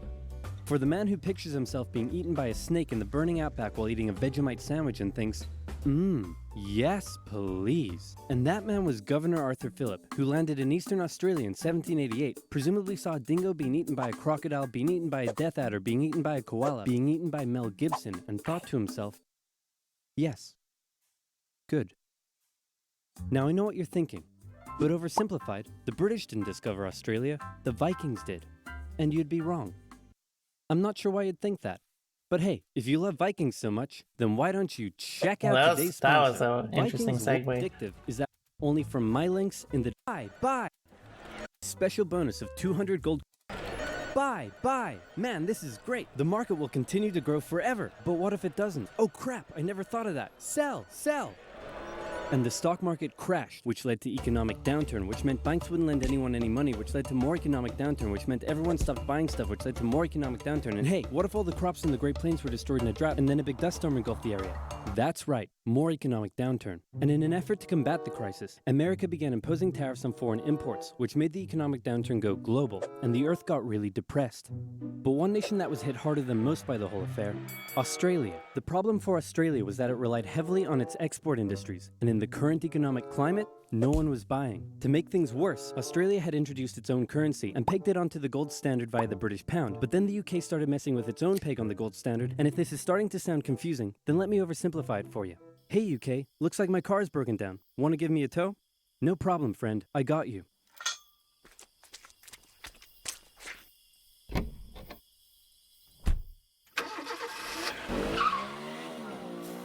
Damn.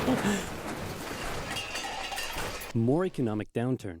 The point I'm trying to make is things weren't good, and in particular, it was Australia's farmers that were suffering most. After the First World War, Australia had given returning veterans land for farming, but with the current economic crisis, the farmers just weren't making enough money, and many left to go find work in the cities. But for those who remained, things were about to get even worse. Before we get into that, it's time for some cultural exchange. My national bird is the bald eagle. It's a strong patriotic symbol of America and a deeply valued and protected species. My national bird is the peafowl. It's a beautiful creature whose vivid colors represent India, so we list it as a protected species. My national bird is the emu, and it's a pest. Also bloody delicious. Emus. 6 feet tall, 90 to 100 Damn, really? You're like 6 feet tall? That's speeds up to 40 miles per hour. That's tall. Usually return to the coast after their breeding season, but suddenly they found Western Australia full of lush, wet farmland. Oh my, look at all this delicious wheat that just so happens to be growing here in large quantities. Hey guys, get a load of this. You know, my, look at all this delicious wheat that just so happens to be growing here in large quantities. Oh yeah, that's really good. Oh yeah, grains every day. What? Hey, who left this big hole in the fence? Guys, get a load of this. Oh wow. There's sabotage. You hope you're having fun of these. Oh yeah, that's what I am. Great. What a lovely morning for some farming. What? Those damned emus, they have it in for me. They're bullies. They're nothing but bullies. Calm down, Bruce. They're just animals. It's not personal. Hey, Farmer Bruce, where did you find that hat? The toilet? Damn. Yes. 20,000 emus cost the already struggling farmers millions more pounds in lost crops and damages. Where did I find this The hat? situation couldn't continue like this. Something had to be done. So in 1932, the farmers turned to the government for help. You'd think they'd go to the Minister of Agriculture, but these farmers said no. This is a job for the military. So they went to George Pierce, the Minister of Defense. That's right, Australia was to go to war with the emus. But not everyone was happy with the idea. This is barbaric. We can't go slaughtering thousands of our own national bird. Oh, come on, guys. The machine guns will make it quick and painless. Machine guns? You're using machine guns? This is animal cruelty. Look, I know it's unusual, but it's not like we're poachers turning the birds into feather hats. Think of the benefits. It'll be good target practice for our boys. The government can show it took action. Plus, I can get myself a nice new feather hat. Did I say feather hat? I meant I want to gather chat with you about getting you all some nice new feather hats. Did I say feather hats? I meant I want to wage Like, I didn't even get. at I think he didn't even like and turn them all into feather hats. put in any effort to like draw a face for him. He just like copied and pasted like a photo of him. Pierce wouldn't take any of the blame if the operation, that was clearly very stupid, turned out to indeed be stupid. And the operation went ahead. Major GPW Meredith and his men were sent with 2 Lewis machine guns to hunt down and take out Machine the emu guns? population in Western Australia. Target spotted. Well, was it an emu? No, sir. It's an emo. Damn it, Jones. Learn your vowels. I'm sorry. Okay, it looks like the humans are coming for us. But check this out. I've come up with an amazing plan. See if you can follow me here, okay? When they approach, That was we me run in high away. school. Sir, you're a genius. Pierce sent the camera crew along with the machine gunners to capture some good old propaganda. Wait, for the what? government. And the first battle took place in November at Campion. The men spotted a mob of emus from a distance, so they set up their guns and opened fire. The emus split up into smaller groups and ran in every direction. The men were only able to kill what they called a number of birds, but the vast majority got away. Cut! Surprisingly, many of the emus were able to take multiple bullets, but still run at full speed to safety, causing Meredith to compare them to tanks, saying if we had a military division with the bullet-carrying capacity of these birds, it would face any army in the world. Okay, we need to get closer. That's wild. No, you idiots, not to me, to the emus. Oh, sorry. No. I like it. So next, they tried sneaking up on a large number of emus near a local dam and firing at short range. Maybe the men were just unlucky, but my professional opinion says the emus were magic, because both guns jammed after just 12 emus were killed, and once again, the rest got away. Cut! The men were feeling a little humiliated after losing to a pack of discount ostriches, so they decided to move further Damn, south. where that's the emus were said to brutal. be tamer. And this time, they had a new strategy. Okay, Jones, here's the plan. You mount the machine gun in the back, I'll chase the emus, you shoot. Got it? Got it. Oh my god.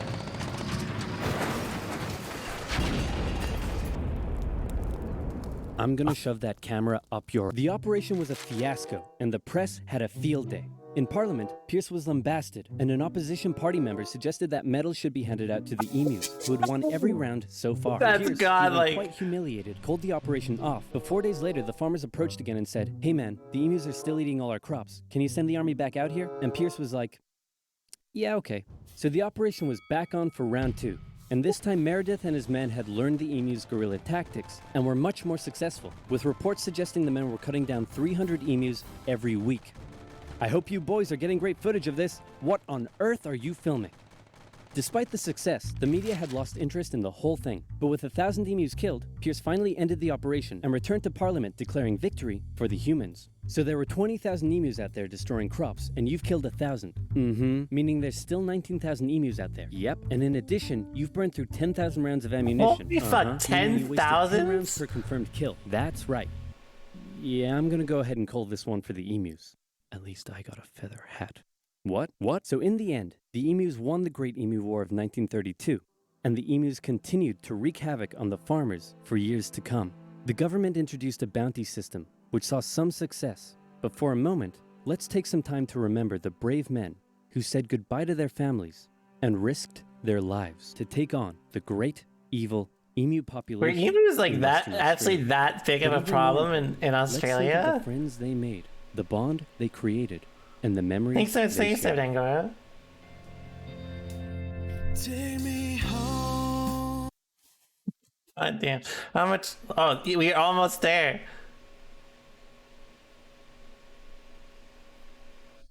At sony.net/gaming-gear. The problem is the MCA.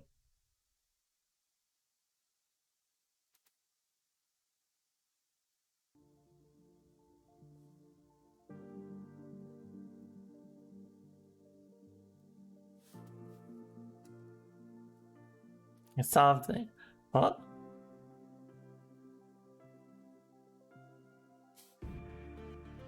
Oh my god. Hey, guys? I solved the emu crisis. Really? How? I just made some better fences.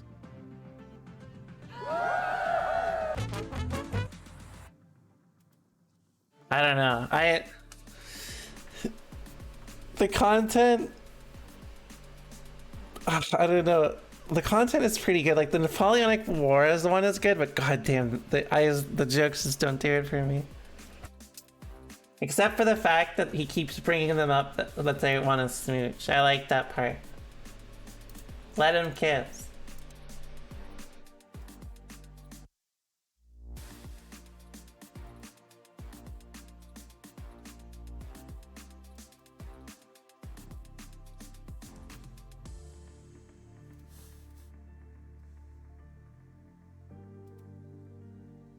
Let him smooch.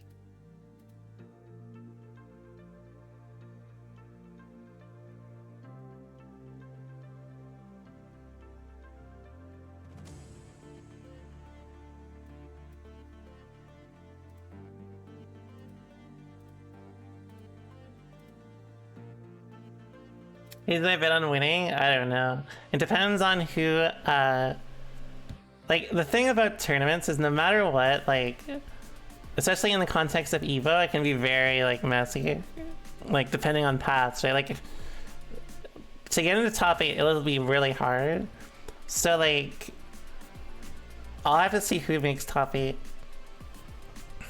I'm gonna refill my water real fast. You guys should get some snacks, too. I'm gonna get a snack, too. So I'll be right back, okay?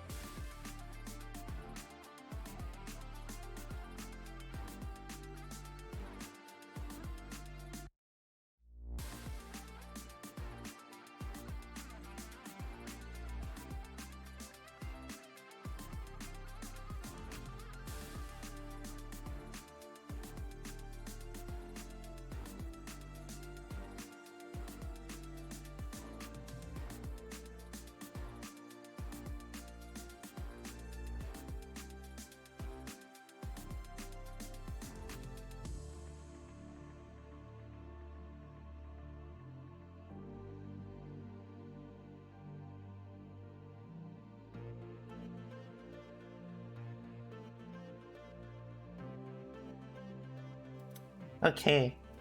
Guess what I made again. Oh, give me a hint. It's popcorn.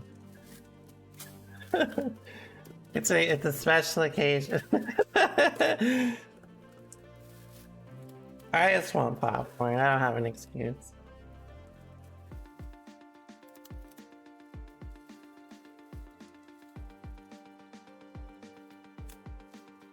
Hunk, where the hell is the stream? I was late.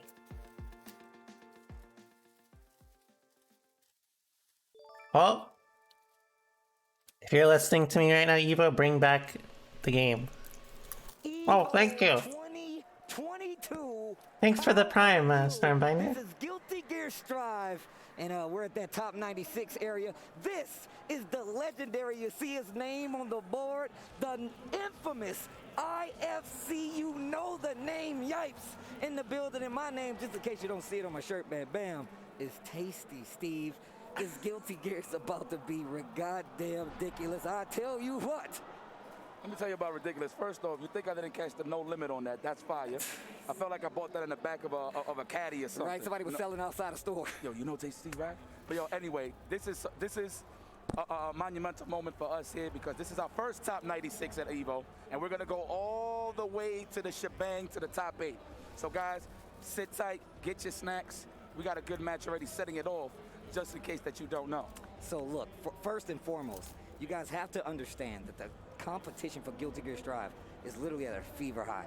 I don't think any other game in existence has had this kind of pop at release with the characters, the kind of variety, the countries, the representations, and even just the U.S. because you know this is where we dwell, being damn strong. This is where we dwell. Guilty Gear for a long time, and I'm gonna tell you right now, overall, this is the strongest I feel like going into a tournament we've ever been. The game was released on console. We got to play it. We got crazy people in here outside of the genre. We got Yipes in there. We got people like Idom in there who I saw play earlier. We got Jiro, and of course just all these kind of great players. Latif, so many good players. Apology Man, all here to get that Guilty Gear dub.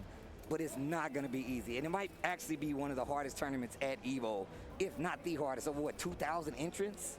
Look, I'm gonna be honest. Like just to piggyback on what you said, this game is trailblazing right now. Yeah. But more so, of course, is that we have that opportunity to play online in such a dense area like America, right? All up in one room. You could just call up somebody like, hey, I'll be calling up Steve all the time. Like, hey, man, you want to play? In the dead of night. Yeah.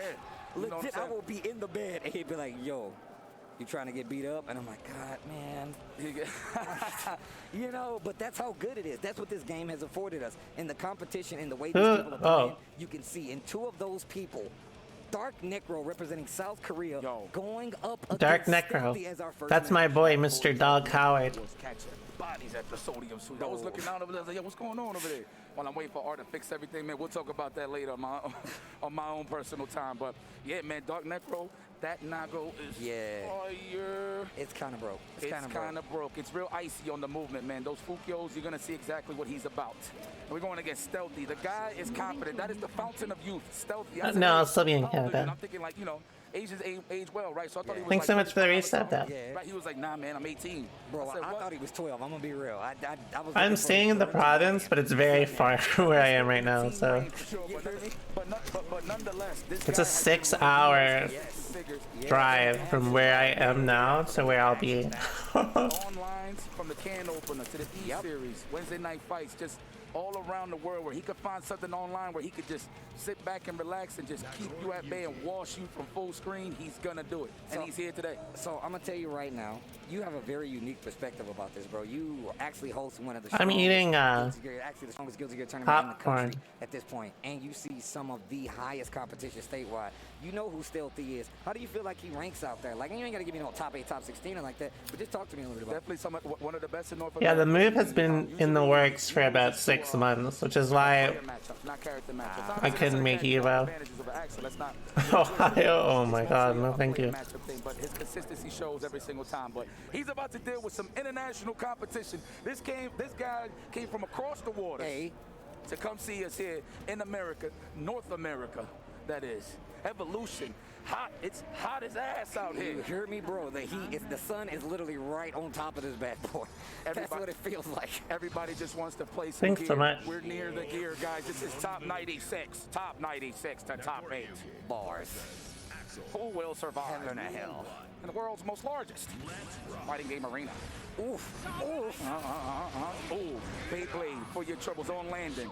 Oh, the jump K. There go the Fukio movement you was talking about. Let me get a bite. Wow, my man whip 5K, whip for the commando, but I like the early Betty Whites. I like the early clone. Really makes you want to block right there. That's why that bite was so prominent. Still got the jump out from Stealthy though. Nice 2S. Ooh, dash up H. Man, we casually nice jump throw. out to a meaty throw. You got to hold that. Could have been a close slash. That is a 50-50. Watch your poodle schnogging. Damn, Axel bomb. And Stealthy on top of that was super aware. Actually did the back throw back into the corner and got the wall position. And now with the meter positive bonus going into this transition. Yes, sir. Oh, the cross one. I thought it was an anti-air, but no, he wants the guaranteed damage. He knew he wasn't going to press nothing. Yes, he did that, Steve. He did that. I actually was like, excuse me? All right, here we go. Let's go. Keep him at bay. Play at that range. Patience is a virtue. Nice. Ooh, what a 2S. And you see was ready to confirm with that standing H. I love how Stealthy's being more active, more aggressive for these anti-airs. He's not just staying still and go for the anti-airs. He's actually going over there and fishing for him. Nice IB counter hit on the 2H. Oh, we missed it, but it's all right. Oh, my God. Poked you right in between your eyes. It looked like he was trying to bait that burst right there. Didn't take the bait. Dark Necro smarter than that. Look at the damage cash out right now. So we're a little healthy on the blood gauge. All right, we close. That's definitely where Naga want to be, but Axel don't want to be there. But we're gonna fight back. You think we don't got these tools? And the bait. Good bait. Wow.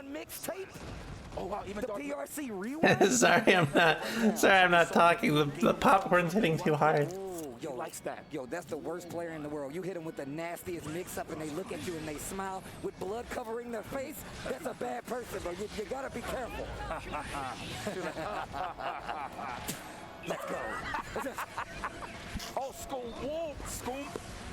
Throw him again. You ain't no Axel's a commander. I would have got hit. We missed that. Jump slash. It's all right, though. But we IB and we try to get the punish just in case if we went for the bite. But I think the bite would have been the regular throw on the left.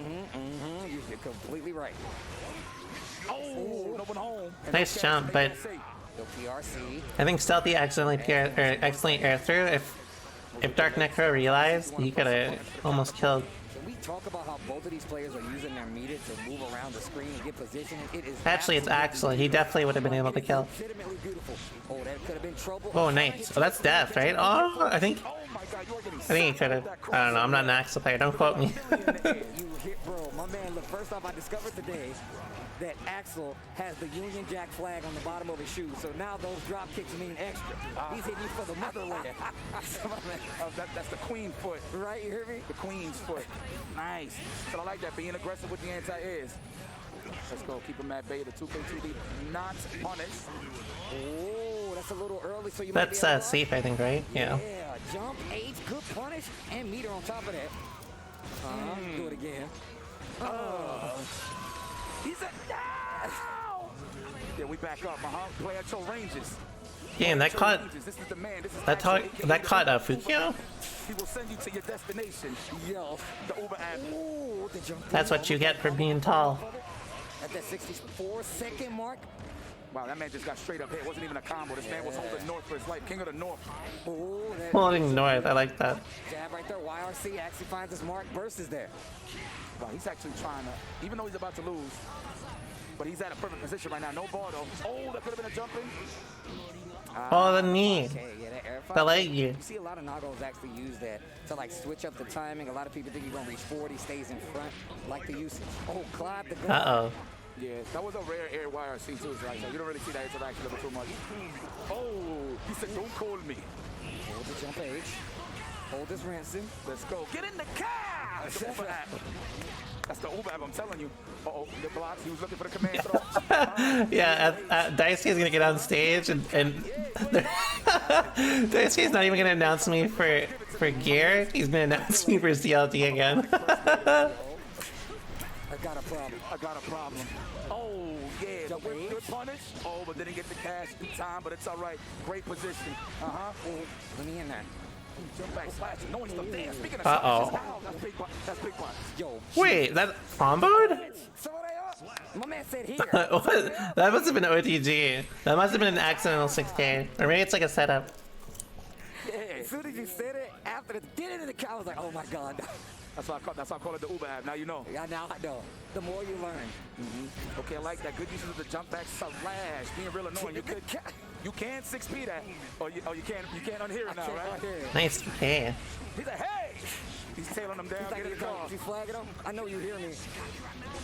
Oh, that turned into a cross-up. Sucks for you. He was walking forward. That was potent. I'm gonna tell you right now, you don't see Axels actually use that. They don't use stand H on the cross-up like that. That was really tricky. Stealthy pulling out the stealthy tricks. Oh, nice. That's that. Ooh. I'm not gonna lie, that was a beautiful setup. You know, I'm starting to see that from a lot of players. They found setups up for like soft knockdowns where they've used the run cancel over their button, which is pretty dope. I like that. Get some meetings, get a nice little 50-50. You see a lot of Zatos doing that right now. They, especially on that corner mix-up, they actually dash cancel the 5K, OTGs, and get a bigger combo. That'd be sick. Hold the yo-yo. 2-8, huh? Keep him at bay, huh? We trying to snipe out those Fukios. Gonna bring the action to me, says Axel. We got some Fukios to play with though, but he's definitely trying to find an opening here. Bro, look at the screen that Stealthy is controlling on Axel. It's so smart. Because that standing slash, that standing hard slash is about to get buffed. I smell that desperation. That Beyblade is incoming. I knew it. Oh my God. There was too much plus range though. Very unfortunate. He said, whoa. Please don't overcommit, Stealthy. Don't choke. Watch the blade. Oh, nice. That was super good. 3. Oh, over dark neck roll. Yo. Listen, man, Stealthy, what I like to call him is the house Axel. And not even the can opener, just in general in North America. If you want to deal with an Axel that you're going to see in the top 8, potentially in EVO, that's definitely the guy you're going to have to root for. But the Axel main's out there. Stealthy making it known, putting his name out there. Hitbox user, oh, I see. Bruh, do you see these matches that we're getting back-to-back right now? Oh, yeah? Guys, we have Daru Ino stepping up to the plate. I don't know. Versus Zando. It's about to get nasty. I don't know what the matchup's like, really, so I don't know. Maybe he was just... I don't know if Dark Necro was being greedy or not. Especially for EVO 2022, you're looking at a stacked EVO 2022 bracket of some of, if not the best Guilty Gear players in the world. I know a few people couldn't make it, and that's the way tournaments go, but I'm going to tell you right now, this tournament this weekend is absolutely about to be ridiculous. I mean, look, people came from far lands. Look, we got Israel versus South Korea right now. Bro. You know how serious this looks? Yeah, this is not for the faint of heart. I'm going to tell you right now. This top 96 is definitely in that danger zone. I'm telling you right now, it's not too many people. You might have some people in there you might not have heard of, but it's definitely a lot of those names you probably saw at the Red Bull House. A few people we was waiting on to come out of the state, out of the country as well. So it's about to get really, really hairy in these Guilty Gear streets, bro. Everybody has not had a good night's sleep yet, guys. I'm going to let you know right now. They've been grinding that much. I'm talking about Sodium Sweets. These guys, even after the matches, they were still playing. Even before the delays and all that, they were still playing. I came back late night to pick some up. They were still playing. I'm like, dog, y'all know they have this tournament time, right? It's showtime. But none of that phasing, man. They're trying to stay in that flow state where they're comfortable enough to be not only focused in the tournament, but not worry about nerves and nothing like that. We want to be that warmed up. So everybody's been grinding. Lost Soul has been lost. Lost Soul has been out here. And it's the same thing. I just came from the Red Bull House, the Gear Project. On top of that, looking at them literally just go ham on these matches. It was a 1-to-7 exhibition thing. However, at the end of that, we just had casuals for the rest of the day, and they were in there playing sets. I'm telling you, this dude Latif must have played like 600 matches, bro. We don't got to talk about Latif. Gear is melatonin for that guy. Yo, you hear me? I'm not even joking. Yo, he looks at me with a big smile. Yo, you know what? Let me touch up on that real quick, man. I know we're supposed to talk about, history of the matches, whatever, but peep this for a second. Yo, shout out to Latif. That dude has never changed. Facts. Since the last time I saw him. Still same goofy dude, bro. The same guy. I'm thinking, he was gonna get like a deep voice with the strong complex because he's buff. No, it's literally the same Latif. It's the same dude. He's just Latif now. He's Latif. Latif. So it's just cool that a game like Gear brings everybody back together. Look, Latif is back outside. Hell, I'm here in Gear, and it's because of this guy. You know what I'm saying? That's why I took it serious. So I'm glad when I whoop his ass, but I'll be salty when he beats me too, so it's all right. I hate to say it, my reaction was I was eating. In all honesty, man, I love what Gear's done. You talk about me getting you into Gear. I love the fact that we got another game to talk Gear about, man. Because on top of the facts, we never got to play a Gear together outside of this. But now the world gets to see this. And we got like cool new characters. I ain't gonna say cool new characters. Nago looks cool, plays like just the meanest person ever, but y'all know what I'm saying. It gives us a brand new life. That's why I was so happy when they announced this game, because it gave us brand new gear. I knew I was gonna be here. Let's get to the match. Let's get to the match. Button check. Dang it. Why do you do that to me? It's all right. It's all right. We cool with the people. You see me looking to the other screen. Okay. Yeah, it's all right. It's the Costco popcorn. Right. But people around the world, please tweet it out that we're here. What's this? It's twitch.tv/EVO2. I think this is EVO 2. That was good. I ate it all. Sure it's EVO 2. I think it's EVO 2. I guess that's obvious. I'm going, but search that guilty gear, man. Y'all know what y'all trying to find. There it is. It's EVO 2 it is, and I think the buttons are almost ready before we get into it. But yeah, man, Xando pulled up to the house. Definitely was playing casuals with the rest of the peoples, and there are nothing but monsters there. So they're running. That's good. Xando was right there in the thick of it. Umisho was there. Razzo was there as well. It was players in that house, and they did not stop playing the entire time. So you know they're more than prepared. Xando wasn't officially fucking Gear Project house. However, did get some casuals in with everybody. I gotta say the side of things, but still there. Yo, let me tell you something. The very buttery popcorn is my weakness. Communities coming together, you get to know these Thanks players. so much for the sub, boy. Pretty cool dude and stuff like I that. feel the HRT coursing through you. That's sick. Yeah. So, Man. seeing them coming out here to accept the challenge to not only go in the tournament and play Lost Soul in the Sodium Suites, it tells me a lot about this guy that he's Yeah, here the no matter butter. what, with no excuses. Oh yeah, bro. But to lock in on the Happy Chaos, that takes a lot of Cajones Malone, bro. Like the Casaba's got to be different. That's a long trip, bro, to deal with Happy Chaos. Yeah. That's a long You flew trip. over here to get shot, bro. I'm like, really? You flew over here for Happy Chaos to shoot you, bro? Like, that's really not what you sign up for. But No, I just have it as is.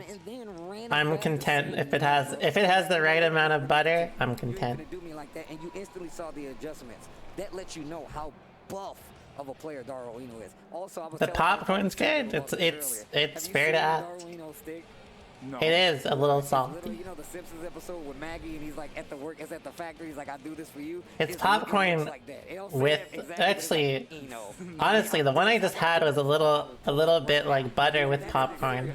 My man is, and he believes in Eno. Another thing that Daryl Eno says is like, yo, he doesn't believe Eno lose many matchups, but that's the kind of belief he has in his How's Leo performing against Happy Chaos? He does well. I like to call him El Caban. Yeah, that's just what he does, man. Look, the usage of antidepressants into his mix-ups is kind of godlike. Yo, that mix-up you told me about Idom, I actually want to see it in person, Yeah, bro. dude. That sounds grimy. It was crazy. You said knockdown antidepressant. You can tell it's cold as fuck in the venue because almost every commentator has had a hoodie on. was canceled into charge dust. And legit full charge dust, and the note was still going off after. I was like, wait a minute. So you was going to have to hold that no matter what? That's a Happy Chaos-like mix-up. Yes, and it it is. doesn't seem far-fetched, but I had never seen any person do it. And Idom did that. But I'm going to tell you right now, I've been watching. Yeah, all these, like, antidepressant days. scale is what it's called. My man has some of the craziest character switches ever. And by that, I mean how he adjusts, how he starts the faultless defense cancel, how he starts to air dash in. The things that he do to get to you is really bar none. I haven't seen people make adjustments like that many times. Yo, I'm just so happy for all the competition that's here. You know, I'm mad nosy, so I run around and I'm just asking people. I don't even care what's their feelings at that point. I'm just that greedy. I'll be like, yo, Pump, you made it? He's like, yeah. He said top 96. I was like, all right, bet, cool. So I did. So a couple people, you know, they gave me a couple of no's, and I was like, all right, bet. It be like that. Yeah, Sometimes like you gotta that. hit them. It be like that. We know how tournaments go. Yeah, man, but I think Lord Knight made it. Okay. I think I hope Kazan made it. I just want half of this bracket flooded with Yeah, I love Yipes' punk impression. It's so good. Oh yeah, why not? Hit him with the eye. But let's get it. Xando, one of the most consistent out there on his side of the field. I've seen this man. He was in the EA Arc Rebel Finals. I think he got top 3. I forgot exactly. Guys, correct me if I'm wrong. I think he got top 3. He was in the finals. Yeah, and he's like, what, one of the only people to beat Latif, right? He was online. That's why when he got to the house, he actually played him. Because he's like, yo, Him bro, and Slash has beaten. Latif. Yeah, for sure. Yeah. Yeah, man. In tournaments too. In tournaments. Yeah, I mean, that's good competition. That's healthy. That gives our Latif a reason to step it up, man. It is what it is. But we got Daru Eno, the man who pulls all the strings. Good God Almighty. Thanks so much for your sub, Bob. Catch his finger cuts. That's right. You heard me? No pick. I just say, Oh, we out here. Teleportation. Show me to my station. Monitor to monitor heaven or hell. Monitor to monitor hell. Oh, hold on. Yo, drop the swords. Where the burgers at? Let the intros rock. I love y'all, man. Did you ever say where the burgers at? What makes you unique? Yo, what makes you special? Imagine she just says mix-ups. Imagine. Let me see. She gonna say that, obviously. Oh, a fun gig. This is a fun gig for us, you know. Let's get it. Top 96, ladies and gentlemen. Moving forward, never backwards. We're going all the way to the top 8. Before it starts off, a little respect at the beginning. That's H into Daru. Oh, unfortunate drop. Oh my god, the 6 feet. Yes. Oh, dome. Yeah, I would have popped it too. I like how you delayed a little Oh, that's not good. You know, Daru has 50 meter. Yeah. Not gonna make much happen there. See those IVs. Oh, this is a good situation for Zondo. Never, never mind. Yeah. Now he's dead. Oh, that was it. I think he actually delayed the follow-up to actually fix the combo because I think Zondo almost went the other way. She was actually going off. Hit the jackpot. Oh, what a punish. Oh my god. I love it. Hey, you want to cook me and Benny Hannes? Nice 5P. Good interactions to stop the dash pressure with the 5P. Uh-oh. Daru almost has 50 meter again. Oh! You seen the fun? Oh my god. You might be do it. No. One more chance. But Zondo does have burst, but it's, yeah, I was gonna say, it's gonna be hard to use. Biodomin. My man was shaking over there. Oh, Eno, yeah, you don't want Eno to get comfortable. Thanks so much for the resub, as a seat chat. I have a friend that can You do dash slash, condition, go for the throw, go low, but he really be staring. Not the back throwing this attempt. I'm telling you, my man puts you on slump in the corner and she just struts up to you like, what am I gonna do? Wow, you knew he was gonna be a dash off block? Bro, what is Eno walk back animation look like, bro? It's nothing but back dash. This character don't block, bro. Shout out What's up, Larry? 6P. That's what he said? Bro, he asked me. Let's see RPS with the Eno. I'm assuming you mean on defense. Basically, it's like, it's literally just in, is she going to overhead or low you? But also it depends on the situation that led to it, because like some situations are better to RPS like actively into than others, you know what I mean? That is that. The cash out, I like it. Dead. Oh, dead. Yeah, got a little bit of a buff June 10th, man. A little bit of a damage buff. Bruh. Pretty freaking strong there, my good friend. A little too much. It's really strong. I suppose Ando. Oh, good. That was a good 2X. Waves. Oh, the dust that was climbing. That was climbing. Yeah, this character, bro. The delayed. Stroke. Yeah, how you delayed staggered in the air. That's crazy. Oh. I'm probably using sword there wasn't that great. Oh, that was a good 6P though. Daru has one more chance. Super? Yeah. Oh, nice RC. Yeah, that's safe, baby. That was a super wall break. Oh, that's not good. Oh, never mind. That's okay. YSC? I think he tried to bait that.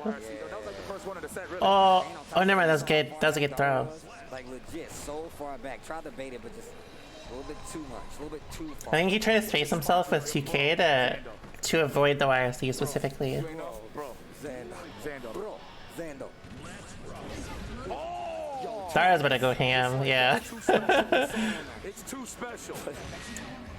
She said put in the salt circle. The salt circle. Oh, nice ID out. Turn the oven on. Oh, we trying to bait. What we trying to bait here? I see you. You're not that sneaky. I think Zondo shouldn't burst, but I don't think they will burst this game. Unless they get really close to winning. Nice whiff punch, goddamn. See the shadow creeping in the background. The sword is across the ground. That's so sick, and I never noticed it as this is right now.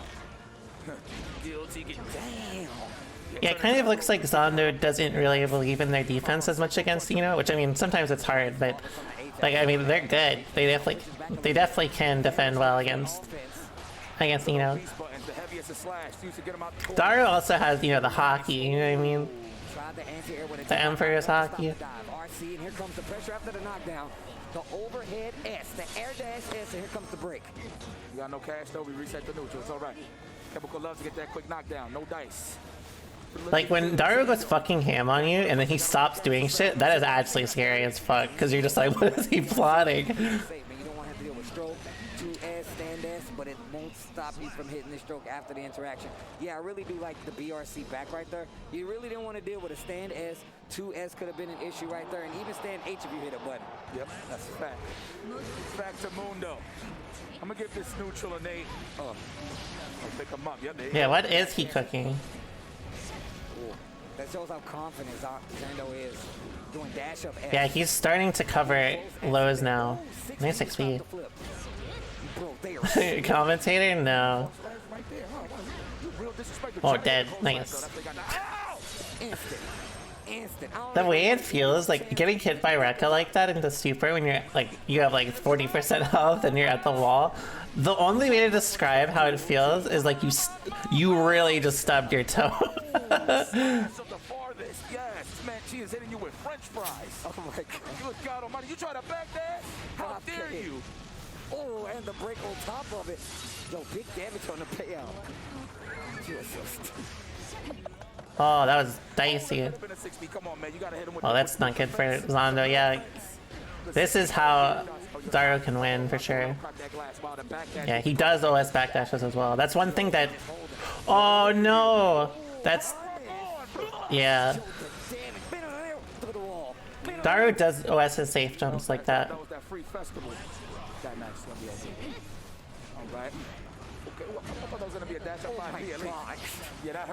Oh my god, Daru's about to flail on him. Watch. When you burst like that against Daru, he starts going fucking ham in his last round. He's gonna like dive or something, watch. Close. But appreciating these multiple overheads in quick succession. Good God, got opened up. Presents on Christmas, POC. Oh, presents on Christmas. Yep, he got popped. Presents on Christmas. Daru Ino sends Zondo to the losers bracket here. Zondo still played pretty well. Still a really good set to see. I love to see how they deal with each other on a high level. You know what I'm saying? Because there's not a lot of people playing to keep up with Daru Ino or Zando. So shout outs to them both. And that's only a piece of what we have to offer here at EVO 2022. And I'm going to tell you exactly what that is right after this break. You guys stay tuned. We shall return. Sleeping? Probably my regular one. Our partners at Power A bring you the Fusion Pro. Oh no. Spectra Infinity. The remarkable Fusion. Another ad. Is it 3 games? Wait. That was 2 games into an ad, right? Pro Pack, 3-way trigger locks, and much more. The officially licensed Fusion Pro 2 gives you a competitive edge when gaming on Xbox or PC.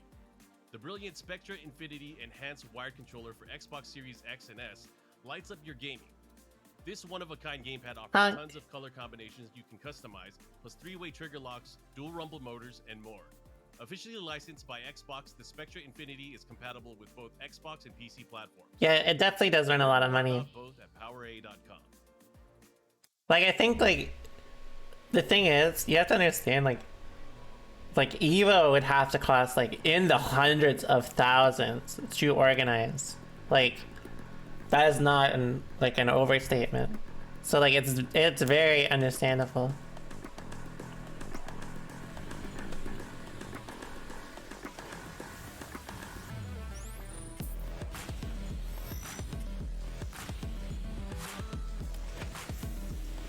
Would I have used Testament? Yeah, I would have. Will you see me play next year? I mean, you'll see me play probably this year. Plus, you mean at EVO, which I intend to go next year, yeah.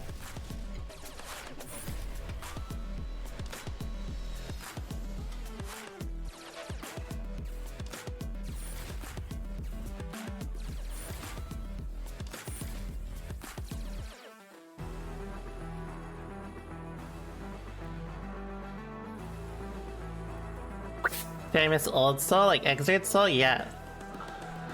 I preferred him way more when he was more of a mid-range character.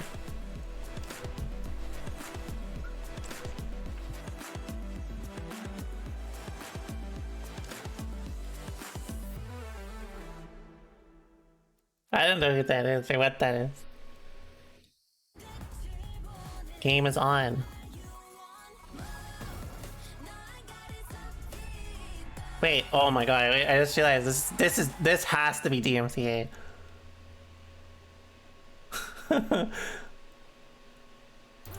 Okay.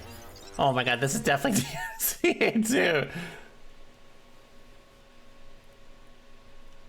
They're playing Bangarang.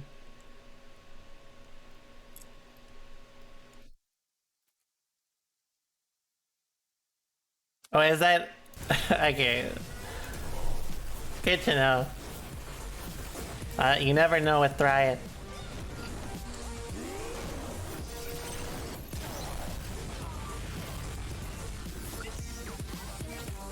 This is mostly like instrumental, so maybe it's fine.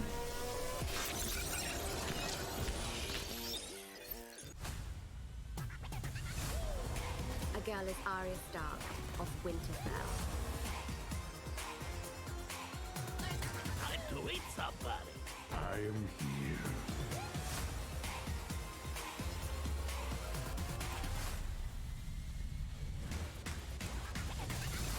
Really? This is what I'm up against? It's crazy how much shit Velma talks. I look good in a monocle. Okay. This shit is crazy too. They got the RGB fucking logos.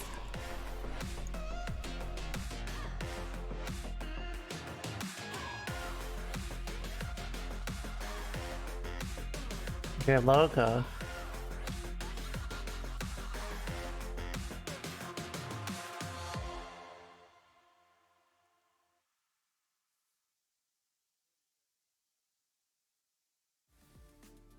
Shout out to our partner Rushdown Revolt, a free-to-play, fast-paced, and combo-centric fighting game.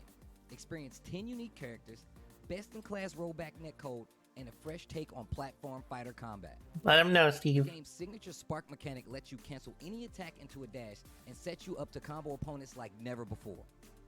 Their alpha is available now on Steam with an open beta release coming August 30th. The beta will have new stages and a new stance character, the chain-wielding assassin Reyna. I love it when they say like never before. I don't know, man. Like, Bomba, man, he's been showing, you know, once he want to close out, he's gonna close out. He's been imparting his will onto his victims. This might be his last chance, Bobby. They've already announced that balance changes are coming. Yeah, he's like, who knows? I gotta make the most of this, right? This is my best chance right now. Count it, Beyblade.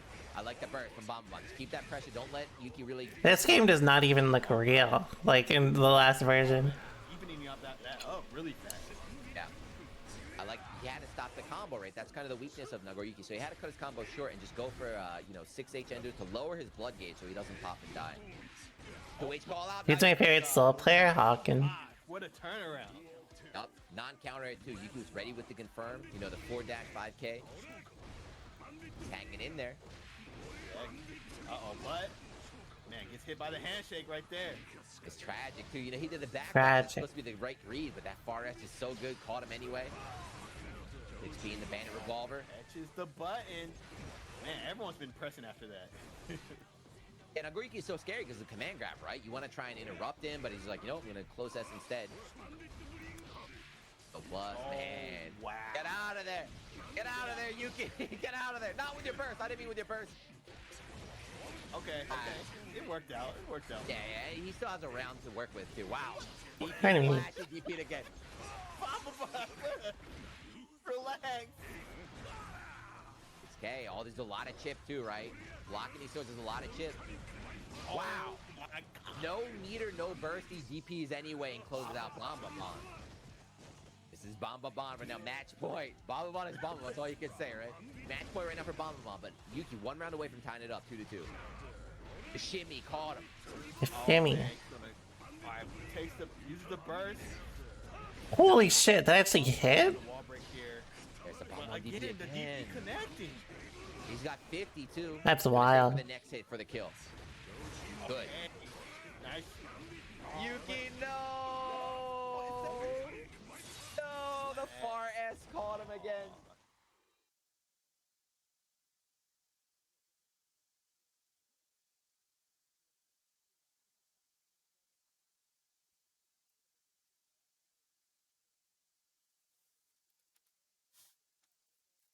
This is actually a long ass break. Hold on.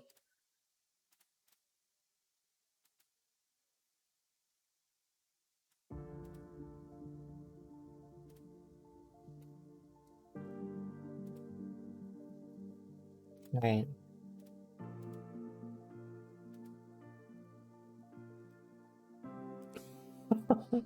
Hold on, a stealth check? You guys wanna watch a stealth check real quick?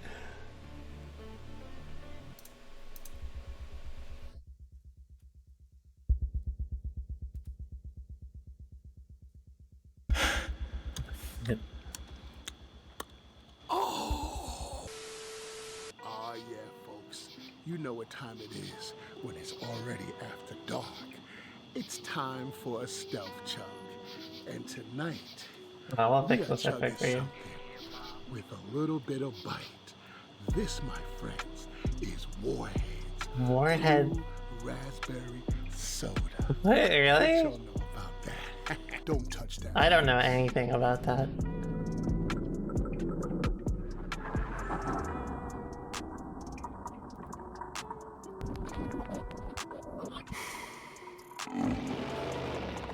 You're watching Badlands Chugs. What's good, folks, and welcome back to Badlands Chugs on another stealth mission. Oh man, there's no twilight. There's stealth mission. After dark. And this backyard is like the Dagobah system where Yoda is at. There's something alive out there, but you know your boy is the biggest, baddest person in this backyard. So we're making a video, all right? Today, we're chugging something that's a little bit on the sour side, all right? We are chugging some Warheads, folks. Warhead Sour, blue raspberry soda. Oh, man. Well, you know what Warheads He did is. say that, Warheads is the Dagobah. sourest candy in all the world. In And, all the yo, world. They made a soda from it, all right? I heard it's really, really sour. Pucker Oh, your that's lips probably and all good, that though. good stuff, I would all probably right? have But, this, yo, honestly. we about to try this. I got a few cans, and we gonna put it in the Das Boot, all right? As per usual, all right? So the Das Boot is back, making its return after chugging out the Thor's hammer. Hey, folks, I think I what do you had wanna Thor's see me hammer. chug next out of Thor's hammer, all right? Y'all let me know. But in the meantime, we are stepping into What do the you want to chug see zone. me Let's chug see if next we out can of do Thor's this. hammer? Oh, yes, with one hand. All right. Here goes the first one. Let's put it in the boot. Oh, is it bad? Oh. Oh, it is. It's okay, we'll have to wait. Sorry, guys. I know you guys are more interested in that, but you're gonna have to wait, okay? That matchup is hell, bro. There's no heaven in there. It's all hell. It's all Yeah, it's all hell hell. or hell. Yeah, for real. I just want to say I hate you, but I love your gold Lewis. You know what? I like the letter though. I like the love letter. So there he goes. I just wanted to put a face to the name. Look at this dude. Look at this G-Unit guy down here, clapping in the front row. I don't know who. Oh, this is definitely Darkrai if CJ was doing I that. just think about Kal-El. Is that weird? Yo. That's Terry. It's the hair. I always think about Superman. 2 frames. It's the hair. It's funny he came over here because this is definitely the matchup me and Say. That's Terry. That's not CJ. That's Terry Typhoon. He wants you to remember. Right? Remember. Oh, BRC4? BRC, excuse me. Oh, God blocks. 5T, and speaking of 2Gs, Ooh. I just heard Sajab say, my man, he might have the best and the worst 2P in the game, Gold Lewis. The best and the worst 2P in the game, Gold Lewis. He's here in spirit, ladies. Oh, roll that. Darkrai's, I was gonna say, Darkrai's defense looking kind of nice right Bro, he was bro. Shoulder day for sure. 5K. Oh, could have punished. That was a guaranteed punish. Oh, he's in there. Surfboard. Oh, this man is gliding. Okay, using the guard point. Let's go. That's the big man, John Goodman. Good defense. Yo, anime. John Goodman. I'm a big John Goodman fan. This will be John Goodman. Rock on. Oh, hold that enemy spy plane inbound. Oh my God, talking about the enemy spy plane. Ooh. Oh my God. Oh, that actually comboed. Layers of Blue RC Joe ran forward. We're trying to start something, but the YRC is a great The overhead. The overs. Bro, you're killing me right now, but here we go. Nice 6 feet. Say it with your chest. Yes, the paranormal activity. Good blocks again. Good defense. Damn, Darkrai is defending really well. 6 feet. Engage, turbulence. Oh, with this guard. Oh, good blocks on the overhead. Use the casket. You don't want to be in there. Grown, yeah. Well, that's all Darkrai needs. That's like the sick thing about watching this character, is like it literally does not matter how much health he has left. He could probably rob you. And did not hold back. Spent the RC to get the kill, and I really like what Tempest is doing right here. I'm learning a lot. I ain't gonna hold you. He is playing what I like to call full C's. Being at that 5K rate, anything that Nice. wins, he's gonna get a punish. But stay Damn, I didn't block that shit either. You don't want that party started. 6 feet once again. Really good for those strings, bro. Those broken strings, those staggered strings. Oh, that's that. I just got this drone, bro. Oh my God, mashing garlic. The big coffin swing. One-legged in the air, though. Both of them, but I think Gold Lewis is like actually the character to rob you the best. Like Leo still takes a lot of like hits, right? Usually. It's just the situation's fucked up, but you calling him Darkrai. Gold Lewis, like, can actually just straight up rob you in one interaction. Right, we're trying to get some counter hits on the stagger there. Nice 6 speed. Didn't get the counter hit. What a backdash. Gets the throw, and now you can lose. You legit can lose. What a flash kick, but the drone is still there. I'll take the trade, but you know what? You're still stuck in the corner. Successful. Oh, that sucks. Oh, that's okay. That worked out for Darkrai, because Darkrai definitely fucked that up. Honk. Oh my gosh.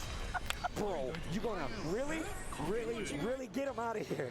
There's this guy back here with great hair, and he's just staring at me right now. Looks like Kal-El. Darkrai looks like they're starting to use drone more like just to cover like DP RPS. And oh, that sucks. Oh wait. Like pretty much, it looks like Darkrai is just avoiding all RPS, which is smart because so far Tempest has really only focused on RPSing with our Flash Kick. Enemy spy plane inbound. Oh my god, that's death, I think, right? Oh, I thought that was gonna wall stick. Now it's death. Oh, you're still dead. The drone off, my man. The drone, and then he hit her. That was a knee slapper. Nice. All right, let's go. Get him. Get him. He only got one good eye. Get him. Get him. Oh, the berserk got slashed. Oh, that was a good IBFD, but I don't know if Gold Lewis can do anything about that. Yes, sir. Oh, tries to hit him with the OP with the back turn. Oh, that's not good. Nice big counter hit here. Good for Tempest though. Overhead super? Yeah. You're not dead, but that's gonna hurt.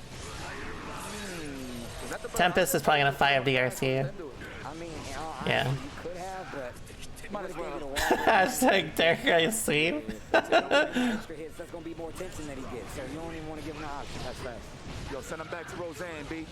Send him back to Roseanne. You know, I love Darkrai and all that, especially since he puts me through hell. But you know, at the end of the day, I have a New York City Metro card in my pocket. So I'm definitely going to be rooting for the guy 10% YC. Oh, close S. Oh. Oh, fast. Nice speed. I think Darkrai is a little too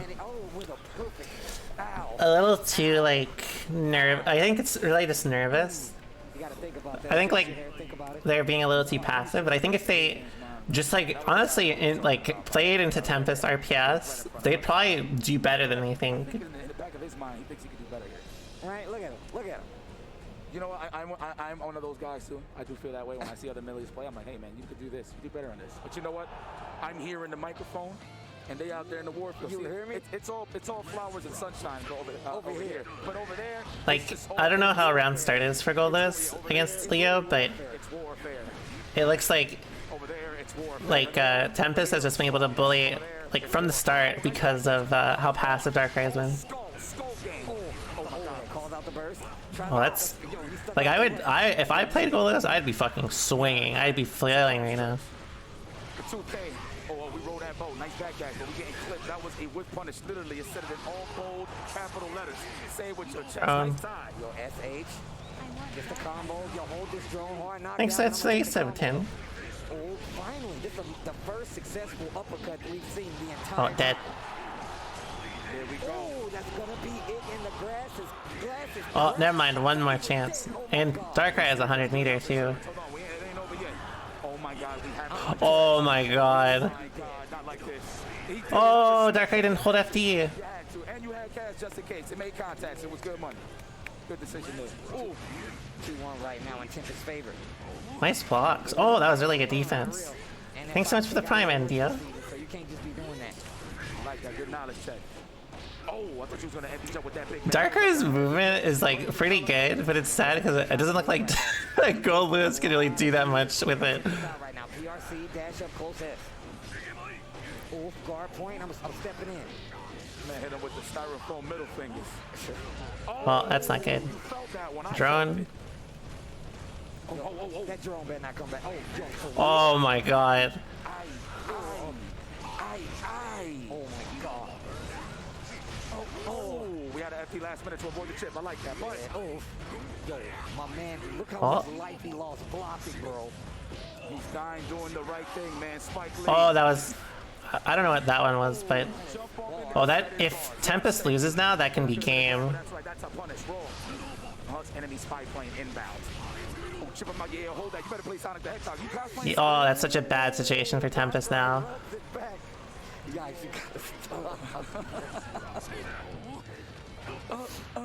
Okay, we're trying to stag that. We want counter. We want big fun. Well, We want big fun. never mind, now it's good for Tempest again. For the back turn, actually chases the back dash, actually. Oh. Dash up. He's got a nice back dash. Oh, that's unfortunate. Oh, dropped it though. Tried to go forward with the far edge, still not gonna work. Has the meter. Tried to bait throw, I think. Not guard your legs. I like that. Turn that into a high low up with an uppercut. That was clean, but we stuck in the corner. You might die doing the right thing, but we avoid. Oh, the throw. Nice. That should be it if you play it right. One at the corner. Yeah, Darkrai looked just... I don't know how that matchup is, but... it looked like Darkrai was just like a little too passive. Big shout out to Dog Rido because I've only Tempest kind of ran them over. He was ruling, dominating Top Celestial. He was like #1 for like a hot minute. You know what I'm saying? So he is a grinder for sure. I know this firsthand because he bust my ass. You know what I'm saying? But I'm letting you know right now, I'm happy that this guy is actually coming outside and getting a feel for this real competition. Yo, I'm gonna tell you right now, one of the things we were talking about online tournaments in general, but I'm gonna tell you, coming from even other games, seeing people in Guilty Gear come from that online tournament and be out here playing online or offline, excuse me, is amazing. Because I love the way some of these skills translate, man. It's a part of one, that net code, two, just the fact there's so many. You have to remember that like usually they fist bump immediately after like someone loses, so like it doesn't always appear on camera. So you people at home, offline, it's just as good. You see some of the best play in person. I've heard a lot of the players talking about how they prefer that offline Guilty Gear feel, and I can't agree with them more, but even still. It's Mooch instead. It's so ill because, like, all right, obviously when we get to the top 96 side of things, yeah, that's going to be crazy, that match. Obviously we're in the top 96 side of things, so it's going to be condensed competition, right? Very dense, if you will, in terms of the quality of play that you're going to get, right? What's funny is in this small little bubble, top 96, I would say like 60% of the cast that's in there has been playing each other in long sets. Yeah. So it's crazy, right? Like they actually bumping into where it actually means something. So no matter who won the sets, it's all about who can make it count in the 3 out of 5. And guys, You gotta save it for the next ad break. So right now on deck we got Stealthy versus Flash. So keep that in mind. That's going to be fire. And even the reason why, of course, being Flash being the legacy player and Stealthy being the new blood, and of course, Flash plays Axel as well. Then after that, guys, so you don't have to go anywhere. Hit him with it. No, you hit him with it. You hit him with it. You want me to hit him with it? Hit him with it. We have none other than REM Celeste going up against Nasser's very own Latif coming up. So I promise you, you don't want to leave. And when I tell you this next match, after that is going to be a banger, I'm not even going to tell you. A banger. I want you to stay here. And then tell me I'm wrong in the chat. Let me know if I was wrong in the chat. If we get to the match after the next match and you're not like, oh my God, let me know I'm wrong. It's an Axel stream. There's a little bit of one. It has been immaculate. Okay, this is gonna be interesting. Flash says, all right, move over, dude. Active with the character to be like in tune with the matchup a little more. But I'm gonna be honest, this guy is all about knowledge checks. Nah, he is. He is a lab monster. Flash, legacy player, been in the mix for a hot minute, been here before, and he has defeated the likes of Stealthy at the $5,000 face-off challenge. So this is pretty much a rematch here for Stealthy. This might be a revenge match, if anything. So Revenge match. Having this Axel experience, and I know like Flash feels like Axel is good, but he still has to work too hard. So that matchup knowledge is definitely going to go a long way here, but not right now because the life lead is definitely in Stealthy's favor. Damn, that actually comboed. Oh, Good decision to wait on the burst. People try to delay they folks to try to stop people from dashing in. No, that is a big button coming to you. Oh, Stealthy fucked up. Oh, that was so good though. That's really good movement. The close slash. Yo, PRC. Oh, that was a punish on landing recovery. 5D. I think next mix is 5D. Oh, never mind. They burned the meter. The lady. Ooh, the check of the dash with the close slash. Wow. Wow, that's close slash, right? Yeah. Okay. I'm about to say. Yeah, the what is it? $5,000 challenge. They keep bringing that up. Okay, same. Why does everyone stand block Fuji Arc? It's because if you stand block it, it's less advantageous. Like that? Yeah, 2H. If it hits later, then like the more plus it is, right? Zoning is good, but we in though. Flash is comfortable. You try to hold up to try to IED out the corner. Get blessed with Nice air though. I love Axel's air throw. Wow, they put the Oh, unfortunate drop. Oh, double unfortunate drop. After the PRC, big counter hit on the apron. Oh! That whiffed? Oh my god. He's salty. Flash is definitely salty. Yeah, that was a lot of swing in that one too. I got the round transition. I thought that was still the first round. Yeah, a lot of the offense from Flash obviously likes to go to with grab pressure. Pretty much treats the character like a commando. There it is, right? Just to set up the fully charged stun edge. But good reads on Stealthy side, holding up back in right situations to get a good punish. Yeah, it goes until top 8 tonight. Oh, you're dead. That is hella dead. Oh, perfect. Salmon. Yeah, that's the salmon. That's good. That's good. That's good, Eats. That's that good fish. Yo, exactly. Yo, actually, I'm all about the salmon, bro. I love it. I love Brussels sprouts too, bro. You know this. You know. Yes, you know this. Yo, just put good vibes only in the chat, guys, if you like Brussels sprouts. But they gotta be crispy though. Facts. Kind of like this gameplay. Good God, the jump in arc kick. The jump in arc kick. He's jumping in. What am I saying? Damn, that actually hit. They are playing a little scrambly right here in the mid screen too. Now Stealthy knows he can't get pushed to the corner, else he's gonna be in trouble. So he's fighting a lot harder. Just as I say that, YRC hits the big counter hit, calls out the burst from Flash. So Flash is getting the reads right now in the offense. He's noticing that Stealthy's holding up a lot more. You're gonna see some big brain plays with some air grabs. I'm telling you, yo, it's coming. Yeah, that was a really fast answer back. That is Flash Metroid, yes. Ties up the set 1-1. I am watching until top 8. I won't be able to watch top 8 tomorrow, but I'll probably watch. I'll probably like stream the VOD with everyone, and we'll go over it. Ladies and gentlemen, the clock. Oh wow, what a good check, but no conversion into the 2. Trying to get that big counter hit damage. Oh yeah. Damn. Yeah, I was gonna say he's got a burst. Oh, right in the forehead. Watch it. Trying to close the Oh my god. turn back with an uppercut right on you. Dash in. Actually, Flash is going fucking ham. That's a cool way to get out the corner with the PRC. That's nice. Oh, we in there. OTG. He messed it up. He kind of used it more so for the mix-up potential. You know what I'm saying? But he got the job done. So it's all right. Record my action. I'll be moving. Oh, jumping. Probably anticipating a 2H. Stun edge, the pressure. Trying to go for the counter hand. Like the delayed 2 slash. Trying to get the big damage. You better watch those legs. Stealthy's defense getting crispy right now. Uh-oh. Yeah. Stealthy, you know what? Moving. Damn, these movers be moving. Taking a turn back with 2K. He's about that life. Okay, one throw. Oh my God, the pressure's on. Don't break the throw. 2 throws. Go for the throw and the close. Yeah, that's I'll probably try to match TK. Kind to a grappler, bro. Ese the 5K after the dash cancel close. It's very meaty close. Yeah, bro. I know you was just talking about that. On top of that, that bait's first too. Like these 5K dash cancels gonna bait. They can't do nothing about that. They recover right on time. It was that meaty. Yep. Oh, I could have been a 2H. Look at the 2H, baby. I want the obese buttons. I want him. Oh, that could have been it right there. Oh, back to the corner. Lights back throw. We're going to pop soon. Jumping out this time. Flash really got stealthy on the ropes right now. I'm telling you, man. Look at this. And now it's a throw game. Watch for the God damn.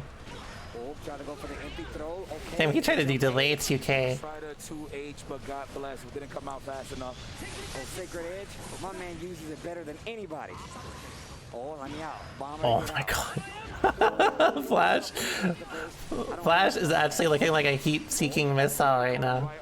Just like he slowly flies across the screen and Flash just bolts after him.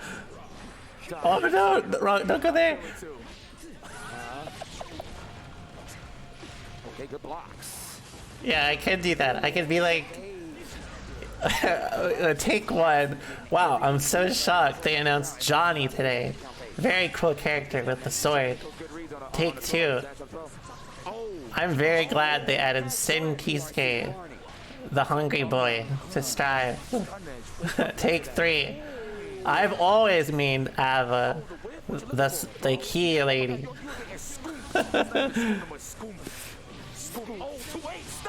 Take four, Dizzy. I would cosplay Dizzy one day if she was not so appealing. And now Flash taking him out, hitting him to the loser side of things, and putting on the rainbow beanie on top of it. Yeah, you got Wash. Oh, that's a washing cap. What is that? Oh no, it looked like a clown. It actually looks like clown hair. That's what it looked like. It looked like it was like a clown wig. But either way, my man's still alive on the loser side of things. Flash gonna take a 3-1 over Stealthy, pretty clean at that. It's pretty. It's a bit of a disadvantage, a little bit, right? I was Think about the Dizzy cosplay. He hasn't been playing the character in a while, you know. Maybe be a little rusty on the knowledge checks, right? But nah. Maybe we'll cosplay Dizzy one day. When he needed to.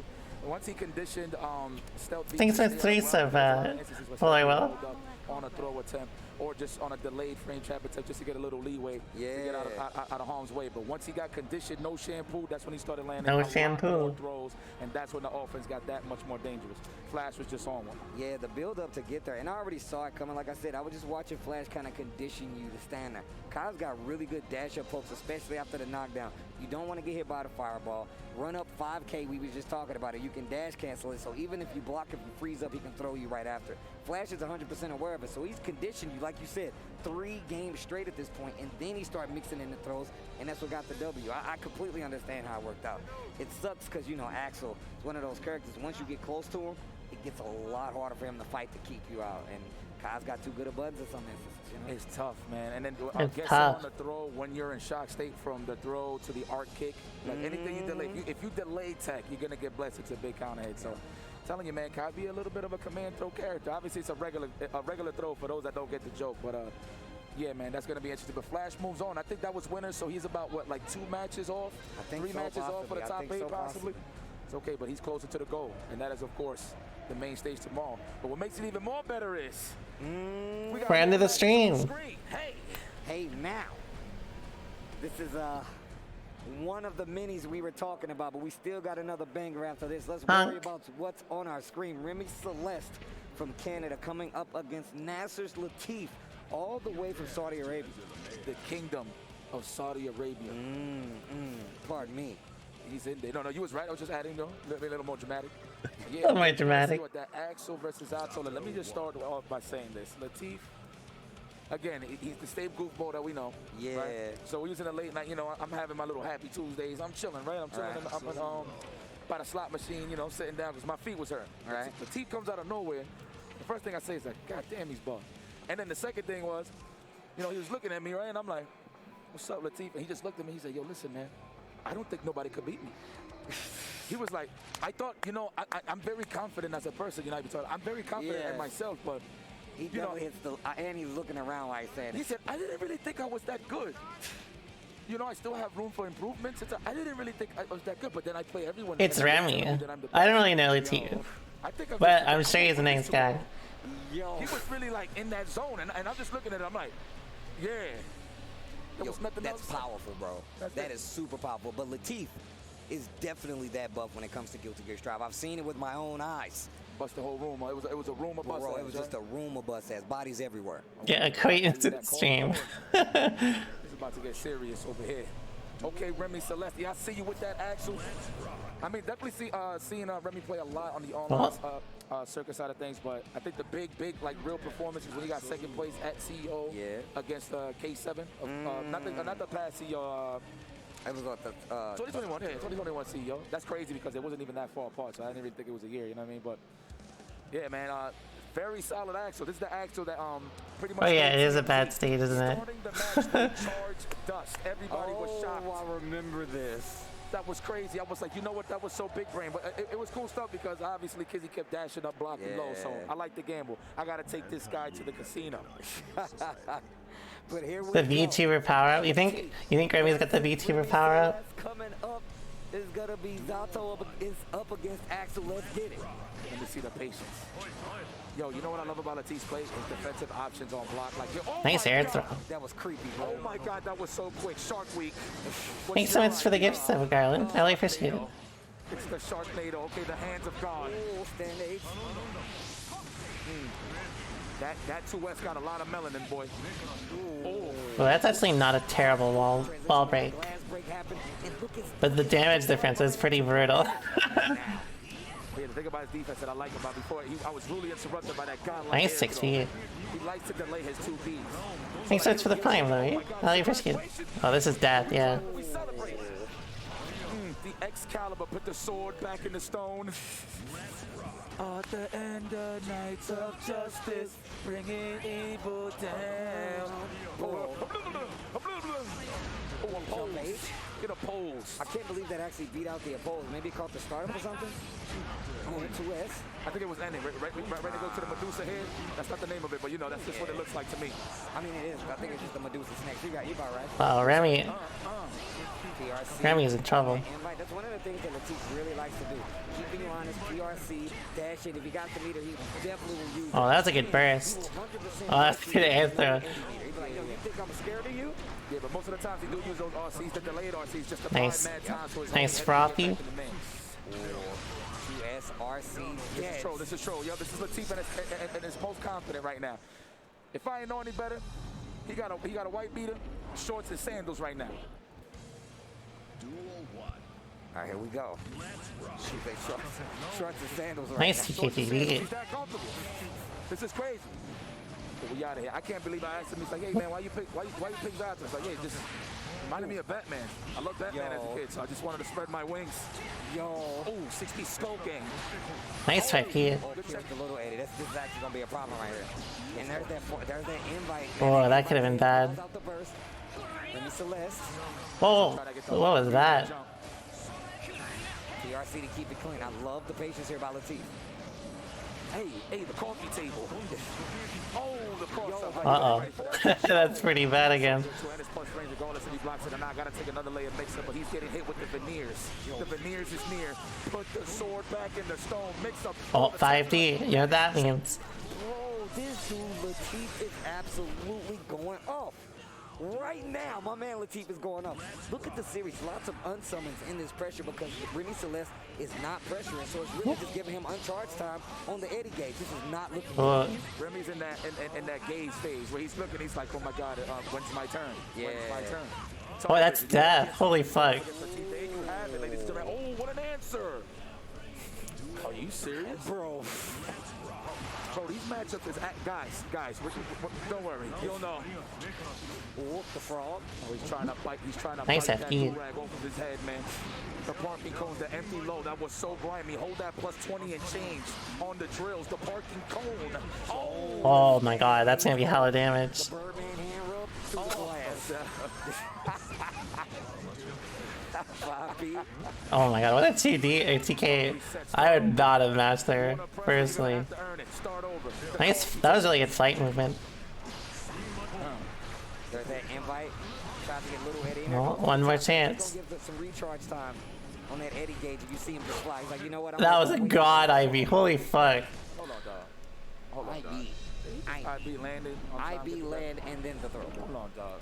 Hold on, dog. Duel 1. Looked like it was all part of the plan. Hey, yo, check the Smith. Yo, I want him drug tested. I want him drug tested, man. Bruh. Latif has been playing like this ever since he's got here, and it has only gotten better, bro. I promise you, one of those jump slashes are gonna get 6 feet. And it's really like what Nice 2 apps. Zato out of this entire time. Oh. All about the new First save. sword back in the stone. Bro, let me tell you something. This is prime Latif. That was really good air there. It's so important against matchups that keep you out of range. Oh my God, you knew. And he still got the throw. Unfly. Yo, I was gonna say, I was expecting command grab. That is throwback Zato pressure. Bruh. You know I want to say something nasty, but you know what? Nice. Remy Celeste. That is only like 0 on hit or some shit. Oh no, that was actually that was a really good wall. That was really good to take to hit. If Remy had actually like went for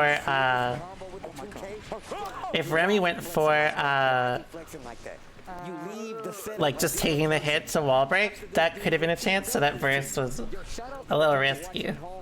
Shoutouts to the crowd out there watching this Guilty Gear Strive right now. This is wild. That's one thing you can do against Zato when he doesn't have when he doesn't have 100 or 50 meter, and like the wall is about to break. You can just backdash in a drill and like wall stick and basically reset to neutral if you think like you can fight him there. Mama, there goes that man.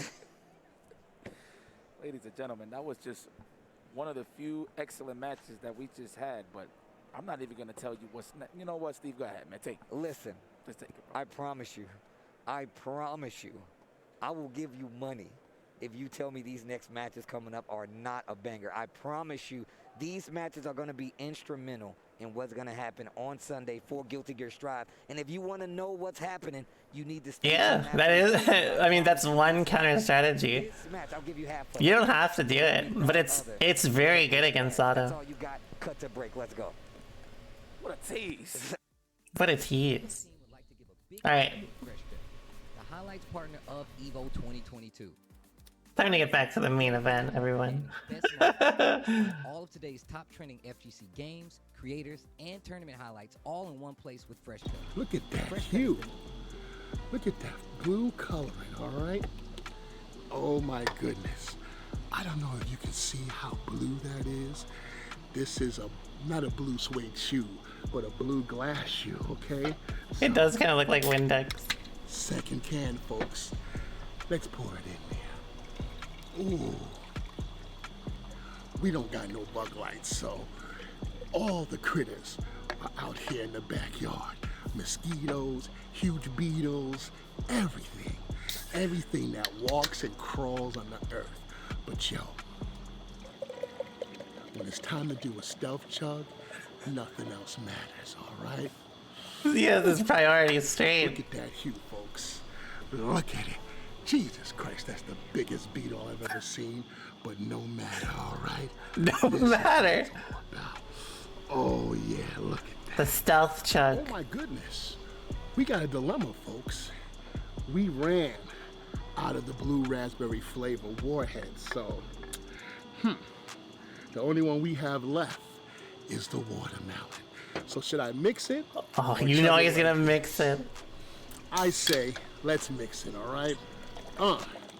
Look at that. Look at that. Oh my god. Oh my goodness. It's like purple. Wee. Oh. This even smells sour, all right? Last can. Going into the boot.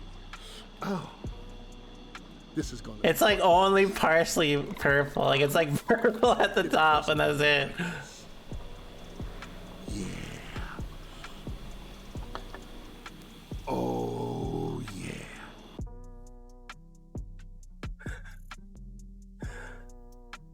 All right, folks. The moment we've been waiting for. Look how blue this is. That is purple. That's purple, my dude. Oh my goodness. So, but like, look at the shoe. It's blue down there. Warheads, blue raspberry, and watermelon sour soda. All right. Big ups to my soda plug, Pete's Pop, for getting this to me. All right. Oh my goodness. Here we go. I'm a little nervous, folks, but enough talk. 3, 2, one.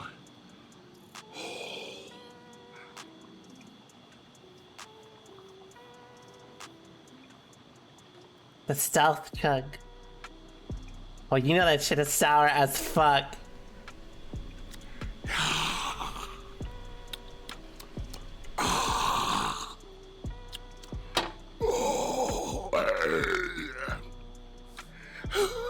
Thanks so much for the sub, Greedy.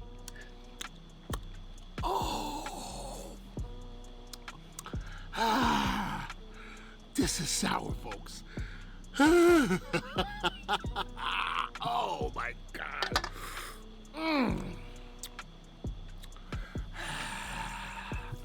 That's a sour sucker. Ooh. My goodness. Yo, if you ever see this anywhere, you gotta get it, but be warned. This is the most sourest thing ever. And I think Hell it's yeah. I'm glad you got to hang out. a certain color, all right? My tongue is blue. Hope you're having a great time at EVO. So it's kind of purpley, all right? Kind of purple. Whew, it's pretty good though.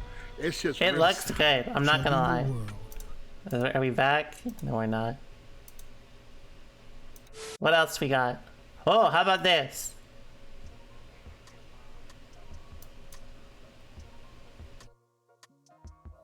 This looks so good. Oh my goodness. Thanks again. You too now. He's going to the drive-thru. All right. Whoa. Let's do this, folks. Don't touch that mouse.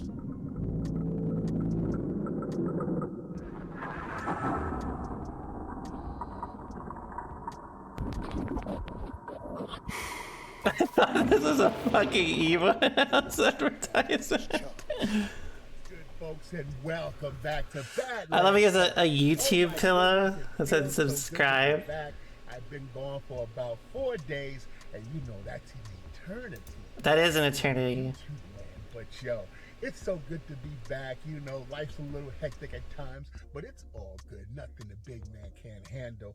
And yo, Sonic got something brand new, folks. Oh my goodness, this right here is the Sonic Churro Milkshake. Man, this Sonic right here, I don't know what it tastes like. We don't have Sonic. I've never had Sonic before. But yo, when I heard that they had But this looks like a good shake. Man, it brought me back to the times when I used to work at the subway. Ugh. Yo, man, every time in the station, there'll be somebody in there selling Shit. churros. You know, I'll probably get 2, 4, maybe 6 of them and have a good day or have a good night with them. And oh my goodness, you know there's a churro inside this puppy, all right? And man, oh my goodness. I can't wait to do this. So let's step into the chug zone. You know what we doing. So that the churro don't get stuck in my PVC pipe or straw. I'm gonna dig it out right now. Let's dig this puppy out. Oh yeah. Where you going, churro? You can't escape the wrath of Badlands chug zone. Yeah, I'm a big Dairy Queen fan. I mean, I am the Dairy Queen, so I guess that lines up. It's nice. Sweet. Thanks for the plus too.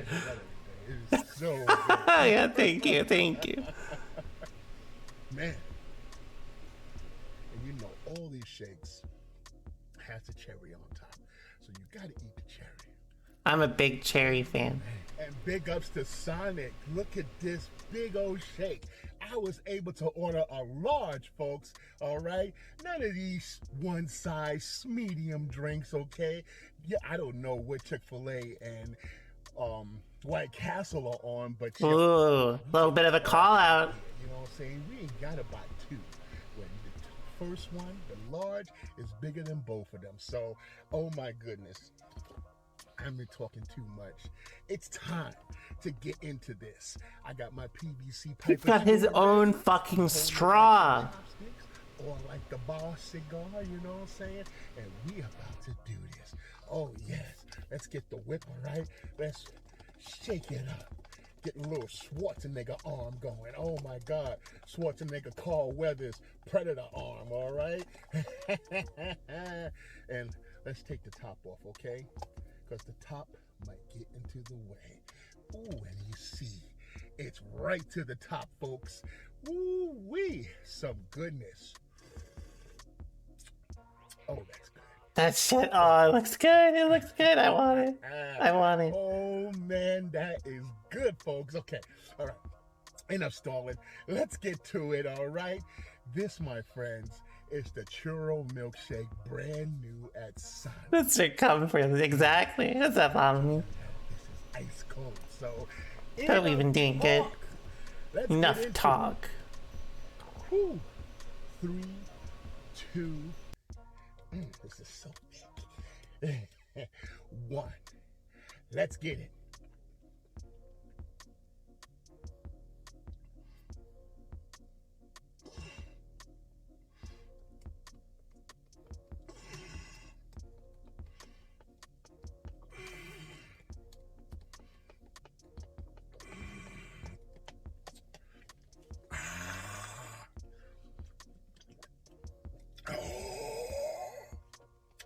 Fridge cold, folks. This is frostbitten. Oh, let's finish it.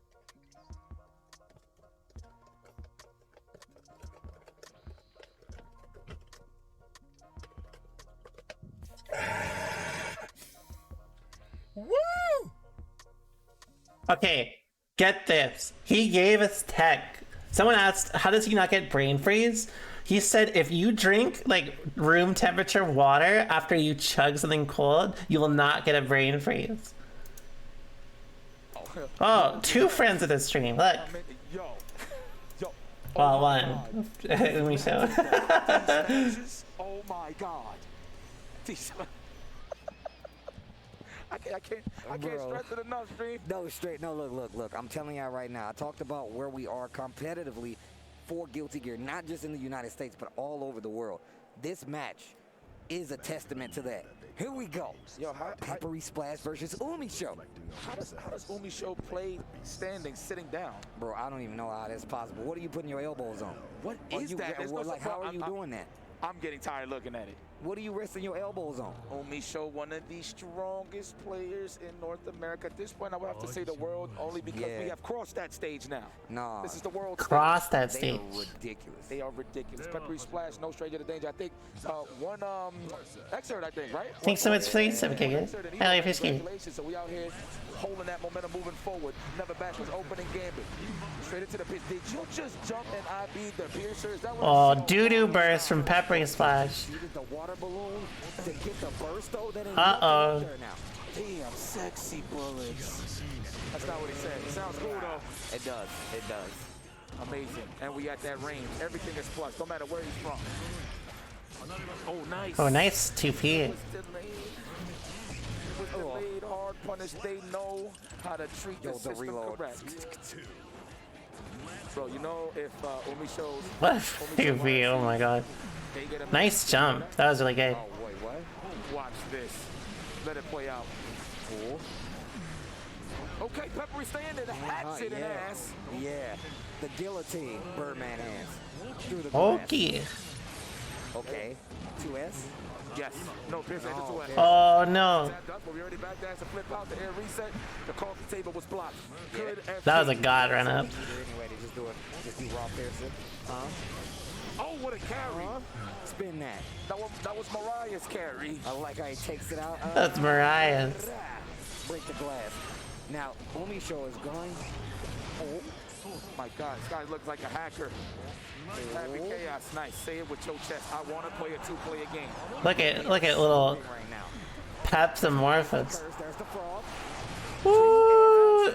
Oh no, if that was clean hit, that would have been death, I think. Oh, never mind, that's still death. Let's go.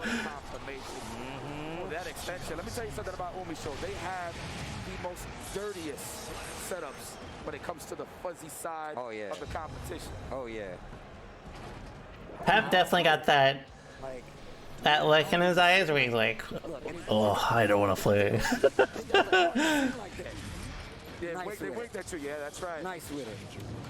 I'm the Dookie. That's me. He doesn't. He said, I'm the Dookie. Barefooted. Feel that pressure. Wow, full reload. That's how you know. That's how you know they're in their head. Oh. Yeah. Watch the show. Jump. Huh? Get slumped on the wall. Oh my god, that RNG was insane. I guess that was probably still in box time. Shoot him. Oh, salmon. Salmon. Feel the song going off in the background. Air throw. Nice air grab. Not being thirsty for the offense with the 2S. Very nice. Tap dust. Pearson. Clap your hands together. That was burst safe. 6-8. But this wall break is pretty bad for Pep. Ooh, R.L. Stein. We are all accurate. What a block.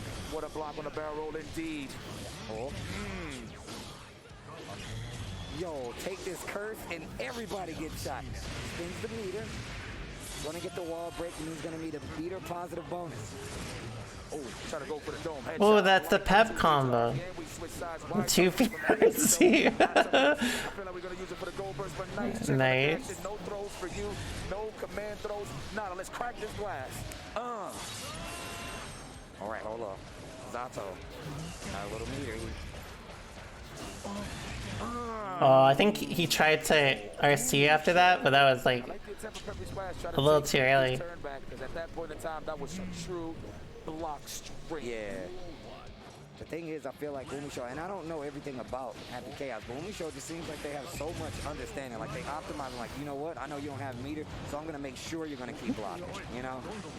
Kind of just drains all the way. Like, yo, I can't defending against. That's a good burst because Pep has no burst, and he didn't have Eddie at the time either. Well, he wants to win. Oh my god, he's dead. Oh, I thought, never mind, I thought we should gain more meter. Oh, see, look at how badly he wants to win. No. Lots of scaling. Execution. Okay. Umisho's got a chance. BRC? No. Oh, he's gonna do the... There it is. Oh my god. I thought Pep was gonna do like the infinite string. Backdrift blue RC to assess the situation. Slow down time. That is what Happy Chaos does. He plays with his time. He's 5 Ps from Umisho. Oh my god. That was a perfect shimmy. Wasn't ready for the big punch. Oh, the close S finds the mix with the little Eddie out, breaks the glass. Here's the 2S, yep. That's what I would have done. You got to protect that gap. You got to fill in the gap. Yeah, you cannot backdash that. The backdash gets caught by the frog. Dead. It's over. We chopping that in half. I like it when Zato says dinner time after that. February needs this round to stay alive, actually, though. 2S counting hit goes straight into Pearson. The 2S is actually going to get the pickup, not going to go for the break, but... Oh my god, that was not a good burst. Oh, that didn't even combo? 5H. Oh my god, beautiful position here for Pepper Splash to 6 speed, but I like the IED to get out the corner. Umisho. One more chance for Umisho. Same situation this time. I got super though, so you're not gonna die. Actually, Umisho's lost because Pep can just loop pressure for free. Fill in the blanks with the 2S. Yes, I like that. Are we gonna wire C? No, excuse me. I'm looking at the wrong bar. Put the sword in the stone. Faultless right there. That means all. Pep can just chip out Umisho at this point. Because of this pressure. Look at this. Yeah, the minute you get in this situation versus Zato, where you start faultlessing, what do you do defensively if you don't have that YRC? That's one of the things I learned from you. I keep half now. You ain't finna kill me, and I'm stuck there just blocking forever. Yeah, man. Nice execution. That's, oh my god, that was not good. I told him. He's actually doing it. Oh, I had the whole collection. I did too. Oh my god. Oh, PRC forward. That's a pretty good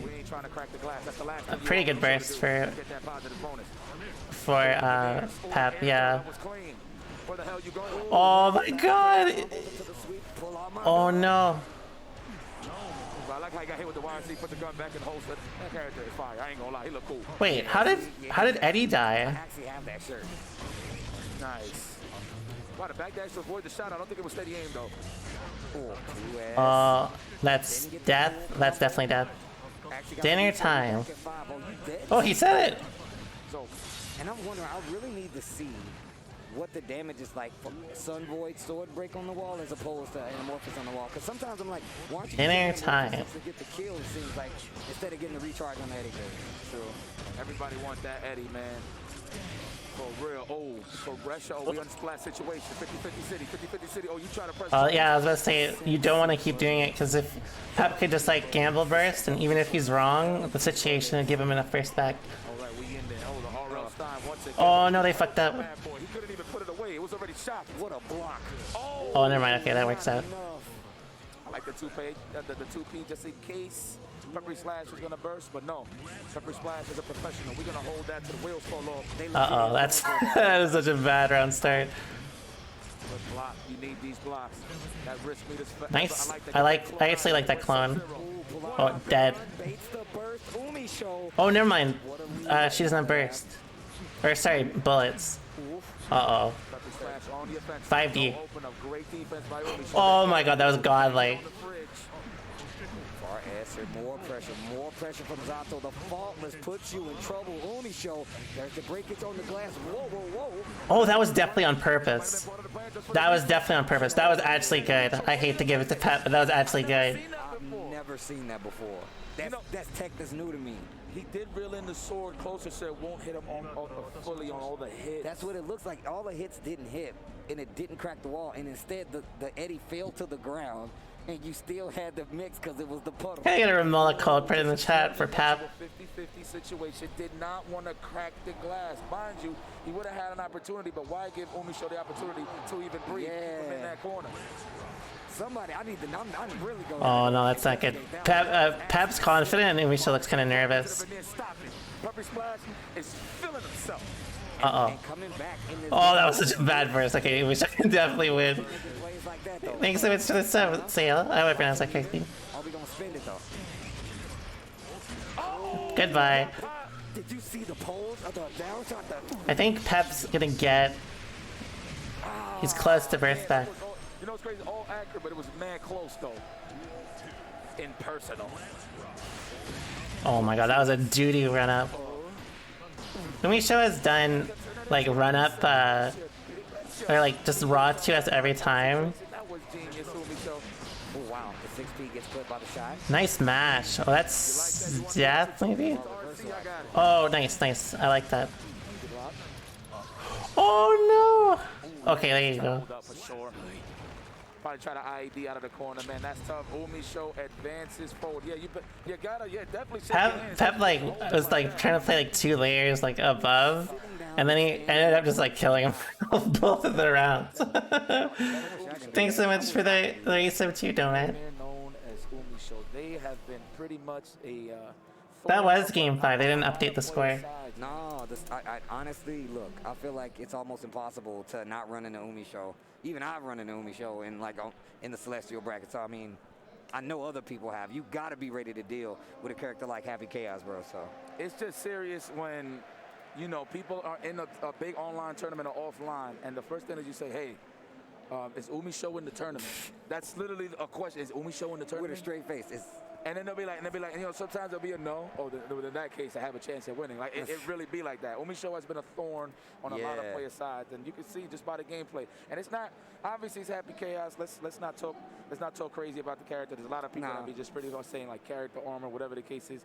You still have to get technical with the character. You really do. But I mean, obviously, if you master it, you can master the BS. But at the end of the day, you Damn. have to put in the work. Yeah, he was spitting right now. Umisho. Pep getting disrespected. Next, we actually have the same match, but we have Lost Soul. Ooh, speaking of Happy Cats. Left it. Whoa. Man, so that's gonna be good. Once again, 2 players that were pulled up to the Gear Project. Yes. I did not see them play. So I don't know what that history is going to be like, but this is an international match. Leffen, the big Swede, they call him, going up against Lost Soul.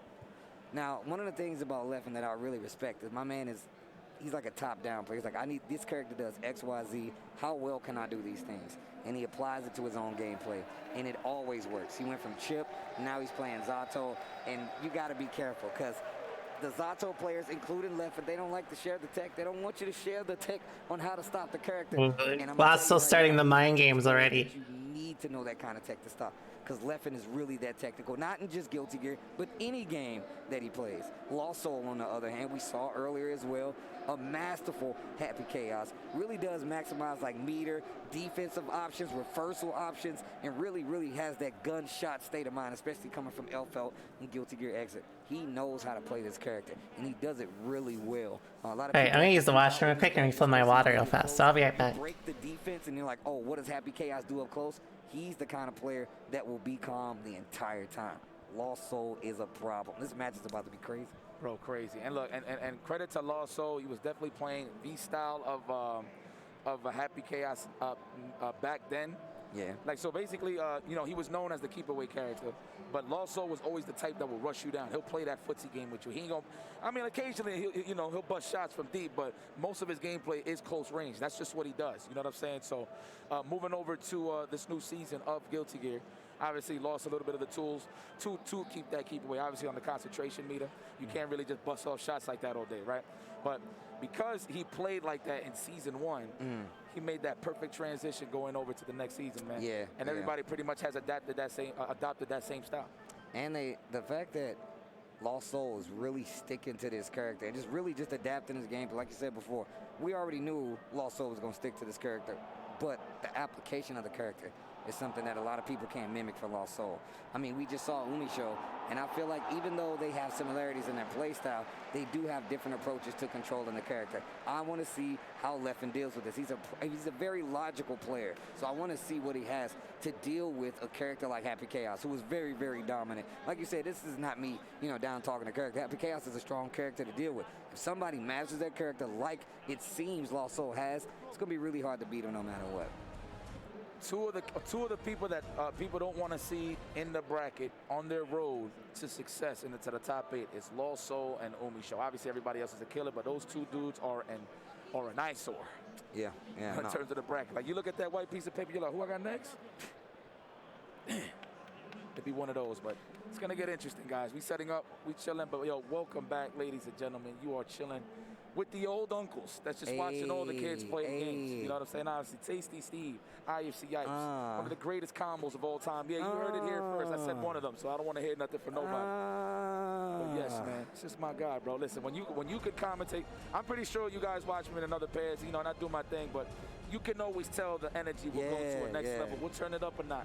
Yeah, you can tell. With the homies. Yo, real talk. You gotta let people know that's the truth. And on top of that, you know how I get down. When I come to events, I really do like to commentate with the boys. I love commentating with Sage Jam. I got the opportunity to do that. I love commentating with Rip. I love commentating with you. And it's a lot of talent out there to do it. But when we get on the mic, man, you already know the kind of energy that you bring. I instantly get hyped because I know that we've exchanged those battle hands. And we know what we're looking at on the screen, man. It's beautiful to come together. And I love, and I mean I love. Have they not started the match yet? Oh, man, I really do love being able to sit here in front of games, talk with people I love. This is my brother right here. Explaining to people what's happening on Damn, thanks to the sub direct. Damn, 36 months. Crazy to me. Fighting games right now at the point that they're at, we got international competition. We back outside on top of that, and we still get new stuff to play all the time, man. It's a beautiful time to be a fighting game player, yo. And besides the games, even the staff is growing. The family of the FTC is growing, man. Look, you know it's getting serious on the commentary side of things as well. When damn, it's cool out there. Yes, got some game into watch. You know what I mean? Back in the EVO, like, a couple years ago, obviously before the pandemic, it was a lot of commentators, but most of the bulk of the work was given to like me and Steve in terms of blocks like that, Sage Jam, so we was doing a lot of overtime, if you will. But now, because there's so much talent that appreciates fighting games just like us, it actually kind of takes that off of our back now. Because I literally looked at my schedule, I was like, oh, snap. I get to breathe. I get to breathe. I get to eat. I'm eating. Yeah, right. You know what I'm saying? But it just goes to show you how we're growing, man. From the commentators to the staff to the bracket runners to the production, of course. You know what I mean? Everybody that's involved. This is becoming, man, this is a beautiful thing to be a part of. And speaking more about the commentary thing, I actually took on a commentary pupil, Miss Iambic. I actually was doing like lessons with her. We did 3 lessons throughout to really kind of refine. The EXO Academy, Shout out to EXO Academy, of course. Shout out to Iambic. amazing commentator already. Went in and really had a chance to sit and talk with her about our commentary. She came with me and was like, yo, I want to work on these things. I want to learn about these things. And I really just gave her my mind on it and how it feels to be a commentator and just try the best pointer in this position for EVO commentary. Did a block with her earlier. My first EVO commentary block was with Iambic, and it was amazing. It was really, really cool. It was really cool to see her put the things that I told her in her commentary, and then just watching her commentate other stuff and have her legit, like, she listened. She had notes, bro. I was like, this is tight. Like, she actually was listening to me, and she put it to good use. I've been watching her commentate all day.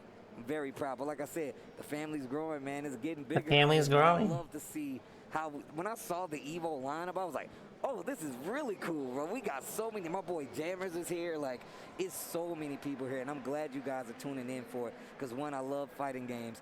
You know I love Guilty Gear. And the fighting games, man, this community is buff. It's a very strong place to be right now. Wait, are they really still doing button checks? We here now. I don't know what exactly we're waiting on here. Maybe technical difficulties on the game side, because the production is great. We're still here live, right? So.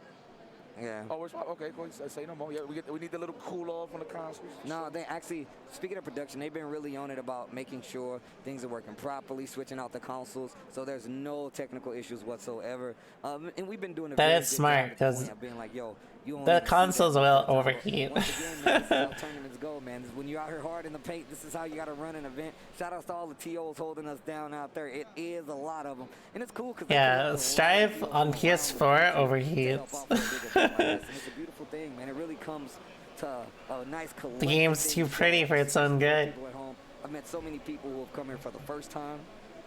It's amazing. It's amazing.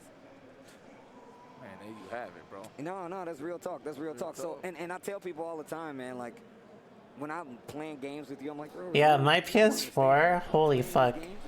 I remember when I was streaming the beta of this game last year, and like, it was on PS4 only. Holy fuck, it was so goddamn hot in my room. Like, I had to like actually like leave my room to fucking breathe. Like, it was brutal. That shit was too much. That next generation of Guilty Gear be really strong. I never even considered Leffen somebody that would be like, yo, playing some Guilty Gear. We're gonna be talking about Leffen playing Guilty Gear. Never occurred to me, but here we are. Leffen, potentially one of the strongest players in the country, definitely one of the strongest players in his region, you know what I'm saying? And really about taking these characters to their limit, you know? Like vocally, you know, some people they play and they just like, look, I'm just trying to win.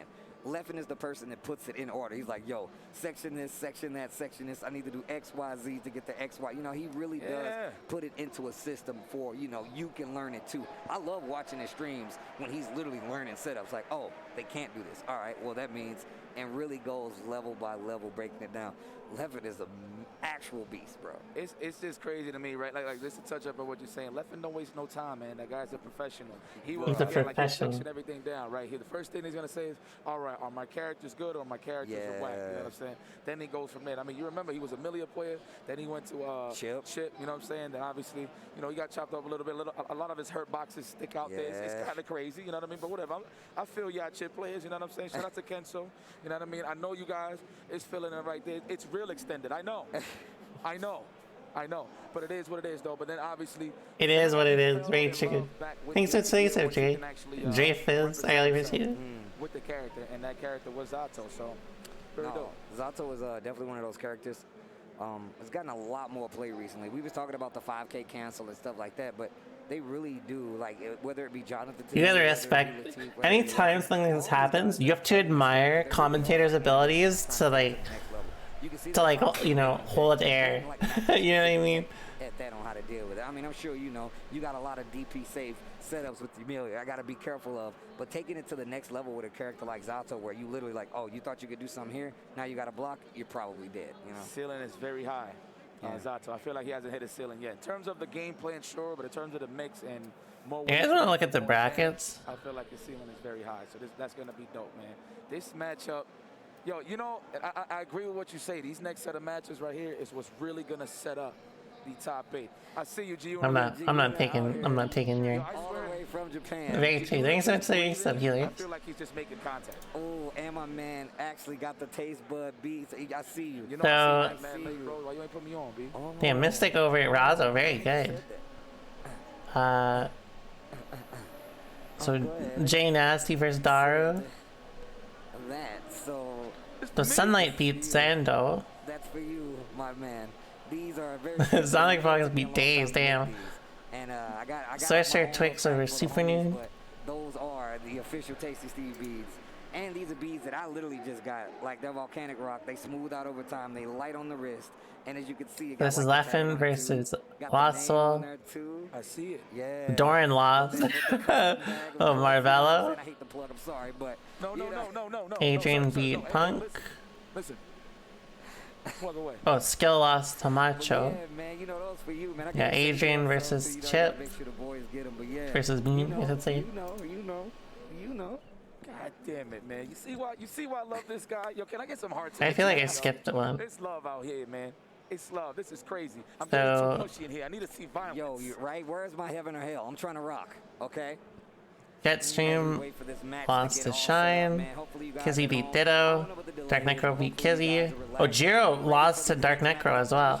After this, it's just as good as the match you're waiting on. So I Did I promise miss you, one? I feel like I had. Yeah, okay, this one. But this is to try to get to this top 8. So Darkrai lost to Tempest. Slash beat Nitro. Kazam beat K7. Hotashi beat Swing. Pretty good. K7 beat Solstice as well. We don't know what the hell's going on the loser side. Obviously, they're doing losers. That's facts. And most of the winners here. So Yeah, 10-8 is probably after this, I right? heard about Hotashi. He's been missing. I've seen it in the back of a milk carton. I was like, yo, where the hell is he? You know what I'm saying? Then obviously, I've been waiting for my man, of course, Lord Knight. I don't know what happened. Yeah, to what Lord happened Knight. to Lord Knight, bro? You know what I mean? That sounds like a story. What happened to Lord Knight? What happened? What happened to Lord Knight? But yeah, man, I don't know what's going on. And you know what? I'm that type of guy that likes to stay spoiler free. So when I see top 24, I'm like, all right, let's see who actually made it to the top floor, Celestial, if you will. The actual, in real life, Celestial. No, that's absolutely true, man. It's not easy. It's really not easy. Once you get to an event like this, like the locals, that's one thing. You know what I'm saying? You get the majors is one thing. But like EVO is another thing. I tell people all the time, this is the Super Bowl of fighting games. This is what I always call it. This is the Super Bowl of fighting games. Like if you really, really are here, you believe that you could take that W. 1. 2, the competition is probably going to be at its most fierce outside its own individual tours. You literally, the only higher competition you get a lot of times outside of EVO is the finals, the Arc Revo finals, the Tekken World Tour fight. Like, that's when you get to the level. But that's right now. That's in the top 96. We're not even at the top 24 yet. Yeah, they've. That's how crazy. Oh god, they aren't even at the top 24 yet. I didn't even think about that. It's almost midnight. That's what y'all are waiting on right now. And these guys are still getting set up, but I promise you the matches are gonna deliver, so it's fine. I hope you guys are happy. I hope you got what you want. Hope you got what you wanted when it comes to watching this competition here at EVO 2022. Because I'm not gonna be, honestly, just like me as a fan of sports, when I watch matches, I'm expecting that high quality every single time. And guys, I kid you not, I tested this. You know what I'm saying? I tested the quality here. It is nothing but great matches. I'm telling you right now. You tell me right now what match was whack that you just saw from Right, top exactly. 96. You hear me? And if you lie to me, I'm gonna have a problem. I'm gonna whisper to you. Do you hear me? I'm gonna whisper to you, and I'm gonna say nothing but bad things. Then right after, we're gonna go to heaven or hell. I'm telling you that right now. We're gonna go to heaven or hell. But yeah, no, seriously, man, this is high quality. I cannot wait to see the dense competition of the top 24 because that is when it really swings it home to see who makes it to the final stage. Yeah, because once again, since we don't know who's on that loser side, literally we can go out here and once again, nothing but a war zone. Just shells everywhere. What happened in the loser side? Bruh. Wait till I tell you this. That's typically how it works because we're behind the tables all day. A lot of times we're not able to see what's happening on the other side unless they give us those updates. So once we leave commentary, we go and check out the scene. I'm like, yo, who won, who lost, who are we waiting on, blah, blah, vice versa. Literally, you have to go check because the matches are that good. They're that intense. He's not lying to y'all. This is Tasty Steve, man. He's telling you the freaking truth, man. You understand? That's me. that's my stick where I'm like, that's me when someone rings you up. That's my thing. I know y'all in back. Okay, yeah, but where's the gear, man? Yeah, that sounds cool. I love you guys, but where's the gear? Hold your horses for a second. We're gonna get there in a bit. Sometimes in order to have a perfect show, you gotta have a little bit of Got to work on it. You got to make sure. You got to make sure it's right where it's supposed to be, man. And we want to make sure the players are cool too. So obviously we're gonna make sure the sound is straight. They obviously got to do button checks again. Y'all know how this works, but we're making sure this goes the best on both. They're just making sure everything's covered, you know. These matches, I promise you, are so they're so good. We still have matches coming after this. On top of that, this is to get to the top 24, and Sunday is gonna be a whole different beast of its own. So. Oh my God, I hope you guys are happy for Guilty Gear and the main stage. You guys deserve this. Yeah. Now, I know there's facts. a lot of people out there, some OGs, you know, they be get upset, but man, this ain't Gear. Listen, man, it's still the same game in certain aspects, but it's moving forward to a new direction where Guilty Gear Strive has more eyes, man. And honestly, this is a big ups to the players. Like literally, it's the little things in the timeline that help grow this game. Like, for example, like, in my opinion, I felt like besides Latif and Hotashi and Punk set up a lot of stuff in terms of having something to really expect or just look forward to in these tournaments. You know what I'm saying? And obviously, moving forward, you got Hitachi washing everybody, whatever the case is, right? No, that's definitely true. That's definitely true. Well, yeah, man. Oh no. Well, that's what happens. We still got our match coming up as these guys get ready to go into this next set. I'm pretty sure we're just about ready. Thank you guys for staying with us. This is EVO 2022. You watch some Guilty Gear Strive top 96 action. IFC Yipes. I know you already follow them. I am Tasty Steve. And these matches are still going to be a banger nonetheless. Top 8, I don't even know. People were asking me, like, so I was walking around the floor and they was like, hey, man. Oh, are we good? I'm like, for Guilty Gear. I'm like, are you serious? Is this just, that can't be a real question. Because that's almost impossible to answer. Exactly. Look, mad people told me, hey, who's going to make your top 8? I'm like, yo, I don't know. Yeah, right? Like obviously, you have your favorites. You know, you got Leffen, you got Latif, of course. Every player that you pretty much seen on stream throughout the weekend, you're like, man, this guy got a good chance to make it to the top 8. But honestly, you don't know what's going to happen in these brackets. Look, one thing that I always look forward to at EVO is the dark horses, the guys that don't really have the name brand house. Well, I just realized I should check. I don't see Darkrei's not anymore, right? Especially when it's a dark horse. Maybe if it's like coming from like international. Oh no, because I think you lose to that person. Yeah, Darkrai still makes it through. I forgot. I was telling somebody else about that. I'm like, if you lose to somebody out of the country, so do you know how hard it is to get winner versus, I think this place Mystic, right? Oh, Daru versus Jay Nasty. So then the winner of this will play Latif. Like, that can happen. And they can then Tempest versus Slash. That's gonna be good. And Umisho versus Flash for top 8. Well, losers, Stealthy versus Test Your Luck, Pep versus, who is this? Sonic Fog for Sorcerer Twix, Nitro, don't worry. Who is this again? Isn't this the same bracket? Oh, I think it's the winner of this one, I think. Leffen is deep thinking about this, right? He had some time to think. Like, he's not complaining, but I know in the back of his mind, he's like, Darkrai. I'm gonna wait. I'm gonna wait for them. Right. Remy versus Kazam. Razo versus Shine. Gonna be good, I think. Guilty Gear. Strive. If you get knocked down in some of these situations, both versus either one of these characters, neither one of them have wake up. You know what I'm saying? So you get knocked down, you're gonna have to hold that. I feel like it's going to be a lot worse for, Happy Chaos. But Lost Soul knows that. Lost Soul plays around not getting knocked down really, really well. He's really good with interrupting with like 5P or 2P. We've seen a lot of that. And even on some Zato-like pressure where you're going to RC just to make sure you get that hit, get that knockdown, and get a little time to reload possibly. Throw a water balloon out there, hit him with the curse. What do you do, man? I don't know. Like I said, I'm really interested to see how they adjust to each other. How are they going to move around in this matchup? Because you can't block it. I feel like you block a 2S from either one of these guys. It's party time. It's literally party time. I look at it like this, man. Wire in. Have the resources to finish the job is going to have the edge in the matchup. Because look, it's a 50-50 just trying to hit Happy Chaos, even when he's blocking. Because if you stagger too long, and the Happy Chaos feels like they're getting pressured, they're going to use that cold burst. And then once they get 100 tension, now you got to think twice about how you're going to approach. Now right? you definitely blocking for at least what, a whole 60 seconds. Bro. Like it's crazy. It's pretty much an infinite block stun.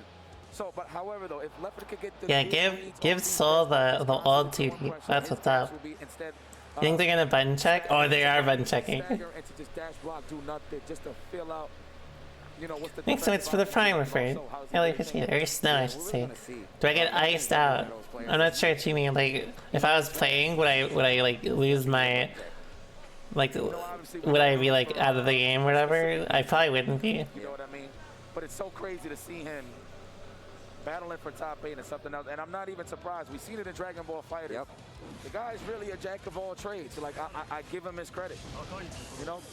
Big enthusiast of the Marvel 3, too. I seen him play Marvel 3. Like, this guy was good. I feel like Levin gets, like, he really loves learning, like, these games, like, the games that he wants to get good in. Like, I think that's, like, the addiction. Like, yo, I'm trying to get good at this game. Jewelry? Tribulations to get good at those games. And Levin, I feel I would wear a lot of jewelry. Is gonna do it. And, you know, and I hate to make this comparison to somebody like Sonic, where I feel like Sonic is like Levin's training moding to do fucking jump D's shit. I see. Like, they just get it all grit, right? They just get it, you know? Yeah, man. We got to deal with Lost Soul, though. That's my guy. That's New York's finest. When he streams, he eats chopped cheeses, bro. Did you know? No. Did you freaking know, stream? I'm talking to y'all right now.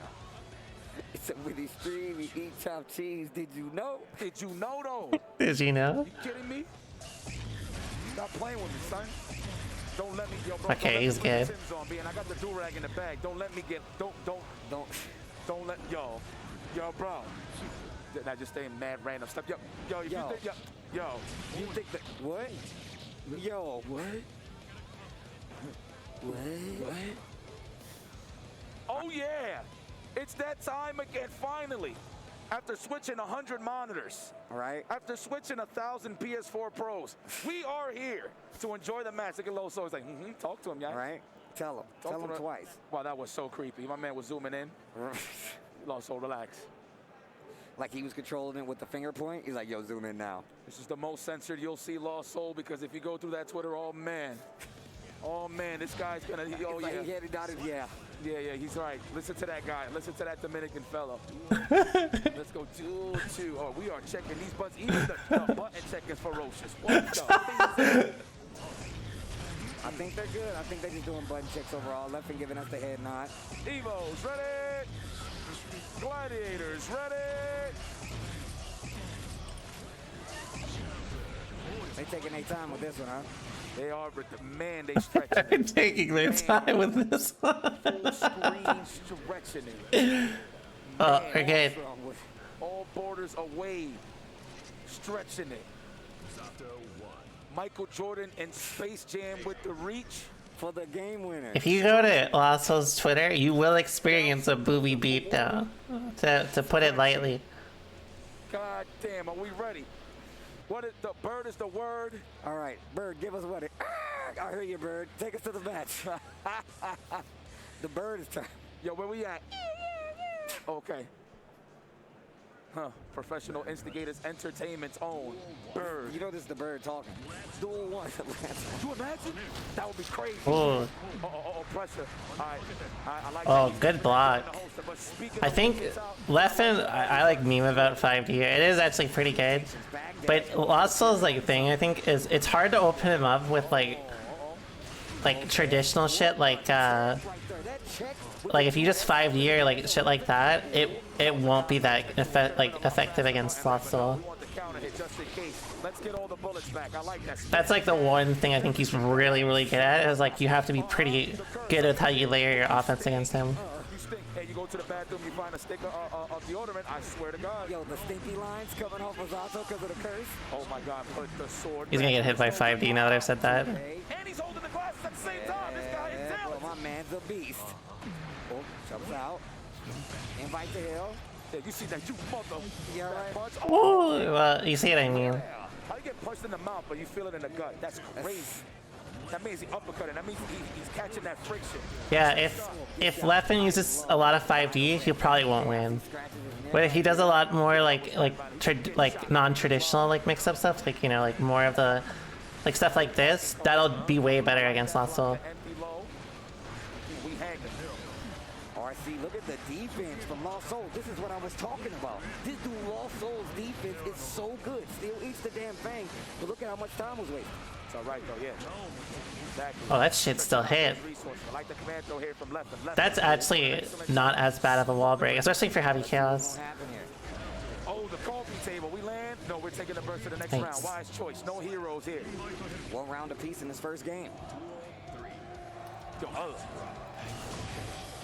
everything with it still safe. You kidding me? Yep. Oh my god. You seen that? Virtual reload. Oh, yo. Reload. Oh, that's not good. Only got one bullet left. We going for reload? Damn, Eddie, I'm sorry. The 2S just gets smacked right Oh, that's death. Oh, he could have killed. It doesn't really matter. It's gonna be really hard for Leffen to win from here. Oh no, he should have supered. He's got so much meter. You know, it's saying oos. It's like that. Oos. Oh god. The gun jam. Oh, we in. Air grab. Absolutely. Mate. Piercer, let me in. Oh, hold the frog. Close S. Gets the invite after knock. Gets knocked down after invite. There's the We could have. Oh, he should have bursted there. Gets the invite for the knockdown. Dash up close. Okay, he's one, I think. Oh my god, he ran right in. Yo, the touch. The 5 dust. Oh, the big counter hit Leffen. Leffen trying to take this first game. What a comeback here for Leffen. Yo, that dome is getting He could have just won. I don't know why he didn't just run in and super. 3 times that set, and that's what stretched it. He like Lasso could have won 3 times that set. Cold sip from Leffen. Man, thank God he's Pringles. It's one of those. Thank God he's Pringles. Thank God he's Pringles. Stand 5. Don't breathe. That hard slash is really good. They definitely made it better this Nice. season. He's hella mashing. He's afraid of getting it. He's afraid of getting fucking command grabs so badly. We're about to take him to the Daytona 500 featuring Raekwon Capadonna. Ghostface. Hey. Uh-oh. He probably thought that wouldn't reach. Yeah. You know it hurt when he's upside down. Right, my man. Let's go. It's splattered on the wall, upside down. How did I get here? Oh. Yeah, that was a little too committal at that much health. That's one of the things that I know he noticed. Also really likes to dash in with the 2P. That would have killed the Oh my god, he must be nervous as fuck. Okay. Flying around trying to Oh my god, Lasso. So clean with the Wrangler jeans. Bars. We out of there. The Piercer to reach it. Okay, where we going? All right, we smoothing. I like the dancing here from Lost Soul. Uh-oh, he's probably gonna lose this now. Control, you are not leaving this corner. Crack the glass. Birdman hands. Okay, here we go. Piercer to start it off. First on deck 2. Leffen is making this look like short work. He's getting tap dusted, man. Listen, hey, so listen, when it turns orange, you good. Yeah, there you go. He said 1 moment. 1 moment. I'm gonna think about it for a second. Yep. Stretch it. Let the blood flow. Let the blood flow, because yeah, you might be going numb because you're staying still for too long. You hear me? You're staying still for too long. That oppression is just very strong from Leffen. And you can see Leffen just ready for the rematch. Just tapping X the whole time. Duel one. Let's block. Let's block. I knew you know me, you're my pal. Wow, that was god RNG. Oh, but he fucked up. Oh, never mind. He's good again. Here, I got you. Norman, let me show you something. Calls out the burst. Here's the knockdown. Here comes. Uh-oh. Okay, here's the mix mid-screen left side. Calls up. Oh my god. Eats a big counter. No more engage. What's the option now? BRC. Well, that was pretty good. I actually would have gotten hit too, because I was expecting like the traditional mix-up stuff. Looking so strong. Blue RC, or we're gonna keep our ball? No. Keep that ball. You might need it. You might need it. Try to go for the headshot there. The safe stuff there from Leffen to recover fast. But we got combos. Get all the bullets back, please. I need military ordnance. Gets the roll on top of that. Saw the purple B combo, that stagger combo. What a way to start pressure. Beautiful PRC cancel. Yes. Oh, this is trouble. No meter either. Your faultless defense, and that means you're not going to be able to. Oh, he didn't FD it. Yo, I ain't gonna lie to you, bro. Soul's getting smoked, B. Yeah. I keep it a buck. Wow, what a check on the 2D. You seen the footage? Have you seen the files? This guy's a stream monster. Oh, jump Oh. shot. Yeah, I don't know why he's doing that. He should be doing a 6S between each shot, but I think he's just trying to make it burst safe, maybe. He raised at his ass. Oh no. Oh, that's not good. Here's the full conversion. I think he got clipped because he up back. I think he had the right idea, but he had to jump straight up. He would have got away from the Pearson. Nice PRC. Now Eddie's out of the picture. We got a chance to mount some offense. Full PRC to keep you safe. Lost Soul.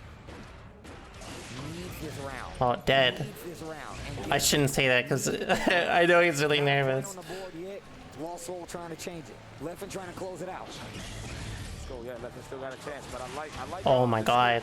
That was actually a really good. I noticed Leffen doesn't really move that much. Or like doesn't look to anterior as much as he tries to move around it. Yep. This is the 5 hours of death. A, E, I. Oh. It's the 5 hours of death right Oh, he fucked up so bad. Oh, never mind. They both fucked up. Oh my god. Yeah, I'm surprised he hasn't baited that yet. Oh my god. That was a god air throw. Do it again. Gets one on the board. We got a game. Yeah. We got a game. Yeah. We don't do 3-0. Leffen, whenever he hasn't had Eddie, he's at full screen, he always, well, he's done air dash, RC, every time. Yeah, I've noticed the little things. Ooh, try to move again, stagger combo. But yeah, he looks, Lasso looks way more warmed up now. Or like, way more confident, I should say. And by that, I mean he's like, he's focused. Oh my god, I should have said shit. This is amazing for Leffen. Throw back into the corner? Absolutely, that's what I would have done. But the instant burst, Eddie, get the hell up out of here. That is terrible for Lasso because he doesn't have. Yeah, he didn't have. I pull out my gun. Well, yeah, if he gets opened up here, it's not as bad as it could be. Okay, now it's able to be bad. Alright, now it's bad. What's your idea? Oh, that was the bad wall break. Oh, this is like actually what Lasso needs. Okay, never mind. He's 2S there. Nice, that was a good. Trying to score that big counter hit damage is Leffen. The pressure is on. Will the pipe burst? Oh my god. Why does he do the double shot? I don't know. I don't play this character anymore. I shouldn't say. Pull out my gun. Sexy bullets. I promise you that's not what he's saying. Bro, look at the damage. Jesus Christ, no guts, all glory. I love it. He's just straight up trying to rob Leffen now. Shoot this man. He's gonna do it again. Yeah, again. He's dead. Oh, never mind. I forgot he didn't have 100 meter. Well, he could have.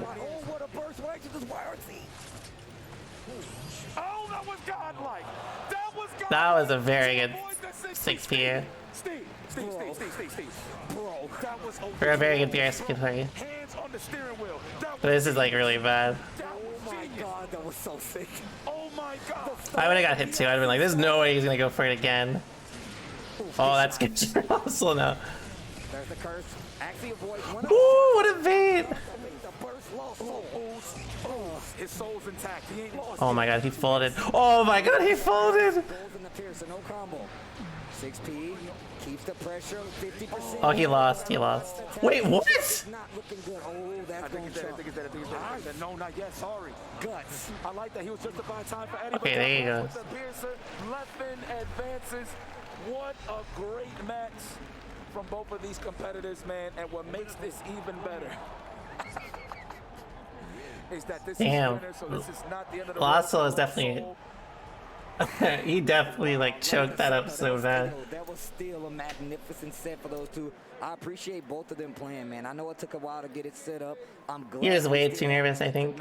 Leffin played really good though. Out of it, if I'm understanding correctly, because that was winner's side. That means we get another chance to see both of these guys.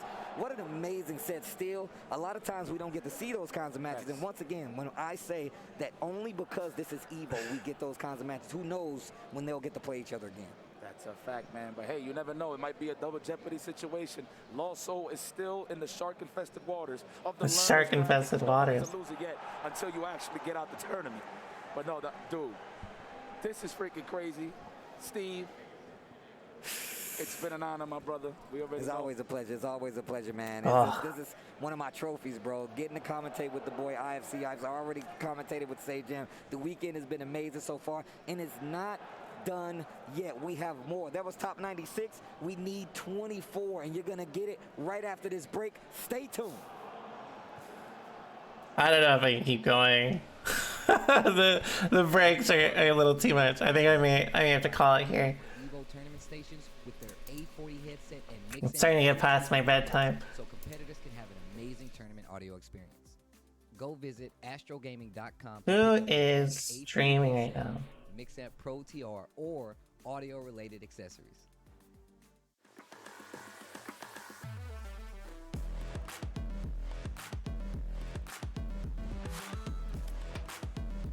Hey, Jerma. I'm gonna rate Kelly. That's you.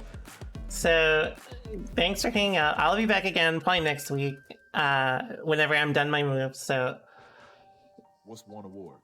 Thanks a lot for hanging out. I hope you guys had a wonderful time. Well, and I will see you guys again next time. Thanks a ton for hanging out. And all the subs and follows. So, one title enough? Nope. No? What about one sponsor? No way. No way. Alright, go check out Kelly. I hope you have a wonderful night. Bye bye. Because enough